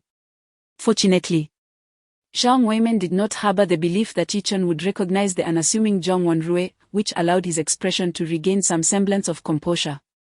Old secretary. Who might this be? He inquired, hastily advancing with measured steps. Chapter 063, Consider yourself fortunate, this matter remains unresolved. Last night, I retired rather late. And my phone was set to silent. What is transpiring? Are you at home awaiting my return rather than attending to your duties? As he concluded his statement, Li Mu assumed a grave demeanor. Despite being born into affluence as a privileged heir, he was not one to embody the archetype of a frivolous spendthrift. The reality that his father, Li Sihai, chose to forego his engagements to remain at home in anticipation of his arrival was indeed a disconcerting indication. I await your presence because I desire to converse with you in person. In light of recent events, it would be prudent for you to exercise a measure of restraint. Fong. Chapter 064, What is your offer? The discourse from the football analyst on television centered around the impending monumental project by the Henda Group. The designated site for the football stadium was not one of the previously anticipated popular locations. Rather, it was chosen in the periphery. Over 30 kilometers from the heart of the city. The reasoning behind this selection was that the location functioned as a nexus between Jeongjo and its neighboring cities. Nevertheless, this rationale alone proved inadequate to validate the site for the Henda Group's construction of a professional football stadium. A pivotal consideration was the extension of the Jeongjo Metro Line 10. Chapter 065, Should you speak thus? I shall indeed be convinced I am merely executing errands for my superior, harboring no intention of deriving any profit from the repurchase. I present to you the fundamental price. Do not lament the modest offer nor endeavor to elevate the price. If you genuinely perceive it as inadequate, I shall be compelled to explore alternative options. Furthermore, there is another matter at hand. If it concerns merely a few structures, we do not impose any charges for that. Yi-chan articulated swiftly. Cognizant that if he intentionally lowered the price, there would be no necessity for a figure as lofty as 1 million. Yet, reflecting upon his previous existence, wherein these villagers were compensated between 1 to 1.8 million per structure by Henda Group, he dismissed the notion. Chapter 066, A night without sleep. After the team member fell into a state of panic, Jung Won-rui discreetly reached beneath the table and extracted the listening device. He then rose from the grand chair, methodically retrieving additional devices from the bookshelf, the vase, and beneath the chairs. In total, 4 or 5 devices were uncovered. The team member stood in astonished silence. Who had placed these here? Was there an insider furtively installing these in the team leader's office? Once the devices were removed. Chapter 067, The fate of the Lee family. What transpires at this late hour? With a trace of morning irritability, Yi-chan sleepily responded to the phone call. Caught in the liminal space between dreams and reality. Brother Yi, an incident has transpired, something of great significance. Exclaimed Zhang Jingshan from the other end. His voice laden with urgent intensity. What has happened?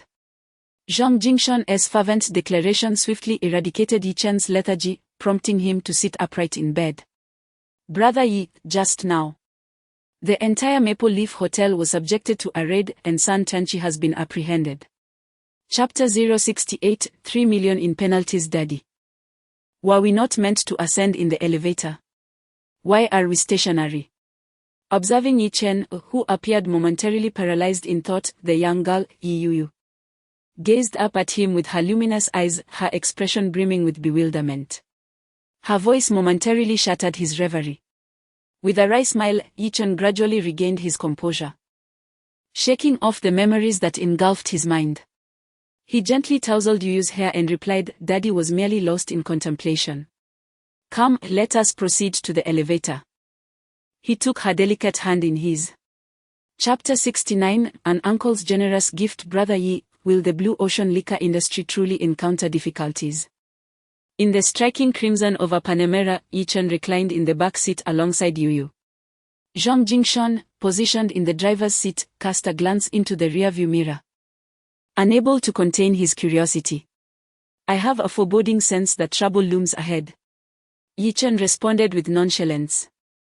Little did he realize that the mere utterance of intuition sent Zhang Jingshun into a state of agitation. Intuition. How could one possibly rely on such an ambiguous concept? Nevertheless, he recognized that, given Yi-chen's inscrutable disposition, any attempts to delve deeper would yield no fruitful revelations. Chapter 70, Assist me in determining when I may marry DOA. The restaurant reserved by Li Chongfeng stands as one of the few prestigious establishments in Jiangzhou that mandates prior reservations. Nonetheless, exceptions are granted to individuals wielding exclusive membership cards, which are possessed by only a select few.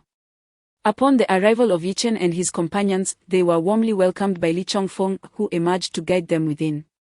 Greetings, uncle. Yu exclaimed upon recognizing Li Chongfeng, who had previously defended her parents at the Baihua rotating restaurant.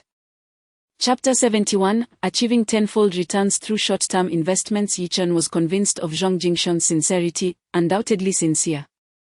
It was difficult to comprehend that an individual of such prominence could exhibit such an endearing disposition. Nevertheless, while Zhang Jingshun indeed possessed a certain charm, Yi-chen found himself completely astonished by this delightful quality. As for the contemplation of marital prospects, such a notion seemed utterly implausible. Had he only known when Zhang Jingshun had taken a spouse in a previous existence, he could have effortlessly broached the subject. Alas! The former Zhang Jingshun was already entwined with the heroine. Chapter 72, Brother Yi, you are truly remarkable for 4 consecutive days. Yi-chen embodied the essence of a dedicated house husband. He adeptly handled the school runs, grocery shopping, cooking, and cleaning, all by himself.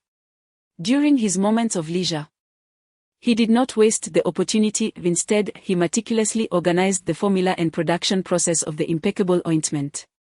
He also gathered the essential materials to create another batch of the sought-after ointment. Chapter 73, The frenzied acquisition of over 60 million. The following Friday, after dropping Yu off at kindergarten, Yi-chen hurriedly made his way to the bank. Upon reopening a bank account, he promptly contacted Li Chongfeng.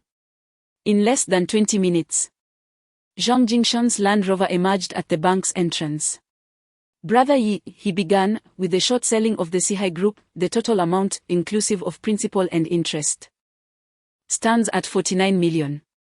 Kindly provide me with your account number, and I shall transfer it to you forthwith. Before Zhang Jingshun could inquire about their destination, Li Chongfeng took the initiative. Chapter 74, The Bull Cart and the Pony Cart. The following day in Jinchong village, the entire community rallied together.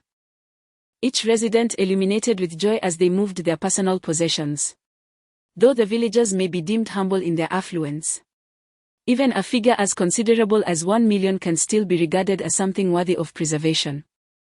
The exuberance emanating from their countenances mirrors the delight brought about by this unforeseen boon. Little do they comprehend that the ecstasy of sudden prosperity shall soon yield to deep remorse in the vibrant core of the city. Chapter 75, The second generation of coal tycoons. This vehicle is ill-suited for children, they ought not to ride in it. Come, my dear, let us seek alternative options. Chen Inuo approached, intending to gently steer Yu away. What a farce! Such an opulent Mercedes is a luxury beyond their contemplation.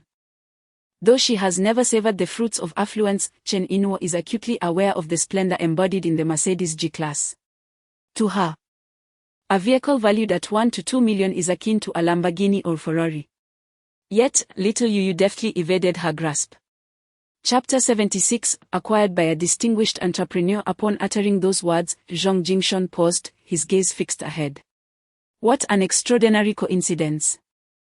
Before Zhao Jue could fully grasp Zhang Jingshun's declaration, he instinctively queried, what is it? The individual I just referenced is presently in your Mercedes exhibition area. With that, Zhang Jingshun hastened toward the display. However, before he could utter a word, the observant Yu exclaimed, "Daddy, it's Uncle Zhang."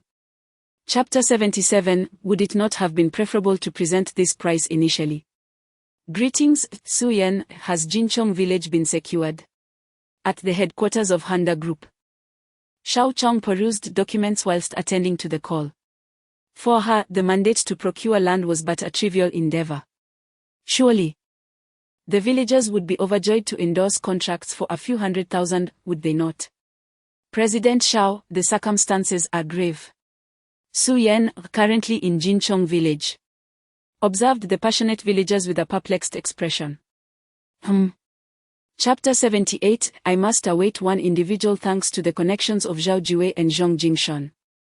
The temporary plates for the Mercedes G-Class were affixed and all necessary procedures completed in less than 2 hours.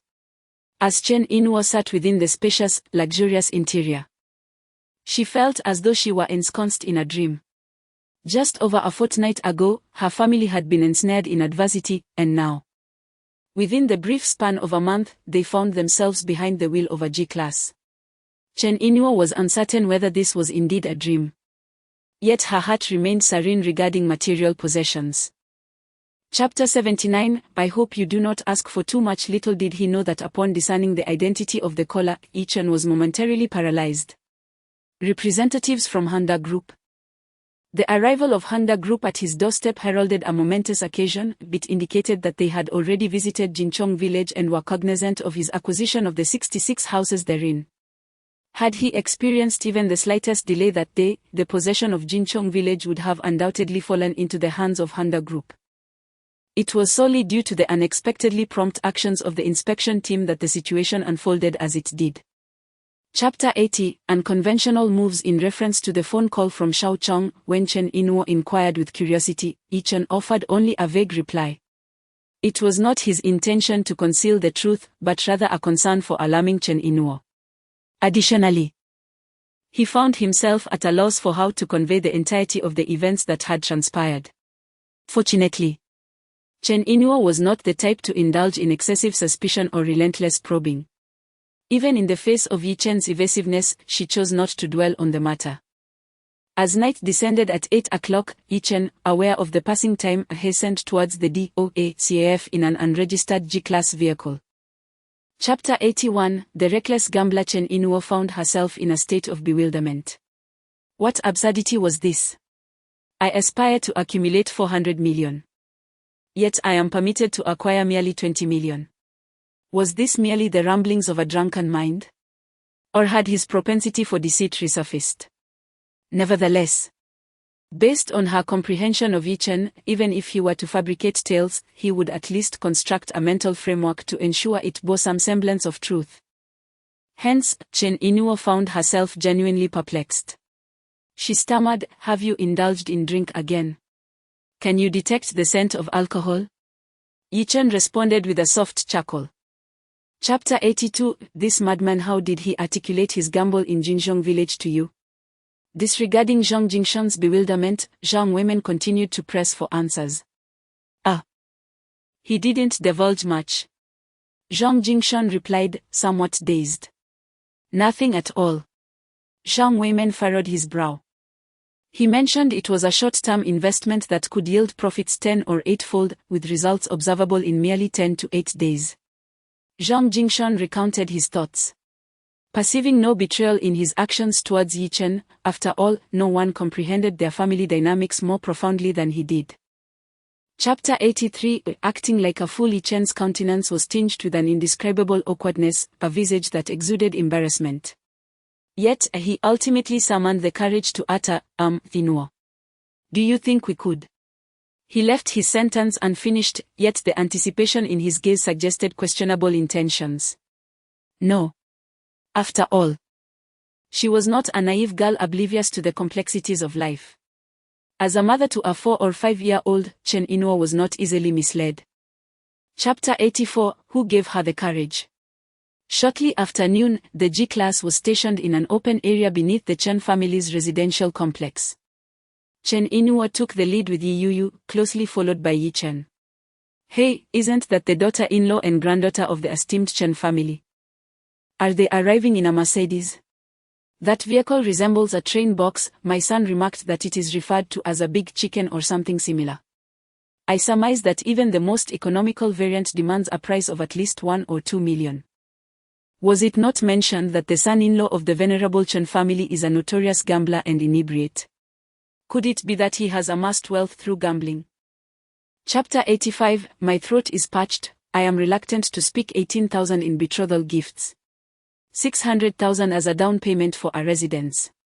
Over 200,000 for an automobile. 1 million. This was the sum the Chen family was anticipated to furnish. Yi Chen was on the brink of losing his composure. Was this embellished with gold? In this flamboyant and distorted era, it is entirely justifiable for numerous unmarried women to demand a bride price along with a residence and a vehicle. Nonetheless, such expectations must be contingent upon the financial standing of the other party's family. Chapter 86. Speaking nonsense and boasting. Upon returning to the dining table with a cup of water, I set it before Chen Yihao. Wang Qian suddenly quipped, "Uncle and aunt. What illustrious enterprise is Yihao's brother-in-law engaged in at present?" Taken aback by this unforeseen inquiry, Lu Shuaqin and Chen Jiangwo were momentarily speechless. A grand enterprise? That gambler and drinker. What a farce. The more than 300,000 in his bank account was most likely, no, it was certainly, acquired at the gambling table. Chapter 87. A thorn in the throat. What trouble? What kind of trouble?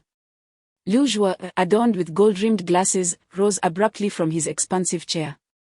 Having collaborated for many years, he was profoundly acquainted with Xiao Chong's character. If the circumstances were not grave, she would never have sought his counsel. Given that Jinshong village held considerable significance in the commercial landscape cherished by Chairman Yu, Lu Zhuo's demeanor shifted to one of solemnity. "I regret having to approach you, Old Lu, but the situation has grown intricate, and I find it imperative to consult you. The chairman is convening a meeting regarding the suburban development strategy." Chapter 88. Understanding fate and recognizing features. The family of three relished a delightful afternoon together. Time seemed to slip away, and before they knew it, the little girl, who had seldom been permitted such indulgences, had drifted off to sleep in the car. Upon returning to their rented apartment, after Chen Inuo had gently coaxed the drowsy Yu back into slumber, Yi Chen remarked, "Inuo, I must step out for a while and shall not be home for dinner." Where are you headed?" Chen Inuo inquired, taken aback. "Old Secretary Zhang Weimen has graciously invited me to his residence for dinner." Chapter 89. You are no match for him, Old Secretary. Upon crossing the threshold, a middle-aged man trailing behind Zhang Xingguo immediately donned a fawning smile and addressed him. Although he served as Zhang Xingguo's trusted aide, encounters with the venerable Old Secretary had been infrequent. He had perpetually sought an opportunity to ingratiate himself with the Old Secretary and cultivate a personal rapport. Despite Zhang Weimen's lengthy retirement, to the casual observer, this former leader appeared to wield little influence. However, Kong Likun recognized that through years of steadfast dedication in Jiangzhou, he had cultivated an impeccable reputation. Chapter 90. Trust me, he is in crisis. You are far inferior to him. This phrase reverberated in Zhang Xingguo's mind, simultaneously igniting a fire of indignation within him. How could the esteemed chairman of Yong'an Construction Company, the titan with assets amounting to hundreds of millions, be equated with a gambling addict and a drunken wretch perpetually pursued by merciless loan sharks? Very well, as you wish, old man. If he is indeed divine, then I must concede my inferiority. Zhang Xingguo retorted with a sardonic tone, prompting a resigned sigh from Zhang Weimen, who was all too familiar with his son's disposition.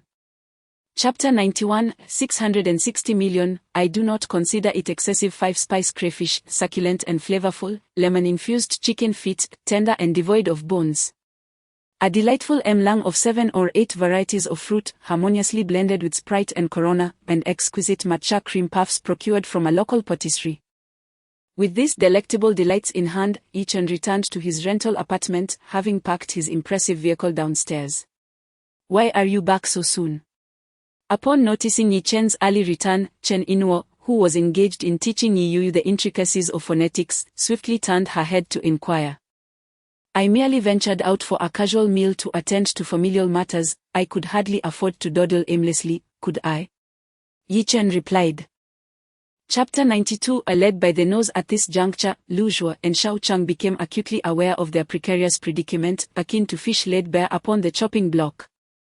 They comprehended, all too well, that the more anxious they exhibited themselves, the farther they would lose control over the situation, becoming ensnared by their adversaries. Yet, they found themselves devoid of alternatives. The municipal government had yet to finalize and announce the extension of Metro Line 10, an uncertainty that loomed ominously over them. The sole certainty was that the extension towards the outskirts was nearly an inevitability. In light of such circumstances, they felt an overwhelming compulsion to act with haste. Chapter 93. Taking bold strides risks treading upon fragile ground. Chairperson. Chairman.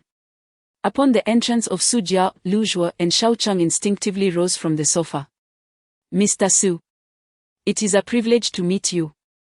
They made no attempt to display any semblance of arrogance. As Su Jiao made his way inside, Yi Chen also stood, offering a gentle smile.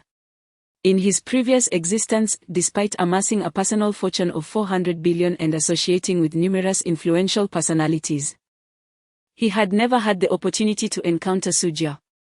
Chapter 94. Blue Ocean Winery. A sudden crisis. Yi Chen departed, leaving behind a carefree silhouette for Su Jiao, Lu Zhuo, and Shao Chang.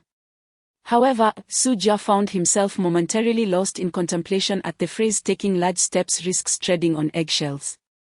The external criticisms surrounding Henda Group's forays into diverse industries were incessant, with many within the sector expressing skepticism. Yet, to him, those external voices bore no significance. The very essence of Su Jiao's ascent to his current stature lay in his ability to navigate through the doubts and skepticism of others. Chapter 95. Do you believe me to be so divine?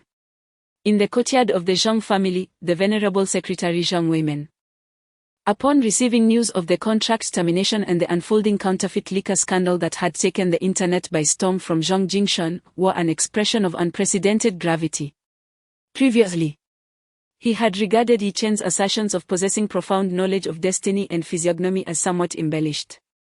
While Yi Chen may indeed possess remarkable insight, it seemed implausible that he could foresee every event with unwavering accuracy.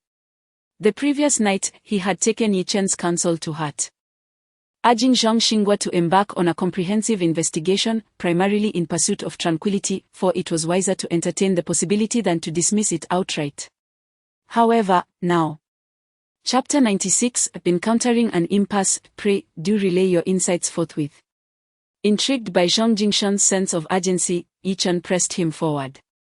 Brother Yi, is it indeed true that Zhang Xinghua is confronting a crisis? After a brief moment of hesitation, Zhang Jingshan finally posed the inquiry. Despite his steadfast belief in Yi Chen, he ultimately yearned for a conclusive response regarding this matter. What say you? Weren't you consumed with animosity towards him, gnashing your teeth in disdain? At this, Yi Chen responded with playful banter, setting aside hatred. I also. Chapter 97. Bring me the life-saving pill. On Yi Chen's side, life appeared to have entered a phase of unembellished tranquility. He navigated the simple pleasures of picking up his wife and child, engaging in grocery shopping, and preparing meals, a modest routine. However, for someone like him, who had endured decades of solitude and remorse in a previous existence, this simplicity was far from tedious. Rather, it bestowed upon him a profound sense of fulfillment. For 3 consecutive days, he reveled in this unpretentious existence, spending the majority of his time in his rented apartment. Except for the occasions when he took his wife and daughter out, or accompanied Li Chongfeng and Zhang Jingshan to Handa Group to finalize the transfer agreement for Jinzhong Village. Chapter 98. You have ignited my passion. Who is this? The disintegration of his mental state left merely a flicker of obsession to sustain him. Alongside the relentless gnawing of hunger, Pang Jun feebly answered the call, as if all his vigor had been depleted in a prior frenzy. Is this Mr. Pang? On the other end, Yi Chen, navigating a G-class, smiled. Who are you? How did you acquire my number? Pang Jun replied in astonishment. Could it be linked to the recollections of my past existence? Chapter 99. Are you merely puffing smoke? No company. No brand. In that fleeting moment, Pang Jun felt an overwhelming urge to overturn the table. My friend, did you travel all this distance just to mock me? This seems rather harsh, does it not? Yet, Yi Chen merely offered a faint smile. If one possesses wealth, the establishment of a company and a brand is hardly a challenge, is it? Pang Jun suddenly halted. Taken aback. A company and a brand can be created at any moment. I can manage the investment, and you can oversee research and production. What are your thoughts? Chapter 100. Tiangong Club Zhao Jiwei. The second-generation coal magnate who operates a Mercedes-Benz dealership. What of him? Yi Chen inquired, perplexed. He is hosting a gathering tonight at Tiangong Club and has requested my presence, hoping you might accompany me. Li Chongfeng will also be in attendance. What are your thoughts? Zhang Jingshan responded. Tiangong Club. Yi Chen was somewhat acquainted with the name. He recognized it as an establishment primarily frequented by the privileged progeny of officials, though he had only heard of it in passing. After all, by the time he had amassed his fortune, Tiangong Club had long since faded into obscurity.